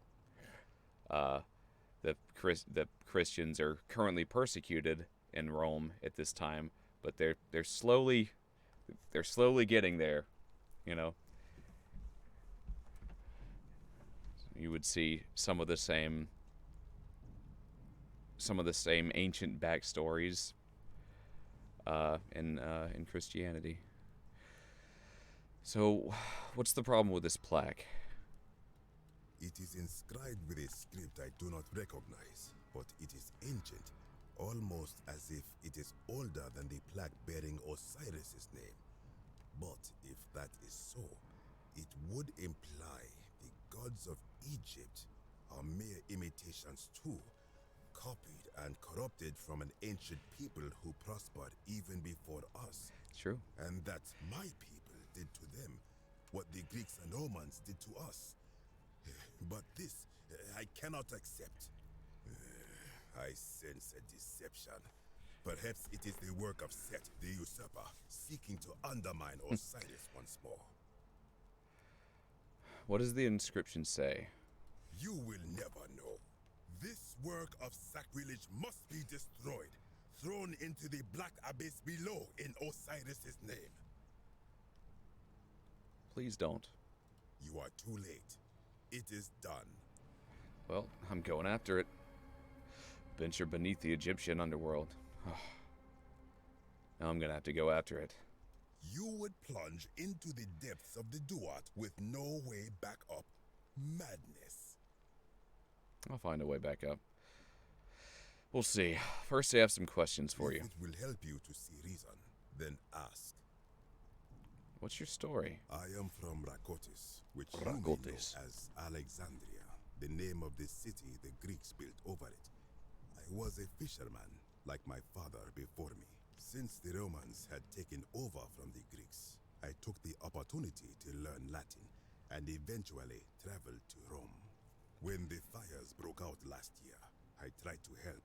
I gathered terrified locals into my boat and led many of them to safety farther along the Tiber.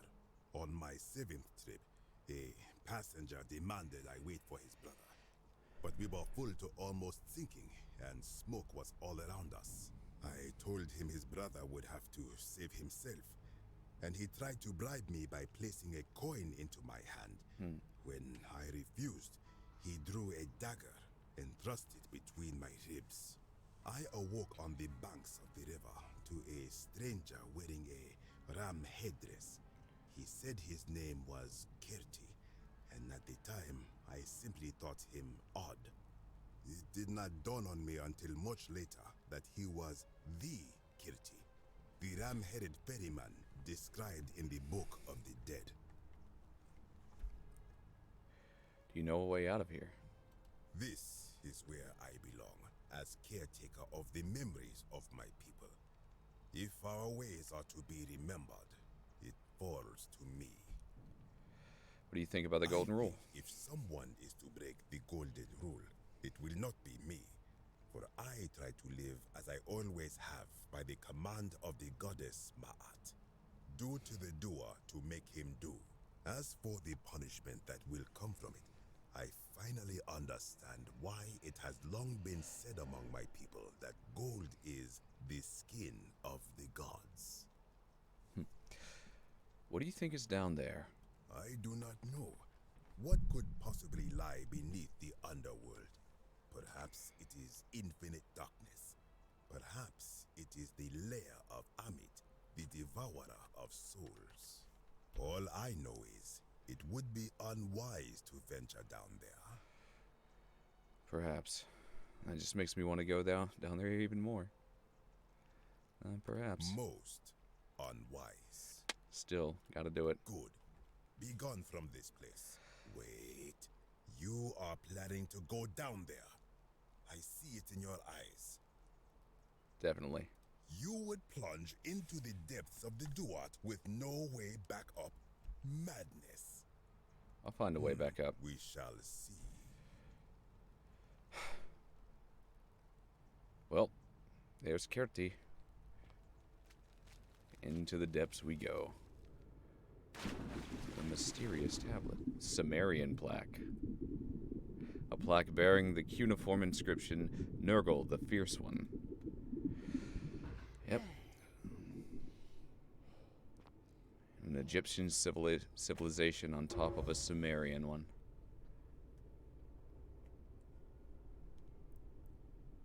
Alright, have a good one, Rugnar.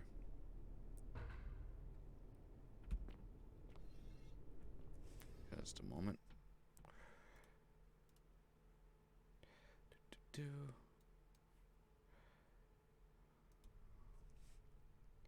Resume.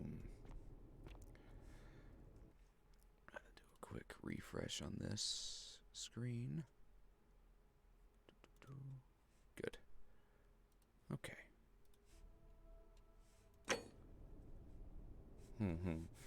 Yep. Sumeria.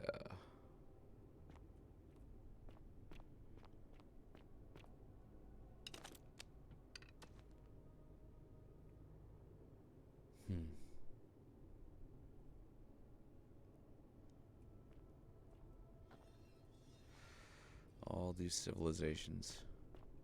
They've all gone through the Golden Rule, haven't they? Okay, this way? Oh, what's over here? Just more golden people.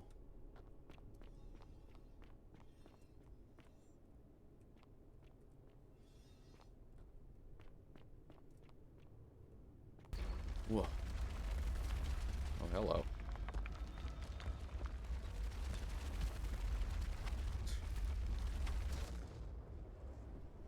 Okay. That wasn't very nice.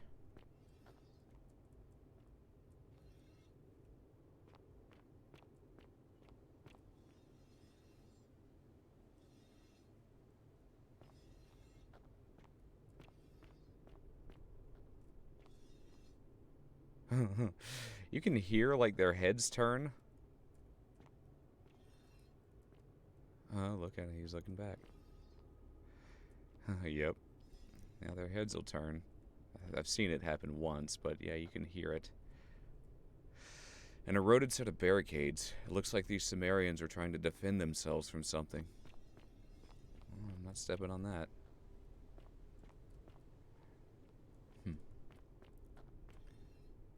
Whoa. When I told you that you would not find a way back up, that was not a prediction. That was a promise. God dang it, You Kabosh. will die here. There's no need for this to end in violence.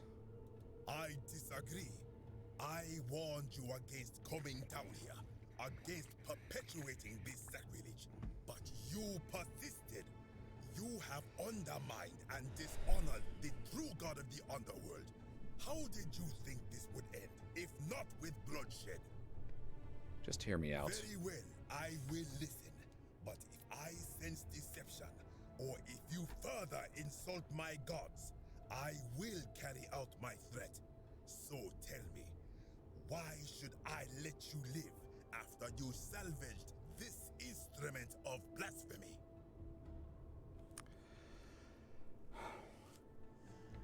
Why should I let you live after you salvage this instrument of blasphemy? If something can be destroyed by the truth, it deserves to be destroyed by the truth. There's no shame in building on the works of people who came before you. I'm just trying to replace all the plaques taken from the desecrated obelisk. Why? To what end? I'm hoping it'll earn me an audience with the god of the underworld. But why? What business could you have with Osiris?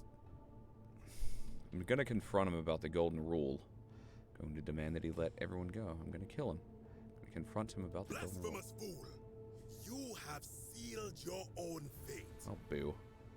Wait, if you attack me, you'll break the Golden Rule. Ha, good. I welcome it. You see, the philosopher told me that each time it breaks, Osiris bellows with rage, and his voice shakes the very foundations of the earth. I can only hope one more tremor will lay waste to this fragile place once and for all, and you along with it. Oh, whatever. The many shall suffer Boo. for the sins of the one. Fine.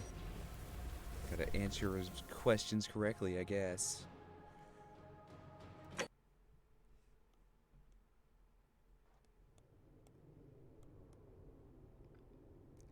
What do you want, man?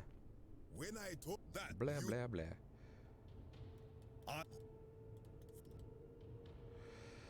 Why? Trying to place. Going to demand. He let everyone go.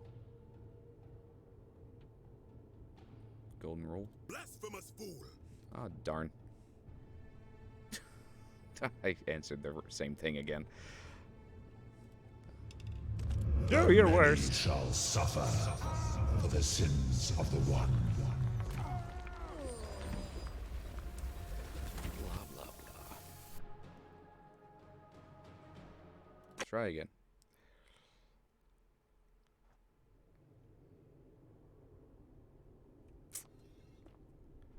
When I that you No need. Hear me out. what? But Oops. Just to restore honor of the god of the underworld. Whoops. to place false names on his sacred Tekenu. Huh. Alright, Adelaide, I didn't think it through. Gods exist. Isn't it possible they have more than one true name? Now that I think about it, my people would sometimes call Osiris the god of many names. Perhaps it is so. But the underworld of my people is so different to this one, and so unlike the way it was described by our priests. Many of my ancestors endured great hardship to live good lives so that we may descend to the Duat in death and be judged accordingly. We prepare to have our hearts weighed on Anubis' scales and to swear ourselves innocent of sin before the 42 assessors of Ma'at. And yet, I arrive here to find the Book of the Dead contained only a seed of truth. And now, I ask myself, did our priests steal and embellish the stories of an older people and feed us lies all our lives simply to trick us into obedience?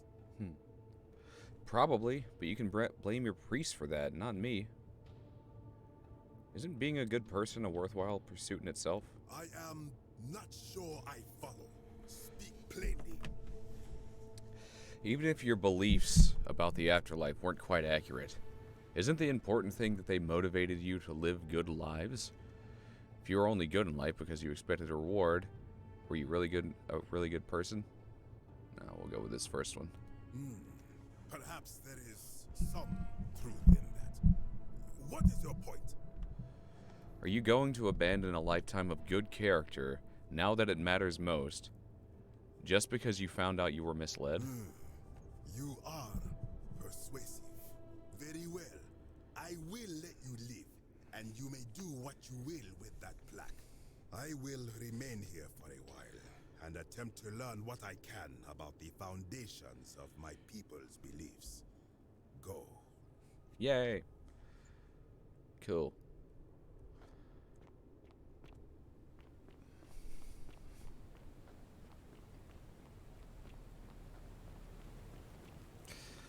I like that lying for one of the answers helped us get on the right track, which is kind of appropriate for this whole setting.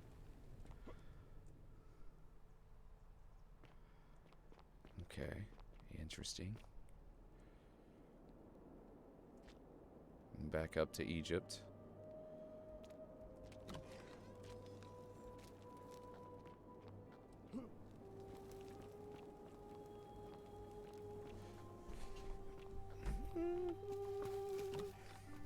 Oh, here again?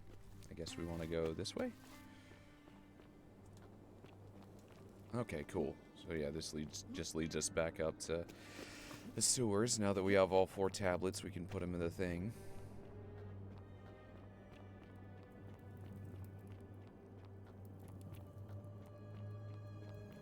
The foundation. Hello. Good to see you again, friend. Did you find what you need? Yes. I enjoyed our chat, but please. Alright, bye-bye. A lyre. A Greek lyre, played by being strummed with plectrum. I Don't know what that is. I guess it's the big old pick. Plectrum.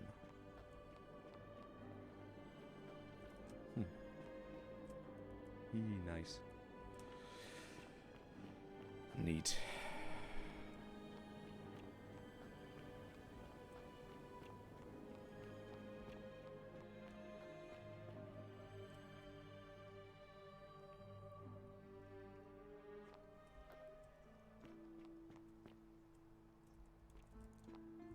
Yeah.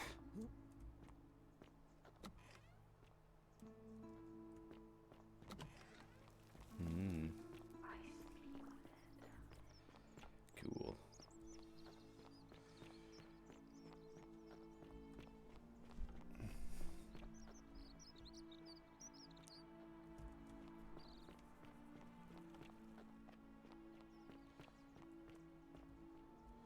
You know what?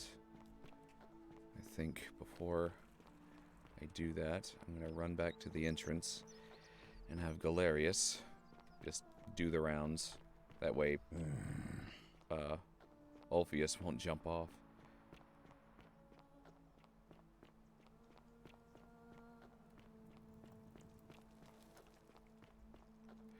Galerius, are you up here or are you in the farm? I don't know. I think he's at the farm. Yeah, gotta be. Alright. Got a quick way down. Ouch. Oh, where is he? Dacky. I guess not. Okay.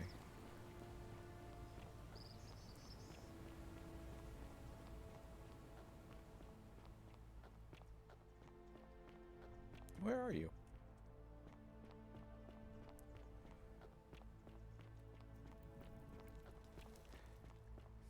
Well, I've got the 4 plaques.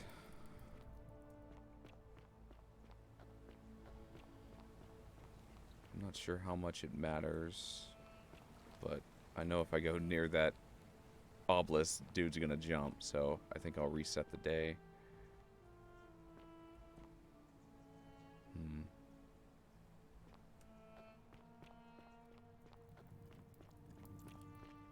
Cerberus lifts his triple head and lets out his I just want to threefold find dude. braying. If I can find him, I won't have to reset the day. Return all plaques to the obelisk. Yes.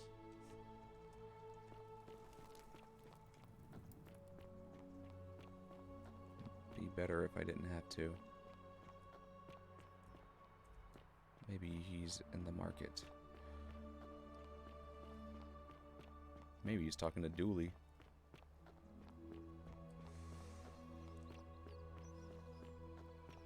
Salve, Dooley. There you are. How are you doing today? I'm sad. Am I going to die? I don't think so, my friend. It's election day today. Perhaps our new magistrate will be kinder than Sentius and let you out. I hope so. I hope so. Galerius, what happens when you die? Oh. You're not going to die anytime soon, Dooley. My mother told me, when you die, a ferryman helps you cross a river, and your spirit lives on in the underworld. Is that true? Well, yes, but... Is it true that if you were good, you get to go to Elysium, but if you were bad, you get punished forever and ever in Tartarus? Something like that, but... If I die and go to Tartarus because they say I've been bad? I'm not going to let that happen to you, Dooley. I promise. Thank you, Galerius. Thank you. Now, I have more work to do, but I'll visit you again soon, alright? Alright, Galerius. See you then. Alright. Hey, buddy. I saw you slide down, and there are... Blap, anyway. blap, blap, blap. Oh. Well, I've been trying to... Oh my god. Oh. Alright. I need to just talk to you about the other things. Ah, it's you now. Oh my god. Ugh, never mind. I guess he's not Alright. gonna do the tasks. That's a bummer. I guess you only had the one chance at the beginning of the day of the loop. Darn.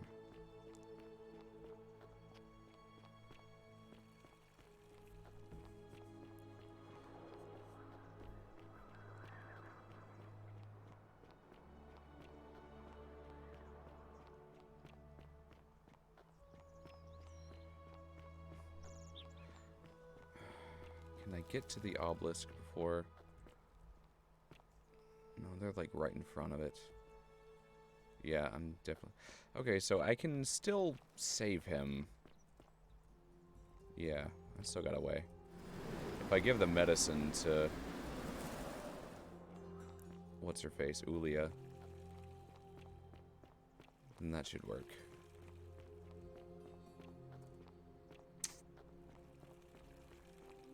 That should be all he needs to not jump.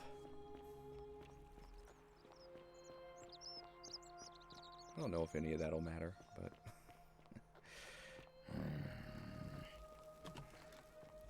Here, have some medicine.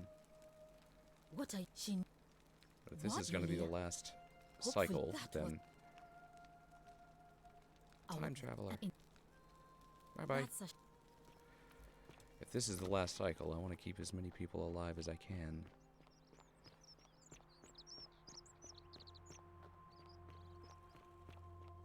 Alright. Should be able to convince him not to jump. I believe I have enough money. Yep. Oh, I got plenty. We didn't really get ending 3. Yeah, I know. I don't think it matters much. We pretty much did. It seemed like the only thing that changed was a little bit of extra dialogue saying, her and some more people escaped. I think that was about it. Salve, friend. Welcome. I'm fine, thanks. I Blah, blah, blah. I'll be going now. All right. I can't believe this is how it ends. Oh no. No. No, no, no, no, no. Wolf-Pierce, what are you doing? That's... What? Why do you... Please, I'm sorry. please, help. I will. Thank You... Alright. Well, you don't... Maybe you're not solve your I- problem. I've already saved Julia's life. Oh, really? That was... Yeah. I actually have Really? money. Sure. You're free. Of course. Thank you. You're welcome. Here's your money. I just... Goodbye. I'll go... Live your life. Good.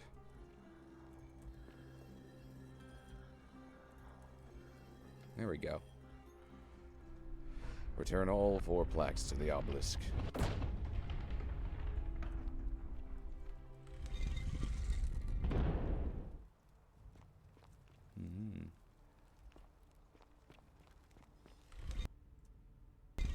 Loading.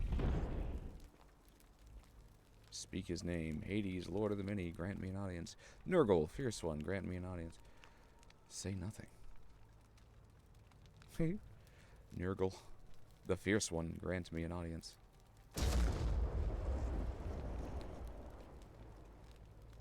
All of them. Osiris, Lord of Silence, grant me an audience.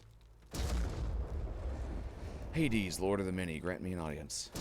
Pluto, Father of Riches, grant me an audience. Signifying that they all are valid.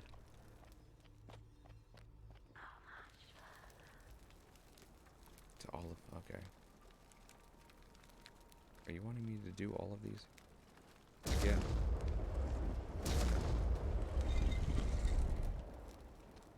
Okay. I'm not even sure what that... Do I have to guess the right one? Is that what's up? Or choose the right one, rather. Okay, I see. Gotcha. Well, in this case, this would be Osiris. I gotcha. Now I understand. I was supposed to choose the other one. Pluto first. Now Nurgle.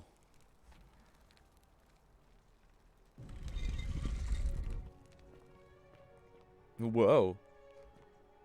Cool. Neat. Space. Whoa. Cool. Whoa.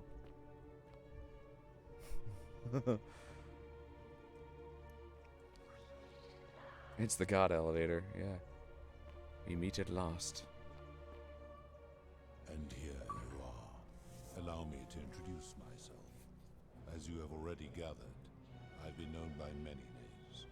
Nergal to the Sumerians, Osiris to the Egyptians, Hades to the Greeks, and Pluto to the Romans. But the one constant through it all has been my title, God of the Underworld. And I've been watching you with curiosity, mortal, ever since your arrival. You are unlike the others, aren't you?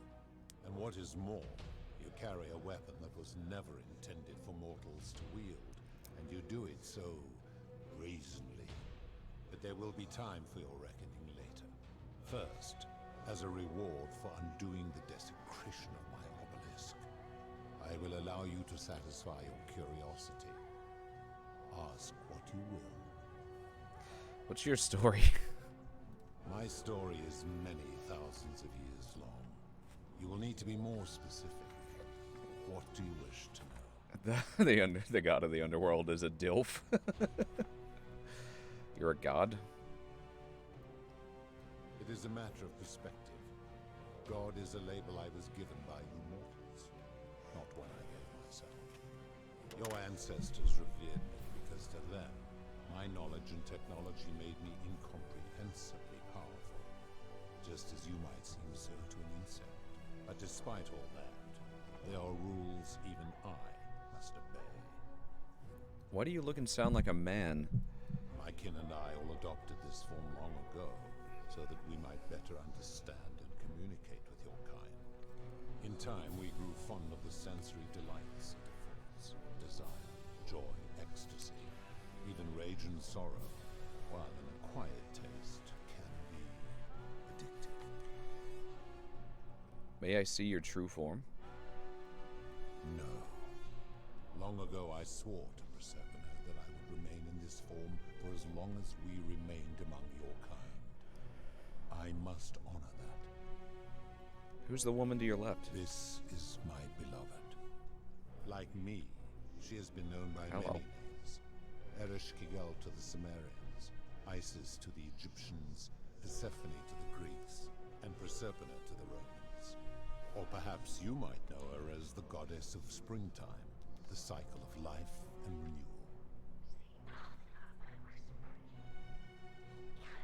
renewal. Interesting. Your gaze lingers too long. Who's that on your right? That is my servant. You would have met by the river, though she wears many faces and goes by many names. Kumutubal to the Sumerians, Kirti to the Egyptians, Charon to the Greeks, and Charon to the Romans. Her role is to ferry souls between the mortal world and this one, and to make their transition as seamless as possible. For that, she earned herself the infamous, if erroneous, moniker, the Ferryman. You will talk more later. For now, ask your questions. Let's talk about something else. As you wish. What is this place? It has come to be known simply as the Underworld, and it exists because of a wager I made long ago. What was the wager you made? That is a long story, one that began over 3,000 years ago and continues to this day. You see, long ago my kin and I set out from our home on Elysium to search for other forms of life among the stars. We discovered your planet and witnessed your kind evolving from primates into something lawless and barbaric. You all but destroyed yourselves, your 2 short lives being extinguished by violence and ignorance and disease. Yet Proserpina saw raw potential in you, and persuaded the rest of us it would be squandered without our intervention and stewardship. So we revealed ourselves to your people in a place called Sumer. We offered guidance in agriculture, toolcraft, and law, and you called us gods. For a time you flourished, but soon you were too many for us to oversee. And as you spread from that cradle of civilization, we saw something disturbing. We had sown the seeds of dependency and confusion, and soon you returned to your old ways of violence and ignorance, this time in our name. My kin had seen enough, and gave up on your kind, condemning you as barbaric and chaotic, scarcely more than animals. We began preparations to return to Elysium, our home world, a utopia unspoilt by conflict and unimaginable in its beauty.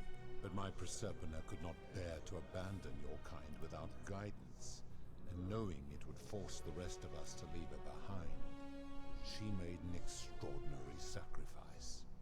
She gave up her immortality to descend permanently to the ranks of humankind. And so she began her inescapable trajectory toward death. Horrified, I acted swiftly. I placed her in suspended animation in a deep frozen sleep to prevent age and sickness from claiming her. And then I pleaded with Proserpina's father, who the Romans called Jupiter, to bring her with us to Elysium. It was and is my hope that once there, we might one day learn to undo what she has done to herself. But he refused. I did everything I could to persuade him, but he would not relent. He would rigidly uphold his final pronouncement.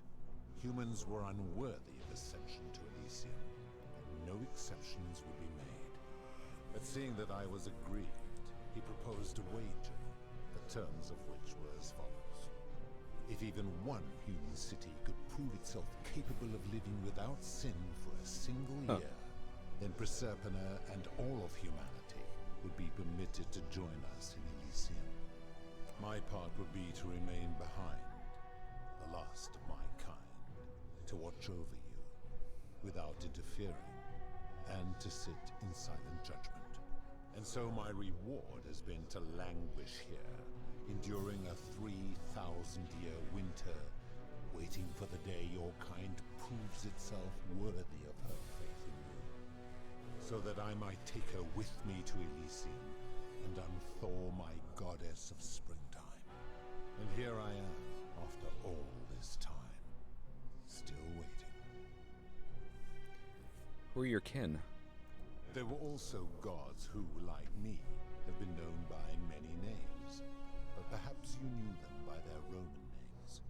Our leader, Jupiter, as well as Neptune, Saturn, Juno, Minerva, Mars, Venus, Apollo, Diana, Vulcan, Vesta, Ceres, and of course, my beloved Proserpina. Who built this city? As the first wave of your kind arrived from Sumer, I had them build a city in their own fashion, so that they might be comfortable and recreate their lives here. I had them build the entrance as a vertical shaft leading to baths, to cleanse them of the sins of their former lives, and to prevent escape. I watched wave after wave of Sumerians arrive, and as their civilization declined over the centuries, they were replaced by Egyptians. Of course, believing themselves to be the superior civilization, the Egyptians promptly built over what had been built before, and made all the same mistakes. After another 1,000 years, the Greeks began to arrive, and then the Romans, and they all did the same thing. They built upon the underworlds of their predecessors, renamed their gods, and ensured their foundations were forgotten. How did you decide who comes here? To ensure the wager was fair, it was important that my subjects were chosen at random. To this end, I had my servant distribute 1,000 tokens fashioned from silver, a rare element at the time, across all of Sumer. Whoever died while in possession of one of them would be located by my servant and ferried to this place, with no memory of how they arrived. As the tokens were discovered, they were traded, smelted, and fashioned into trinkets, and eventually coins, to Egypt like seeds on the wind. Later, when they spread to Greece, they would come to be known as Charon's obol, or as coins for the ferryman. Some placed coins in the mouths of their dead, hoping they would awaken here, though they had no way of knowing which coins were fashioned from the original tokens. In fact, almost all of the tokens are accounted for, only 2 remain. And so after this wave destroys itself, as it is destined to do, your kind will have squandered the last of its potential to ascend beyond this rock, and Persepone's along with it. How did humans learn about the underworld? It is a regrettable story. One of the first men who came to this place was a king of Sumer, and a troublemaker. To be rid of him, I returned him to his people, on the condition that my servant erased his memories of this place. But the erasure did not take completely, and he told stories of this place as if describing memories of a dream. His tales were committed to writing, which came to be known as the Epic of Gilgamesh. Cool. And his words were twisted and distorted over generations. Later, the Egyptians would adapt Sumer's stories of the underworld, making them wildly intricate and labyrinthine. Their Book of the Dead and Book of Gates bore less and less resemblance to this place, in their priests' pursuit of profit. Then, when the Greeks began to arrive, they proved far more cunning, and in a series of incidents that will not be repeated, 5 of them escaped. A warrior named Heracles, 2 kings named Sisyphus and Theseus, a poet named Orpheus, and a Trojan named Aeneas. They each told embellished tales of this place, how to get here, and how to escape. And so from Sumer to Egypt, Greece to Rome, your kind has always told each other stories about this place, though each story contained only a seed of truth. Let's talk about something else. Are you responsible for the Golden Rule? That is merely the name your people have given to it, but yes, it is my doing. Why turn people into gold? That is a story dating back to the very first wave. After the Sumerians finished building their city, the self-declared ruler threw a banquet to celebrate. Now this man was unmarried, and many women were vying to become his wife, a prestigious position of power and influence in a new world. Of all the women, 2 were particularly ambitious. Both were beautiful, and both arrived at the banquet wearing eye-catching dresses and painted faces, their hair woven in elaborate fashion. The first woman, recognizing that she would require an advantage to win the ruler's affection, draped herself in jewelry, ornate necklaces, bracelets, and rings fashioned from gold. Seeing this ostentatious display, the second woman grew envious, for she had no such jewelry at her disposal. She prayed aloud to any gods that would listen to cover her in gold, and when her prayer went unanswered, she took matters into her own hands. While the others indulged at the banquet, the second woman summoned the first for a discussion in a quiet place. She checked that nobody was watching, and pushed her rival from the top of the ziggurat, where she broke her neck on the rocks below. But I was watching, and I decided to answer her prayer. I took the golden bow left behind by Diana, and I shot that woman in the heart, covering her from head to toe in a layer of molten gold. And I left her to stand there, that she might serve as a grim reminder of what befalls those who sin in my domain. But that was not enough, for the entire city was tainted by her sin, and the wager could no longer be won. So I had no choice but to wipe the slate clean. I gilded them all, to make way for a new wave, and began the wager again. And to this day, each of them, and all who came after, line the halls of this city, inanimate but conscious, suspended in time with only their sight and hearing preserved, so they may bear witness to and lament the folly of your kind for eternity. So you're responsible for destroying all these lives. I give your kind a second chance at life, as well as ample warning about my law. And when you disobey, and you always disobey, you force my hand, bringing terrible suffering upon yourselves. And so you ask if I am the one destroying your lives. And I say, no, you destroy yourselves. I am merely the means by which you do it. Where did these golden bows come from? When my kin departed, they left behind many relics which I inherited. A consolation prize of sorts. The golden bow originally belonged to one of my kin, who the Romans called Diana. As my collection of golden statues grew, I chose the most ferocious among them, and equipped them each with a duplicate of her bow, and tasked them with hunting down the Forsaken at my behest. They became known simply as Furies. What do you consider a sin? I've always considered that the cornerstone of morality is the ability to determine right from wrong on one's own. No attempt to lay out rules like your Code of Hammurabi or your 12 Tables of the Roman Republic can ever cover all possible scenarios.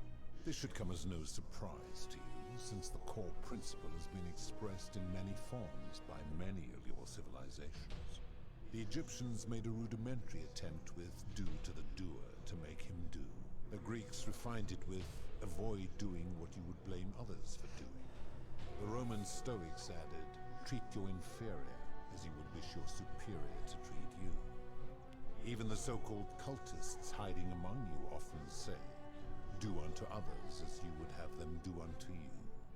It is the simplest of concepts, and each one of you is born with the faculties required to apply it to any situation. Yet none of the peoples who expressed this rule were able to uphold it. Curious, is it not? That principle is not as easy to apply as it sounds. It doesn't seem like you've been upholding it either. Enough. You clearly know nothing. How do you know when people sin? I'm able to commune with all the statues in the city. Their ears are my ears, and their eyes are my eyes. Is Persephone connected to the statues in the same way? If she was still conscious, I suppose she could, but she's not. Why do you ask?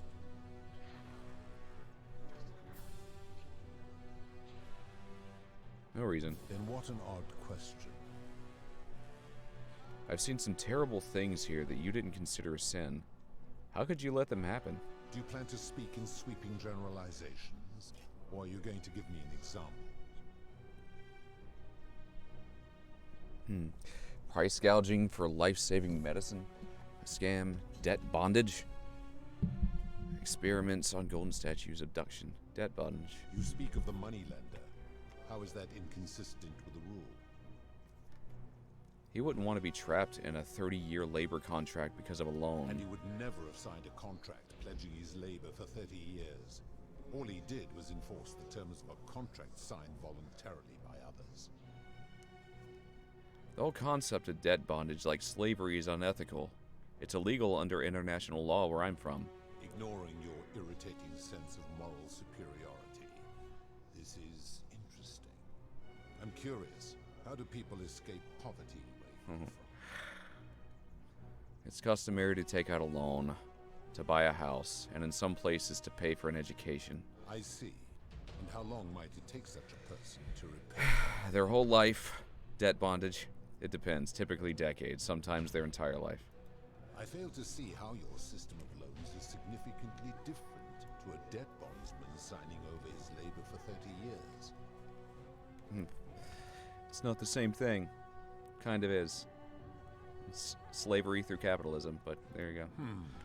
Supposing you're right, then my law has been broken, and I should turn you all to gold immediately. Is that what you want? No, of course not. Never mind. I'm right and you know it. Then your desire to be right outweighs your desire to survive. You will make a fine statue. Oh, boo. Enough talk. I'm gonna end this. Do you really think you can wound me, a god, with that primitive weapon?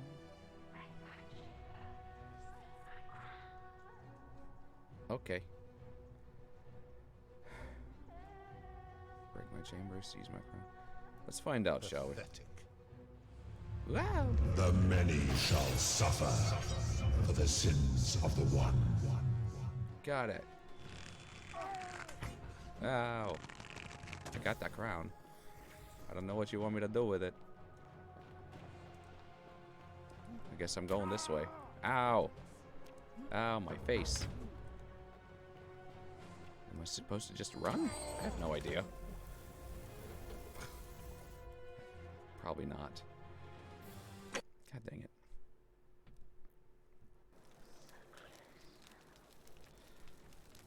Ugh. Alright, I guess I'll...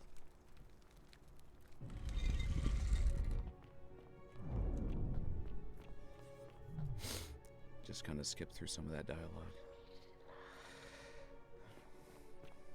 Blah, blah, blah. And here. Blah, blah, blah. And what the dead...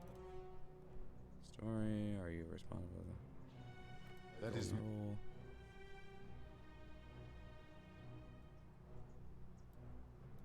Very Oh, no. well.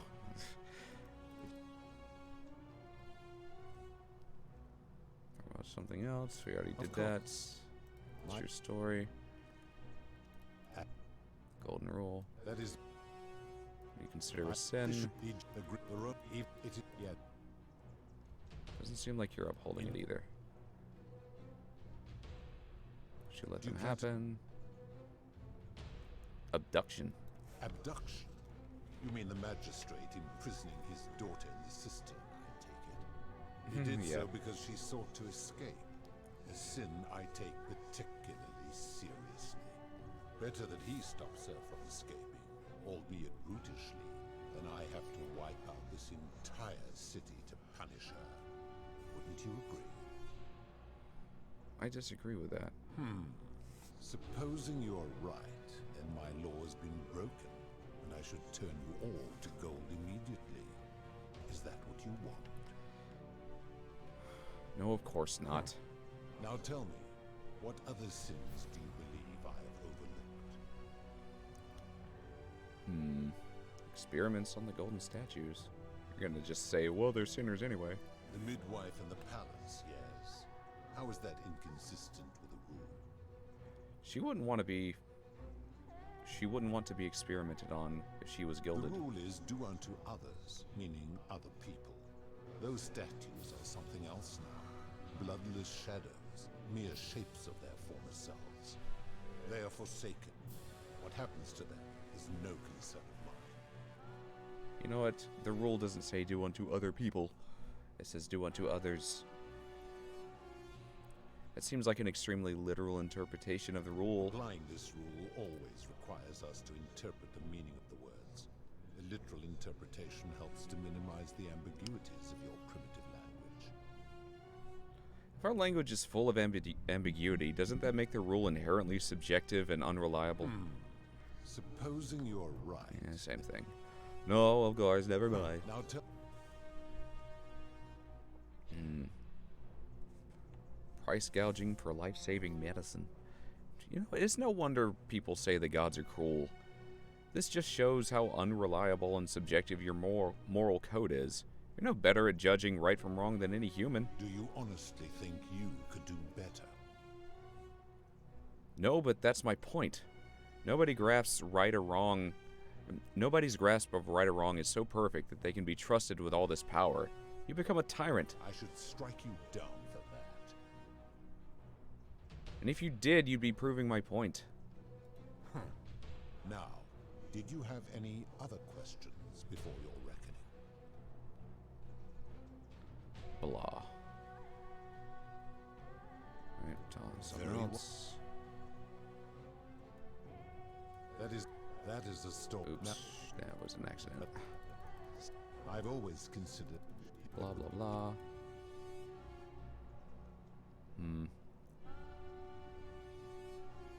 Enough. Blah, blah, blah. How do you know when people sin? I've seen some terrible things. Price gouging for life-saving medicine. The merchant. How is that inconsistent with the rule I've outlined? He wouldn't want someone else to demand an outrageous price for the medicine he needed if he was dying. I disagree. Having watched this merchant, that is precisely what he would expect from others, and he would be quite capable of paying the price anyway. You can't know what he would expect, you're just speculating. Applying this rule always requires speculation to some degree. It requires us to ask what another person would want if they found themselves in another situation. Doesn't that make it inherently subjective and unreliable? Not if we're wise enough to know the mind of man. And you think you know the minds of other people? Supposing you're... Alright. Right, you know it. Okay. Golden bow. My chambers, he's my crown. Alright. The many shall suffer for the sins of the one. Don't even know what it does. Crown worn by Persephone. Or Proserpina. I took a crown. Now what? You will suffer eternal torment for this. Alright, now. There we go, now I can actually go. I was stuck on it last time. Hello. Hello, Goldies. Whoa.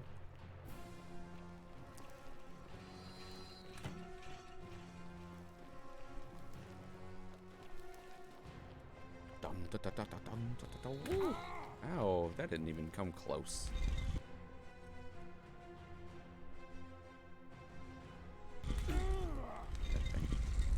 Can you not?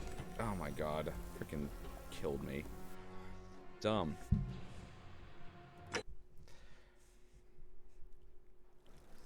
Oh my god, are you gonna make me do this whole part again? Okay. Next time I'm just saving. Guys, you are like tripping at the finish line with this last part. Fine, I'm just gonna shoot her.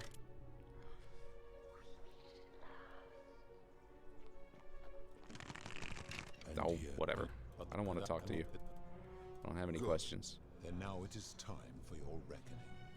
It has long been within my power to see into the hearts of mortals and weigh their deeds in life. But when I peer into you, I see only a blank slate, as if you did not exist until you appeared in this city. How is this possible? Because I'm a video game player. Where did you find this one? I do not remember ferrying you. How did you come here? Turn the game on. I'm from the future!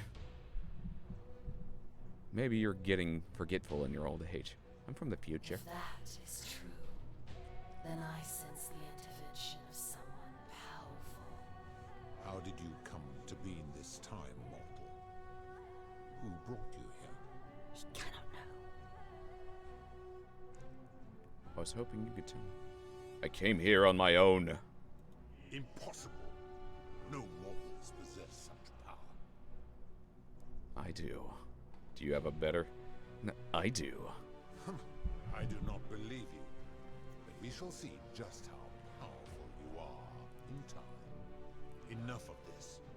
It seems I will need to put your reckoning on hold for now. But answer this. Why have you come here? What is it you seek? I'd like to put an end to the golden rule. Your hubris is amusing, so I will allow you to make your case.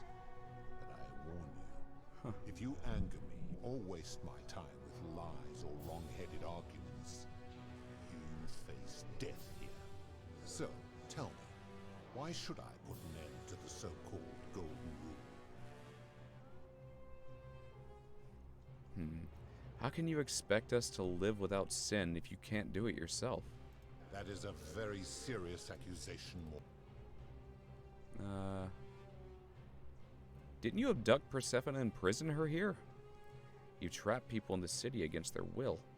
You've given terrible punishments to hundreds of people, some for minor sins, and some who committed no sins at all.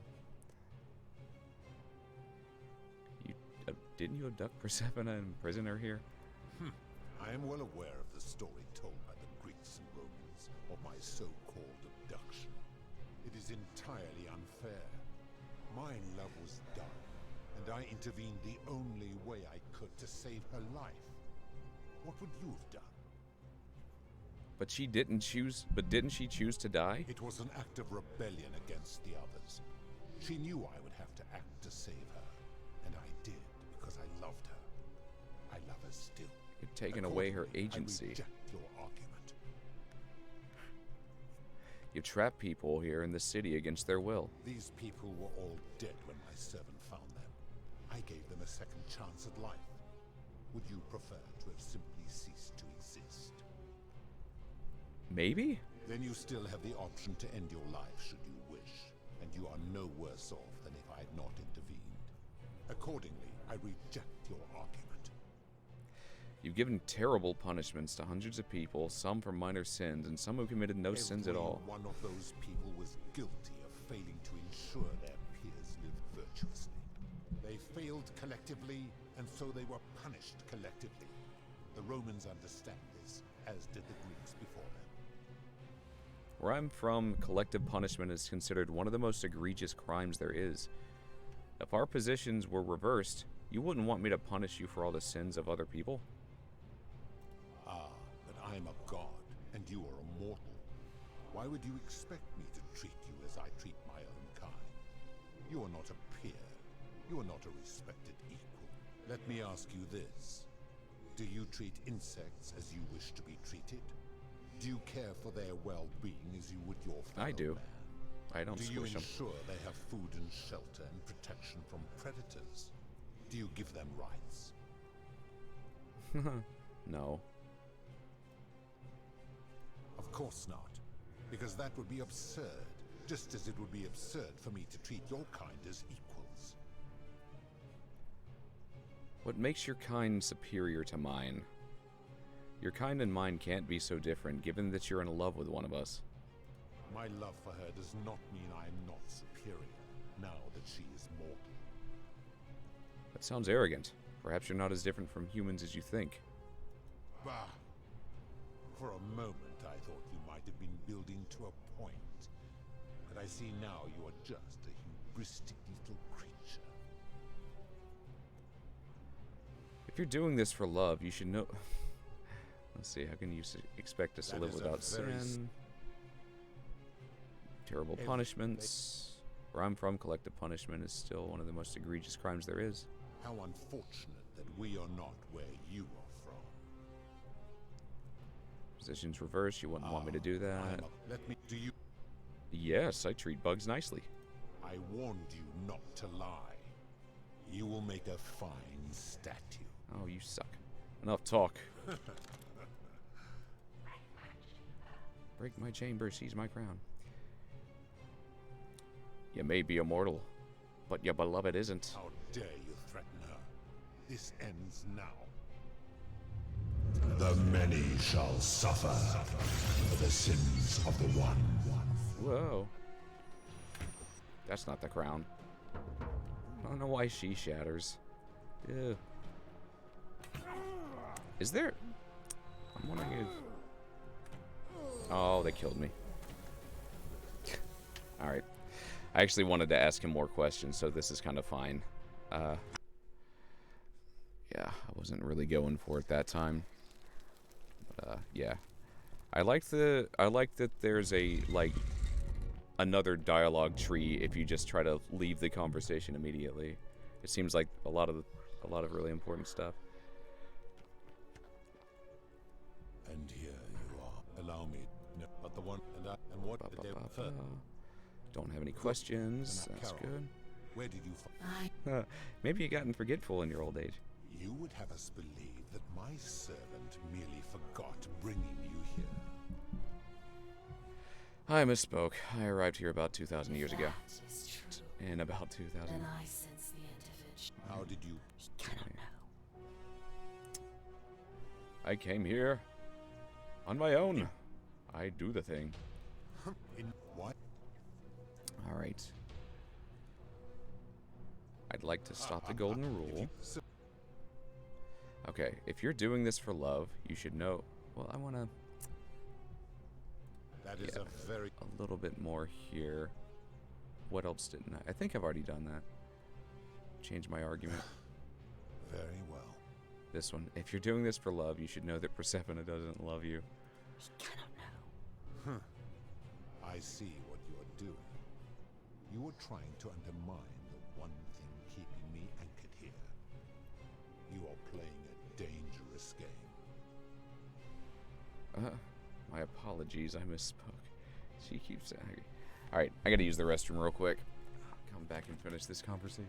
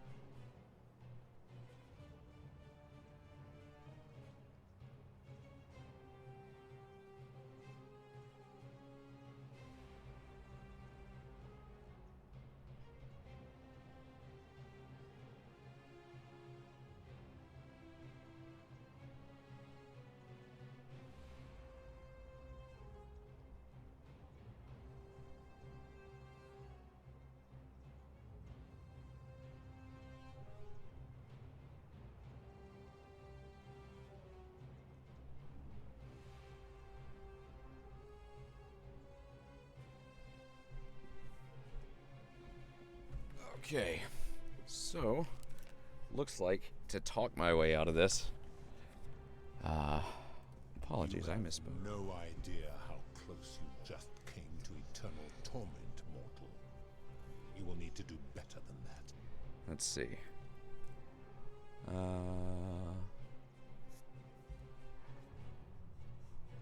Blah, blah, blah. I'll restart this conversation then. Looks like I need to actually do the... The many shall suffer for the sins of the one. Alright. Kill me. Do the thing. There's a very specific dialogue tree. Dude, I'm right here. Shoot me.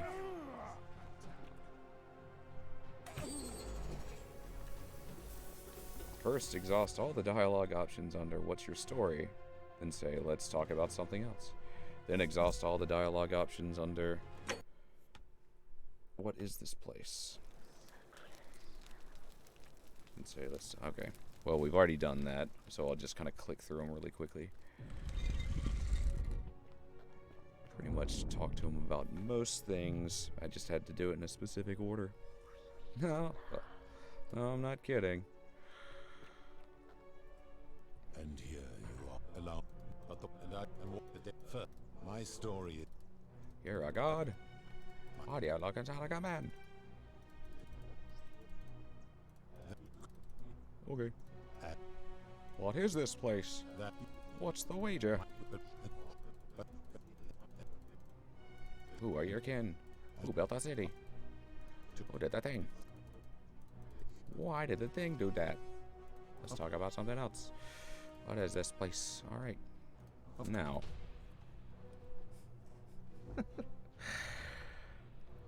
Are you responsible for the golden rule? That is merely the name your people. Yes.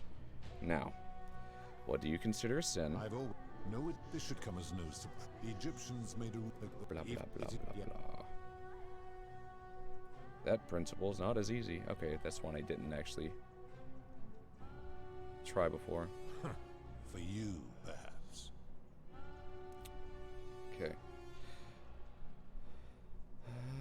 I've seen terrible Do you plan to things. speak in sweeping generalizations, or are you going to give me an Experiments on golden The statues. midwife in the palace, yeah.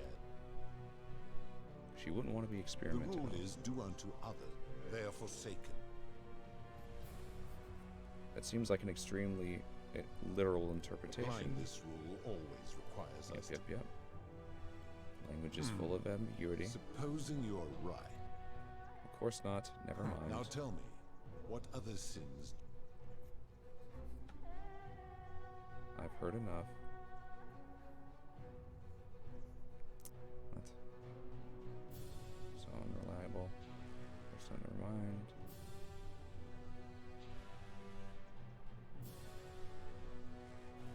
Do you honestly think you could do better? Say that. No, but that's my point. I should strike you. And if you did, you'd be proving my point. Now, did you have any... Let's talk about something else. That's all the questions I had. Good.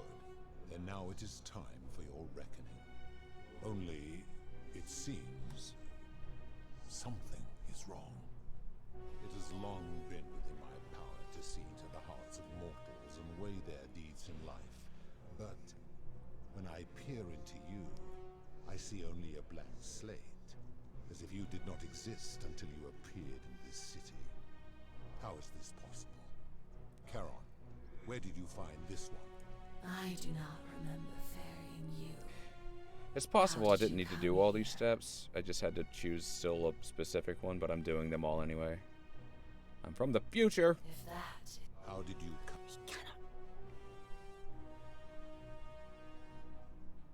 Not possible. Or not positive. I was hoping you could tell me. I do not know. My kin departed long ago, and Proserpina has slumbered for 3,000 years. Shouldn't you know this, as the god of the underworld? Tread lightly, mortal. Enough of this. It seems I will need to put your reckoning on hold for now. But answer this.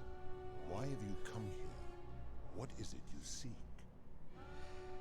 I'd like to put an end to the golden rule. Your hubris is... If you... The golden rule is corrupting this city and ensuring you'll never win the wager. How so? Yeah, an option that wasn't there before. You have made a grave allegation, Okay. and I expect you to back it up. Rufius has become so paranoid that he's jumping at shadows, like Virgil's sexuality. So Decius is price gouging for life-saving medicine because he knows nobody can take it by force. Aurelia is exploiting people's desperation, escape by selling hemlock. Malleolus has trapped people in debt bondage by convincing them that rebelling would break your law. Yeah, the only one here is, Rufius, that we haven't seen. He is a volatile and confused fellow, that one. How can you expect us to live without... Let's see. Rufius. Let's live without sin. You expect us to live without sin? That's all the examples I can think of. Pathetic. You will need to do a lot better than that. How can you expect us to live without sin if you can't do it yourself? That is a very serious accusation, mortal. What sin have I committed? What evidence do you have to support it? You've given terrible punishments to hundreds of people. Every one of those... I already heard this one, alright. What makes your kind superior to mine? If our positions were reversed... do you... No. What makes your kind superior to mine? Where to begin, in which time we accumulate vast wisdom and a mastery of technology you cannot begin to imagine. Alright, new dialogue. Why does wisdom and technology make you superior? Because that is the source of our power over you. So, you think you're not obliged to treat us fairly because you're more powerful than us? You could say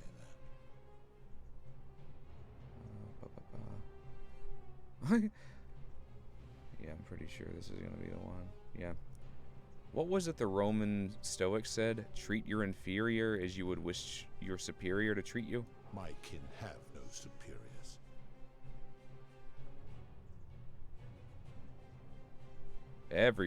Let's see. But didn't you say Jupiter was your leader? There's a hierarchy within your kin. That is true. Go on. So, are you treating humans the way you would wish Jupiter to treat you? Make your point, mortal. I'm saying, if you can't follow your own rule, how can you expect humans to? Let me ponder that for a moment. If you are right, then it would follow that all this time I have been in the wrong. But no, the very thought of it grieves me. How can I accept your argument when doing so would make me a tyrant and a monster? You're not a monster. You're a human and you made a mistake. Wait, what? What are you saying? Humans make mistakes. It's our nature. It's in our nature. You have spoken eloquently, and yet, if what you say is true, it follows that my wager was fatally flawed from the beginning. But that would mean Jupiter, Proserpina's father, who knew more about you than anyone, proposed a wager I could never win. Why would he do that? Perhaps he made a mistake too. A mistake? But he is the best and greatest of us. Perhaps when you took on human form, you took on some human foibles as well. Your words sting me, mortal. But perhaps it is what I deserve. As difficult as this is to admit, I have suspected as much for a long time now. And I cannot deny it any longer. I've been so fixated on taking my beloved to Elysium that every time one of you sinned, it wore away my hope of being with her again. In time, I began to despise your kind for making her believe that you could ever be better than you are. But my rage was not born of malice. Quite the opposite. Everything I have done, I did because I loved her. Who knew this empathy of yours, which you celebrate so much, could have such a dark underside? This has gone on too long. It is time for me to let go of this form, of her, of all of you. But know this. If I abandon the wager and leave for Elysium, neither she nor your kind may ever ascend. We just want to return to the world. Very well. I will have Charon make arrangements to ferry the others. But as for you, be aware you will be separated from the rest. Why? Once this exodus begins, the events that brought you to this moment will never have taken place, and you will have created a paradox. What will become of you is difficult to predict, but that is the risk you have taken by interfering in the natural flow of time. Now, are you ready? I'm ready. Farewell, mortal. Yay, I talked my way out of it. I only had to look up all the answers.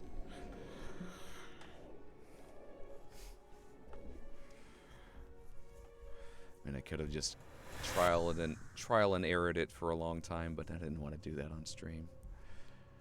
All right, hello, Al. Oh. Hi there. Gave me a bit of a fright. Thought I was in here alone. I'm Al. Al Worth? I came here to find you. Well, here I am. We beat the pacifist I'm run. sorry, I didn't catch your name. I'm Darby. I was hoping you would know who I am. Know who you are? I barely remember how I got here myself. Oh, did that lady in the forest send you in here after me?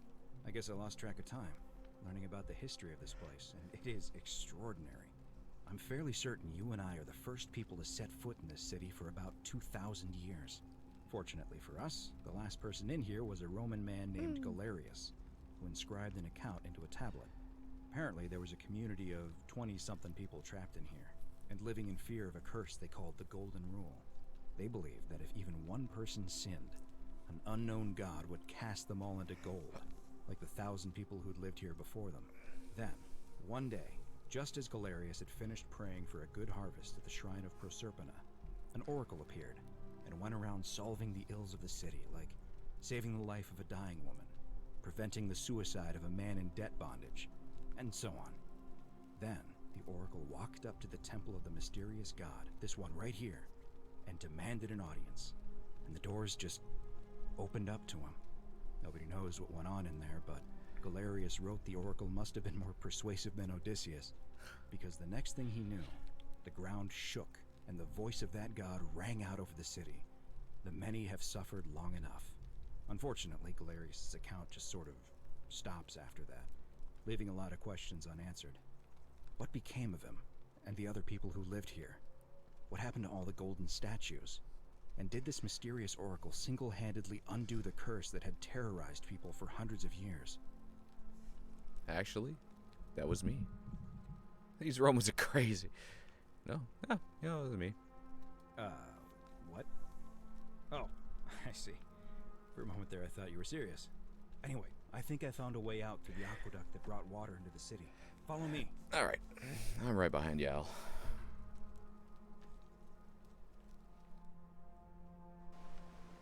Hooray! Al Worth. I'm gonna pause here for a moment and make sure nobody else has ever lured into this temple.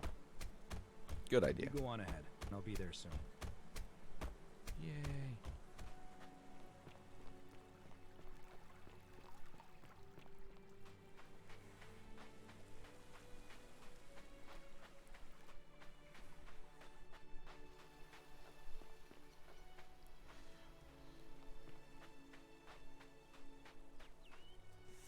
You're back. Hi, Karen.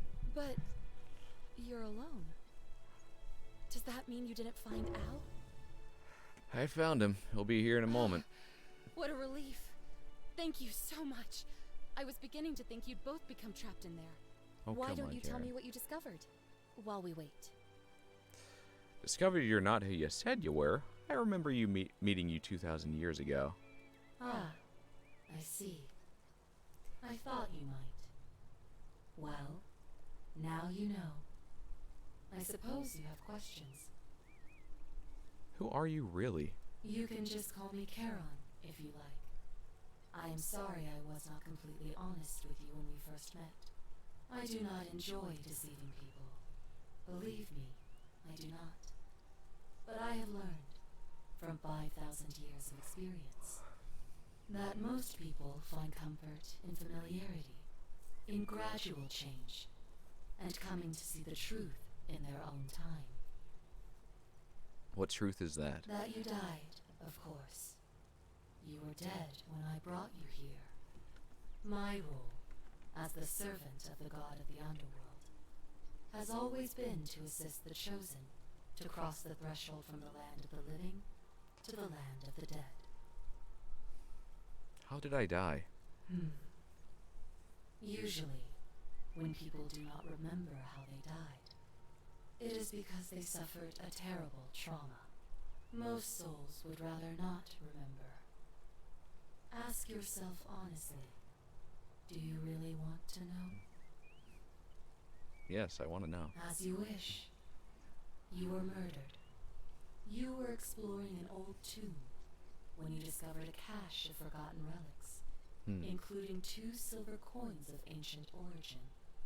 Unfortunately, as you emerged into daylight, you were set upon by 2 thieves.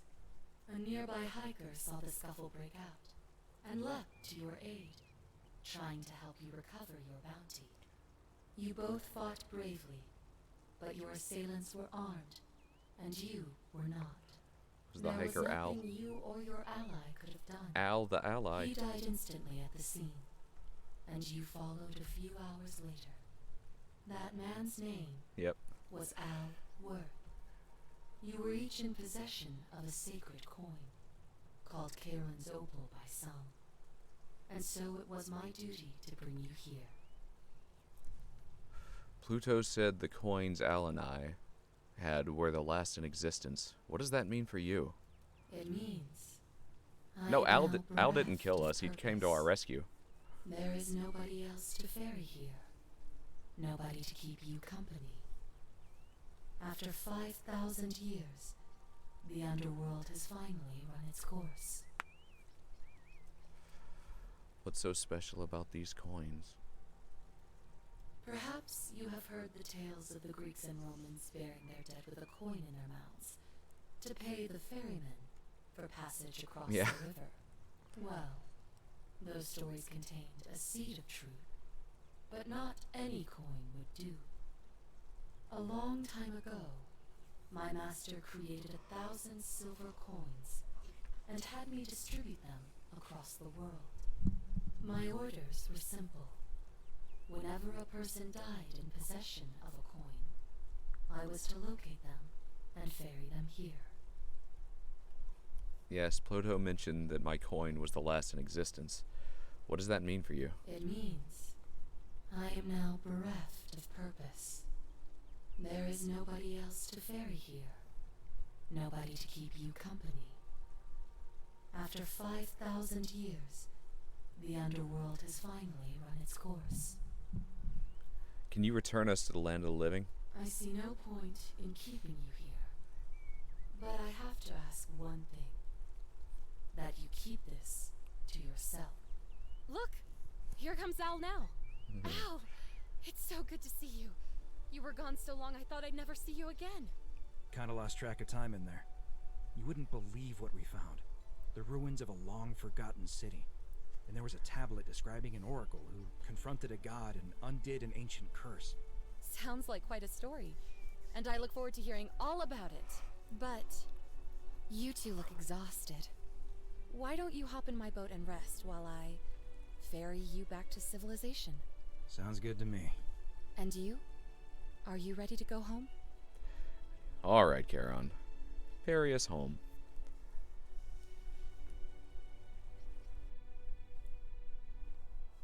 One year later. Cool. Ooh.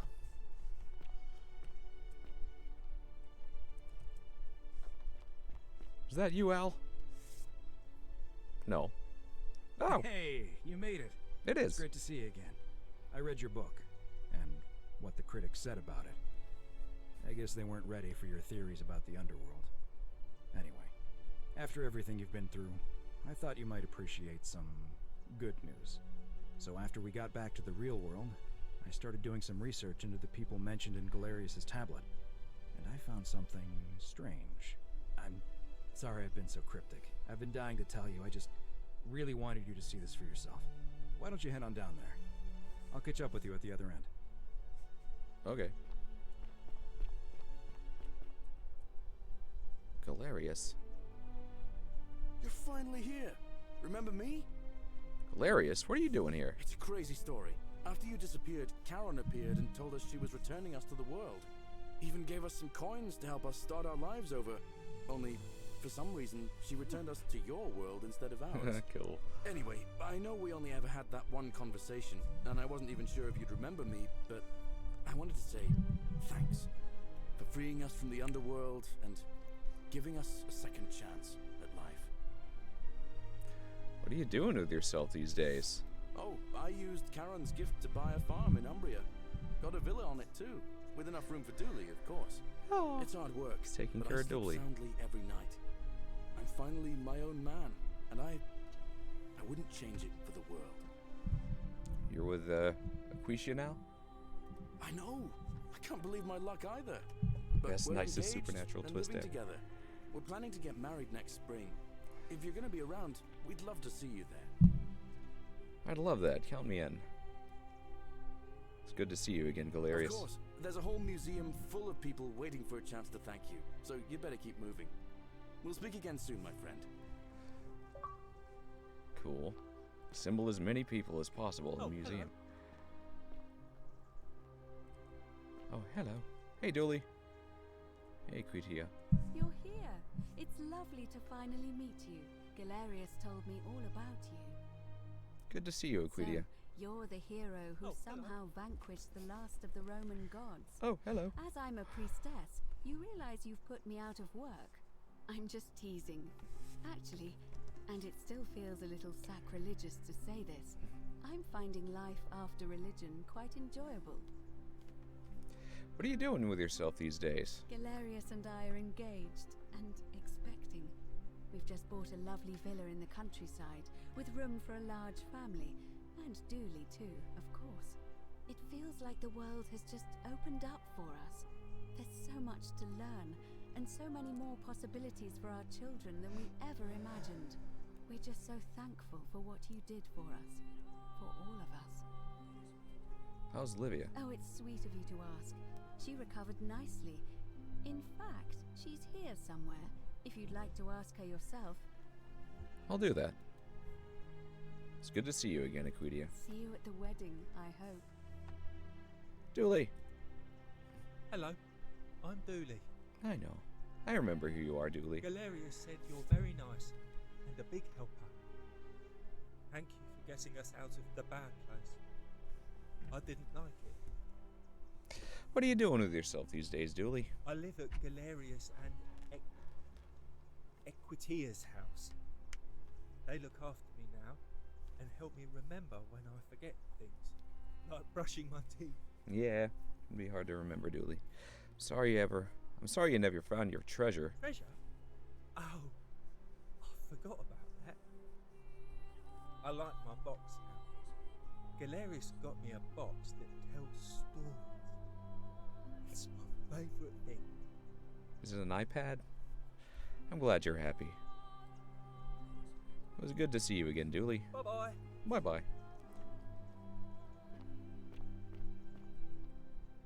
Ulia, yay. You're alive?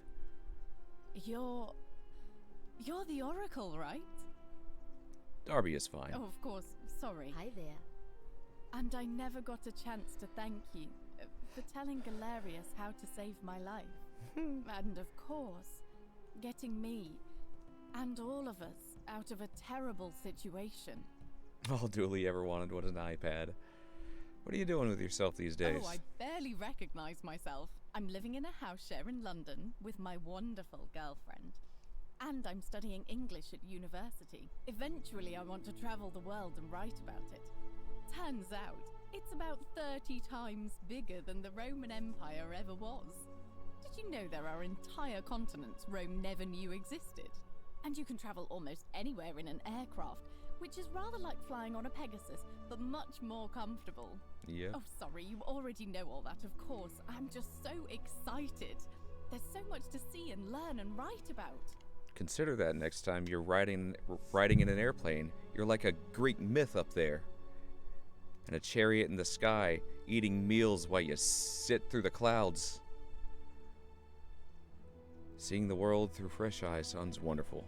I have noticed people from your time have no idea how fortunate they are. I hope to change that. One day. Whatever happened to Malleolus and Claudia? Last I heard, Malleolus kept insisting he was the last rightful ruler of the Roman Empire, and wound up being committed to a psychiatric Delusions of grandeur. hospital. As for Claudia, she was always so viciously unhappy. Someone said she'd blown all her money on wine, trying to drink herself back to the underworld. After the horrific way they treated Ulpius and me, I can't help feeling a sense of... what's that German word? Schadenfreude? I think you're allowed to feel that way. Thank you. You're very kind. Whatever happened to Aurelia? Ugh. Someone told me she was boasting about getting her claws into some rich prince, and how she was going to be living the high life from now on. Even in your time, life still isn't fair. Apparently, he'd proposed before they'd even met. And last I heard, she'd bought herself a first-class one-way ticket to join him in some exotic place called... what was it? Nigeria? Some people have all the luck. I knew it. Aurelia fell for a Nigerian prince scam. That's some good karma. Don't worry, something tells me she's gonna get what she deserves. Well, you are the oracle, so I suppose I'll take your word for it. I feel better already. Thank you. It was good to see you again, Julia. You too. If you're ever in London, let me know. We can go to bars and drink wine and listen to the stories of the 9 million people who live there. I would love to hang out with you. I'll take you up on that. I hope so.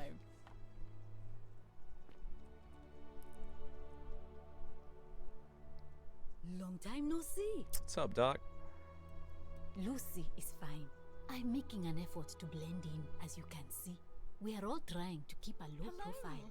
Yeah. If the world knew we died 2,000 years ago and were suddenly brought back to life 12 months ago, they'd never leave us alone. Speaking of which, I wanted to say thank you in person. I'd say the gods smile on you, but I hear you drove the last of them off. So... what are you doing with yourself these days, Lucretia? Lucy? I'm studying to get into medical school. As much as I resented the responsibility of keeping everyone in the city alive, when it ended, I realized I missed it. So I guess I'll just keep saving the world, if begrudgingly, one patient at a time.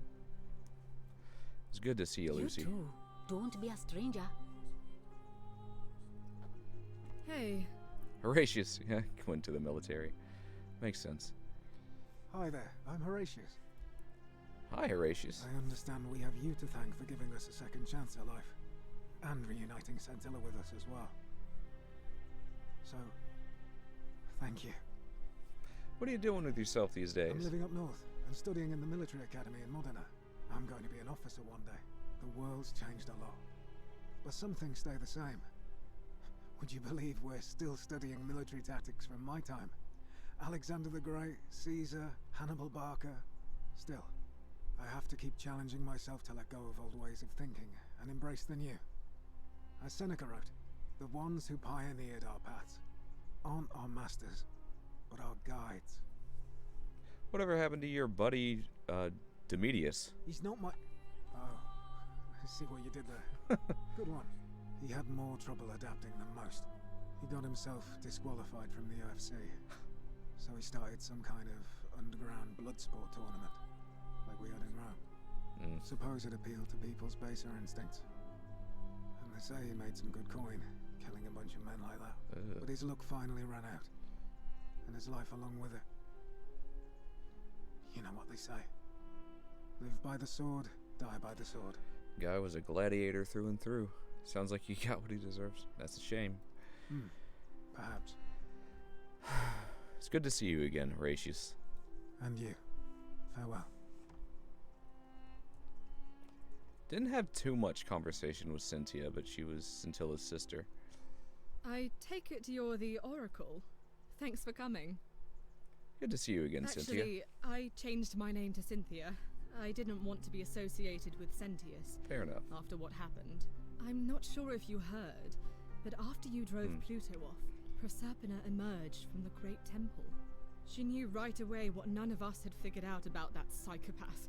He'd been keeping my little sister locked up in the upper cistern all that time. But he's been dealt with. He's... you know what? The important thing is, we'll never see him again. What are you doing with yourself? Anything I want. I'm a woman of means in a vast new world. I can go wherever and do whatever I please. Of course, I mostly just stay in my villa and have my servant Alexa summon things for me, because it's just awful out there. Barbarians everywhere. What happened to Scintius? He's still there, all alone. The last golden statue in the underworld. Trapped in a metal shell, slowly losing his mind until the end of time. Eternal torment. Just what he deserves, if you ask me. Whew. Seems a bit excessive, don't you think? Meh. I try not to think about him at all. It's good to see you again, Cynthia. You too. See you around. Good is an option. Yay! Georges. Hello. Nice Greetings, my purple friend. suit. It is a sincere pleasure to see you once again. Good to see you too, Georgius. I am told we have you to thank for freeing us from Hades, and for that, Hades. I am most grateful. What are you doing with yourself these days? I am reacquainting myself with Greece. It has changed so much over the last 2,000 years, I barely recognize it. This is at once heartbreaking and thrilling. Perhaps one day, once I have seen all of this new Greece and sampled her delights, I will settle down in Santorini in a villa overlooking the Azure-Aegean Sea. I hope you will join me there and regale me with the story of how you faced off against the fearsome god of the underworld and won. Consider me there. I'll see you again, Georgius. You too, my friend. Hello, Fabia. You're here. It's so good to see you. Her Betty Rubble outfit. Hi, Fabia. I wanted to say thanks for stopping me from going into that shrine.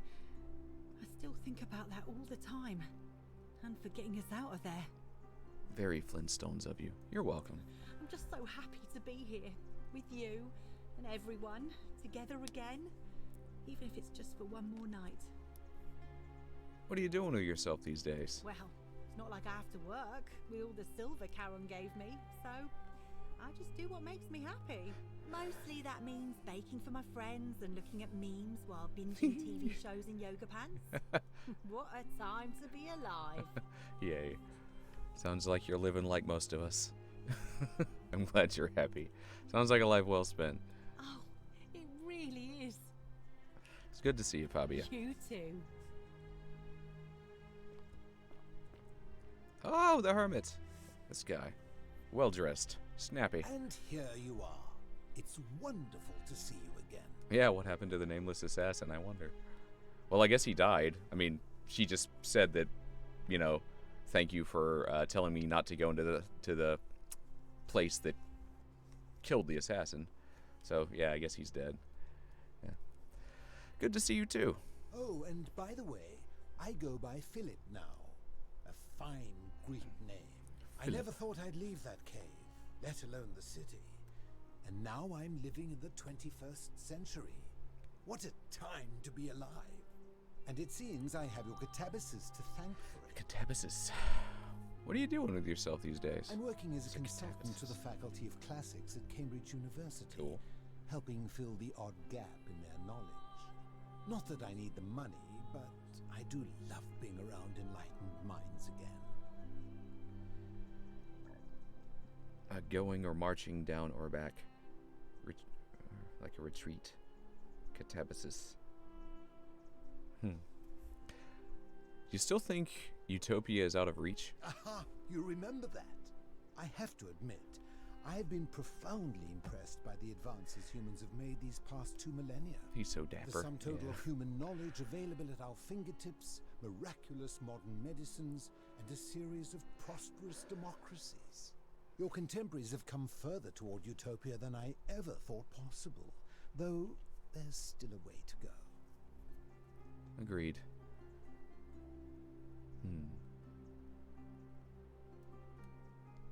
It was good to see you again.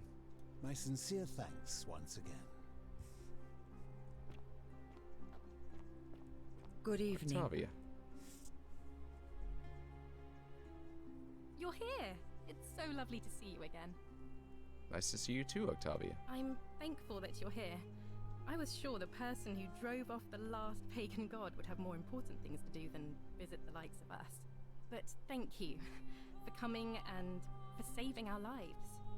What you did was extraordinary, and I'll never forget it. What are you doing with yourself, I'm living in Rome Octavia? again, in a charming little flat by the Tiber, not far from my old place. Oh, and I'm training to be a crisis counselor. Watching you persuade Ulpius not to take his own life inspired me. I just want to spend the rest of my life helping people, like you helped him.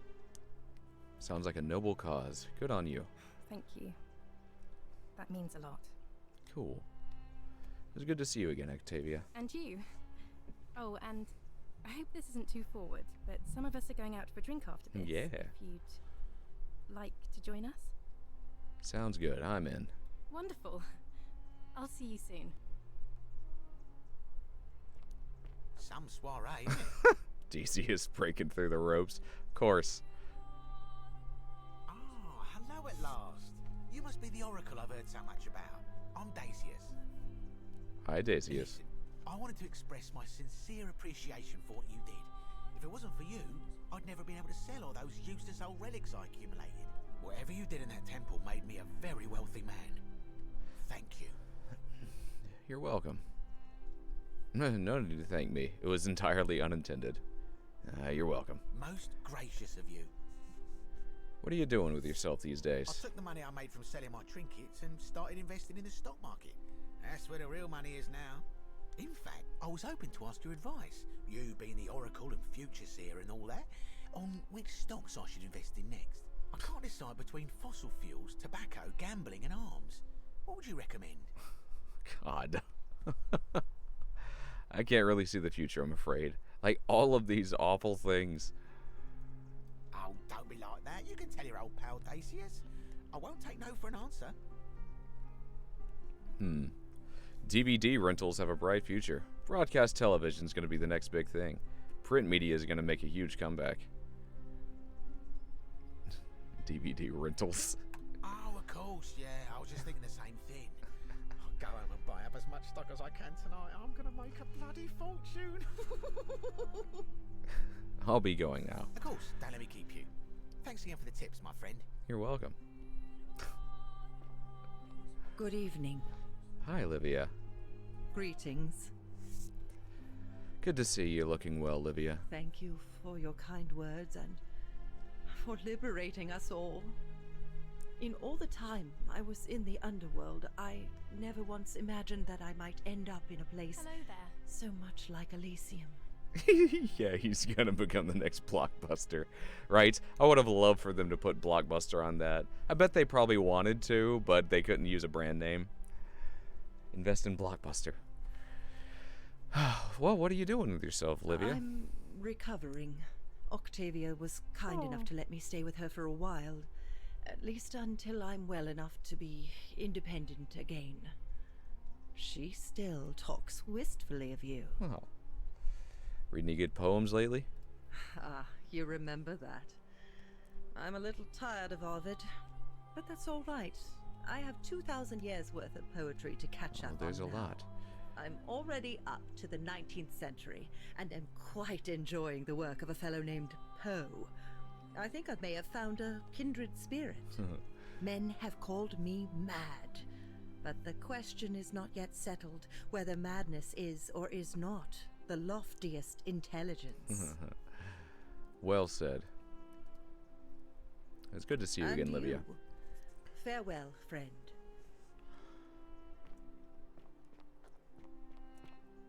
Ah, Kabash. Nice get up. Plunder any more tombs lately, my friend? No, recently, no. Good to see you too, Kabash. I must say, I am ashamed of the way I acted when we first met. If I had known you would go on to confront and triumph over the tyrant masquerading as the Lord of Silence, I would never have blocked your passage. Ah, don't worry about it. It all worked out in the end. We're all friends here. Don't worry about it, buddy. You are most gracious. I too would like to offer my thanks for releasing us from that place, and for your role in bringing us here. This world is truly wondrous. So, what are you doing with yourself? For a time, I returned to Alexandria, but they have no need of another fisherman, and I came to see there is nothing for me there. Instead, I have decided to follow the custom of your youths and backpack the world. Heck yeah. It is a great adventure, and I have met many people from many cultures. I spent the first 25 years of my life avoiding the 42 sins that would deny me access to the afterlife. Now, I think it is time I had some fun. Sounds like you've earned it. Indeed. It was good to see you again, Kabash. Thank you, Oracle.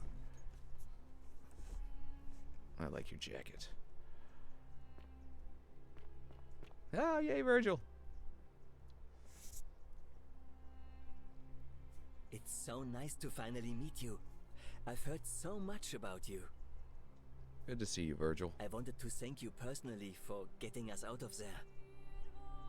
What are you doing with yourself these I'm days? studying to be an architect again, and living in a beautiful flat in Rotterdam, just down the river from Nijmegen, where I grew up. Of course, it's improved immensely since I was there last.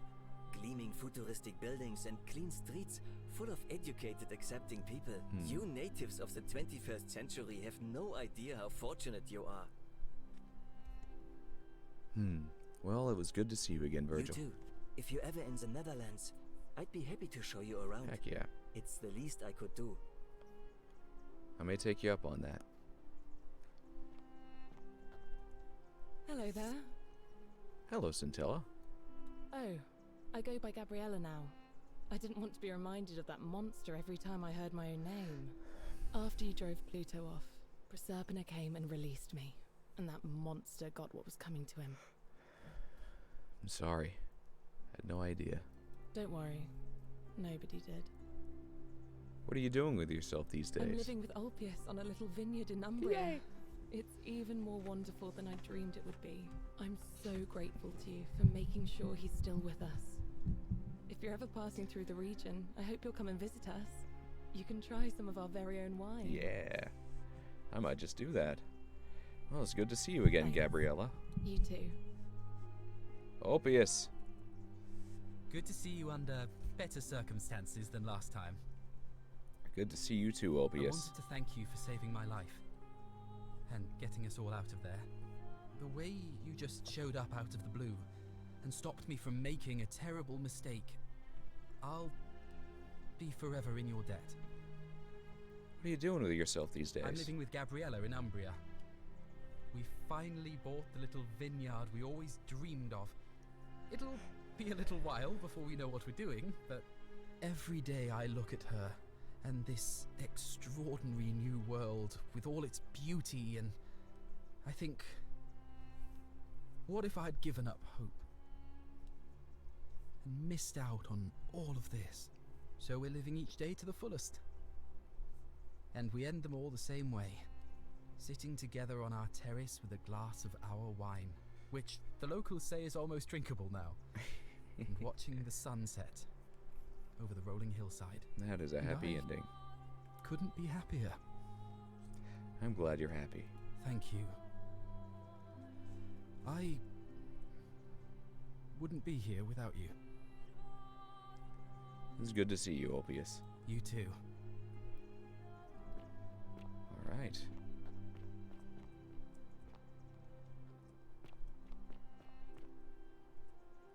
a Latin plaque which reads, "All must walk this path, to where the laws of day help the virtuous to paradise, in this city beneath the earth. The ravenous hunger of the avaricious is stated at the banks of the stream, but in vain, for none from here may return."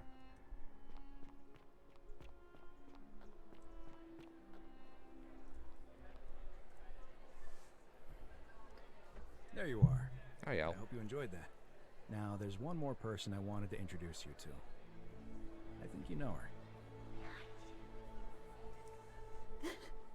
Sorry if I frightened you.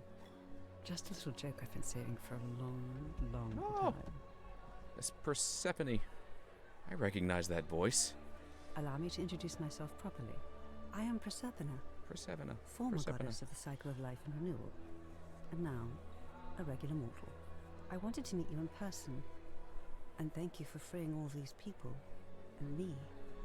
I hate to think what would have happened to us without your intervention. You were whispering to me all along. Indeed.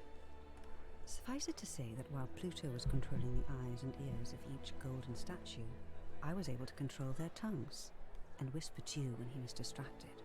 I am sorry my messages were so cryptic.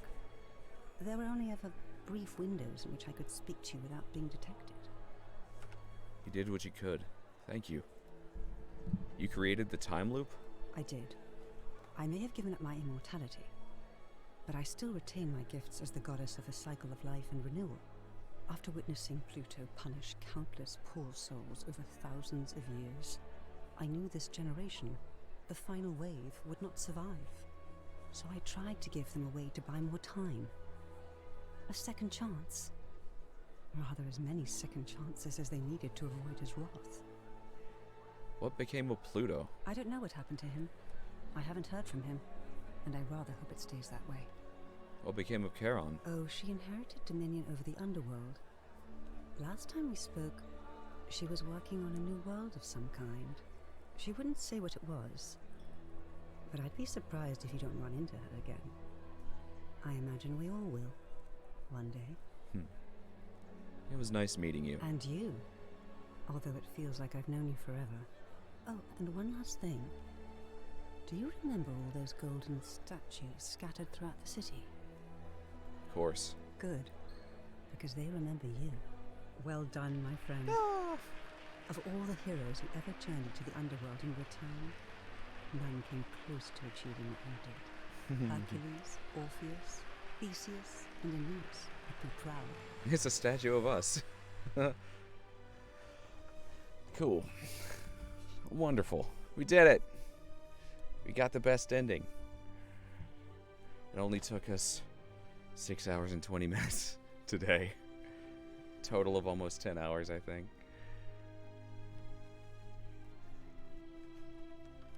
Cool. Yes. Hercules, Apollo, Demeter, and Dave, and all the great heroes of legend. Wonderful. Yeah, that was a nice little game. Very good. Very good time loop.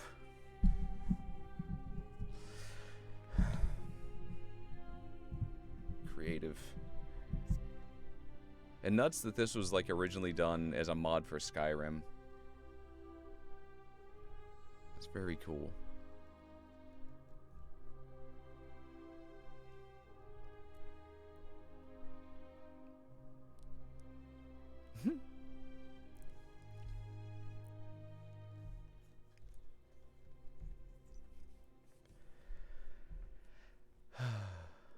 Yeah, very cool. Very good. Hey, we might see, probably see Steven's face. Where's Steve?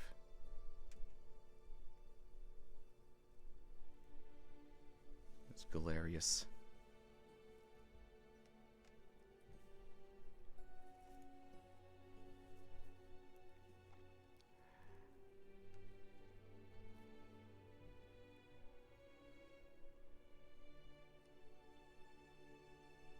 There he is.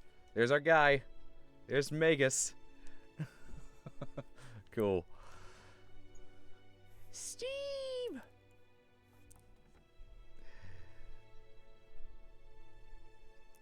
Cool.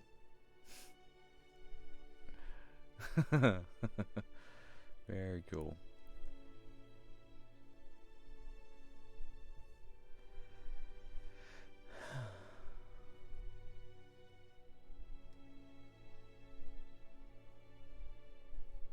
I love that they're putting their pictures in the credits. That's nice. That's a nice extra touch.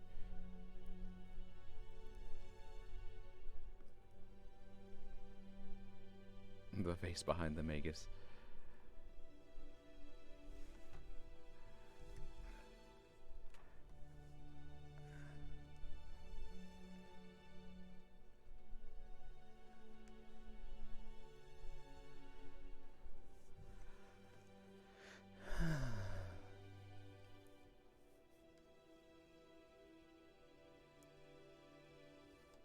Well, lovely.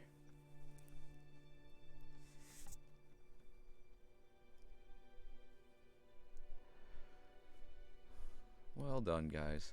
Yeah, I also have the same kind of feeling, Anton, about like some of the like dialogue tree gameplay just kind of stops the progression of the game in its tracks a little bit and just feels like, oh, come on. Like, not quite sure how else they would have done it well. I mean, it is that kind of game. But yeah, just having to go do that conversation over and over with the god of the underworld until we get it right. It's a bit of a blemish, but like otherwise the gameplay loop and the whole core of the game is very good. If you like Majora's Mask, you'll probably enjoy this.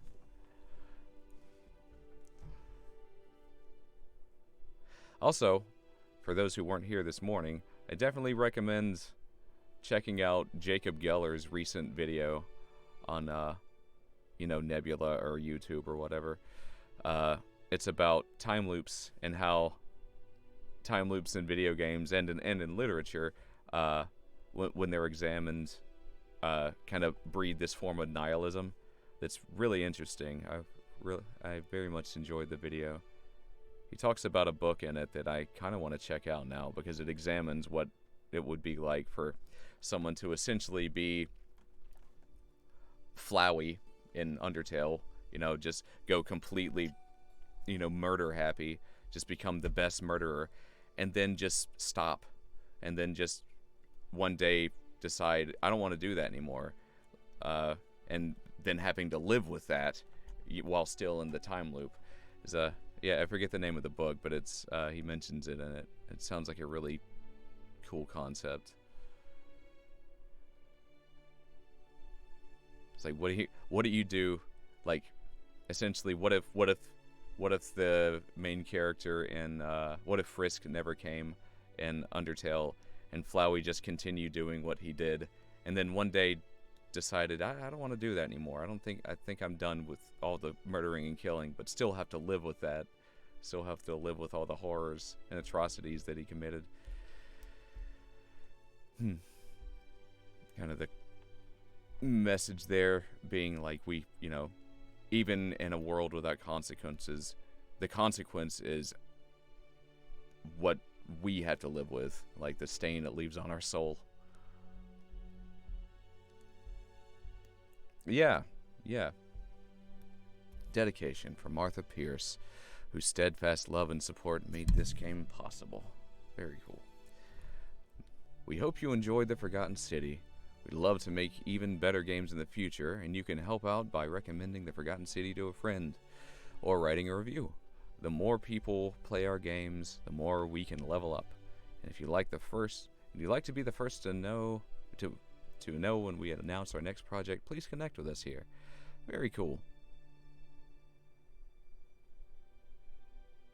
WooTube. Cool. Made a link.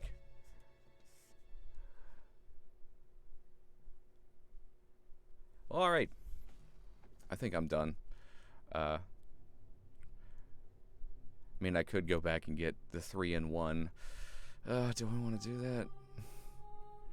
Oh, I want to do that. I'm happy with this ending. Yeah, I'm good. Feel free to look up those other two yourself.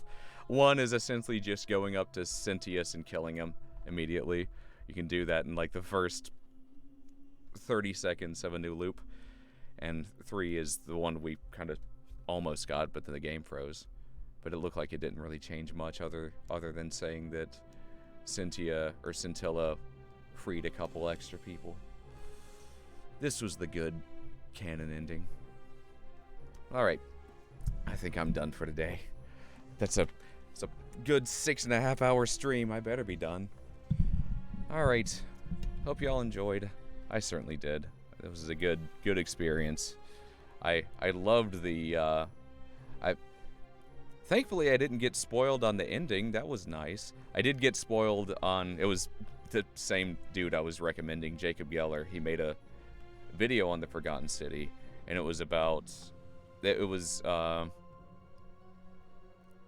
kind of delving into how like cultures are built upon each other, that kind of thing. So that the bit where we're delving deeper into like Roman, Greek, Egyptian, Sumerian, kind of playing around with that concept. It's another good video, but that's what got me interested in playing this. So yeah, I was very happy with how this all went. Yeah.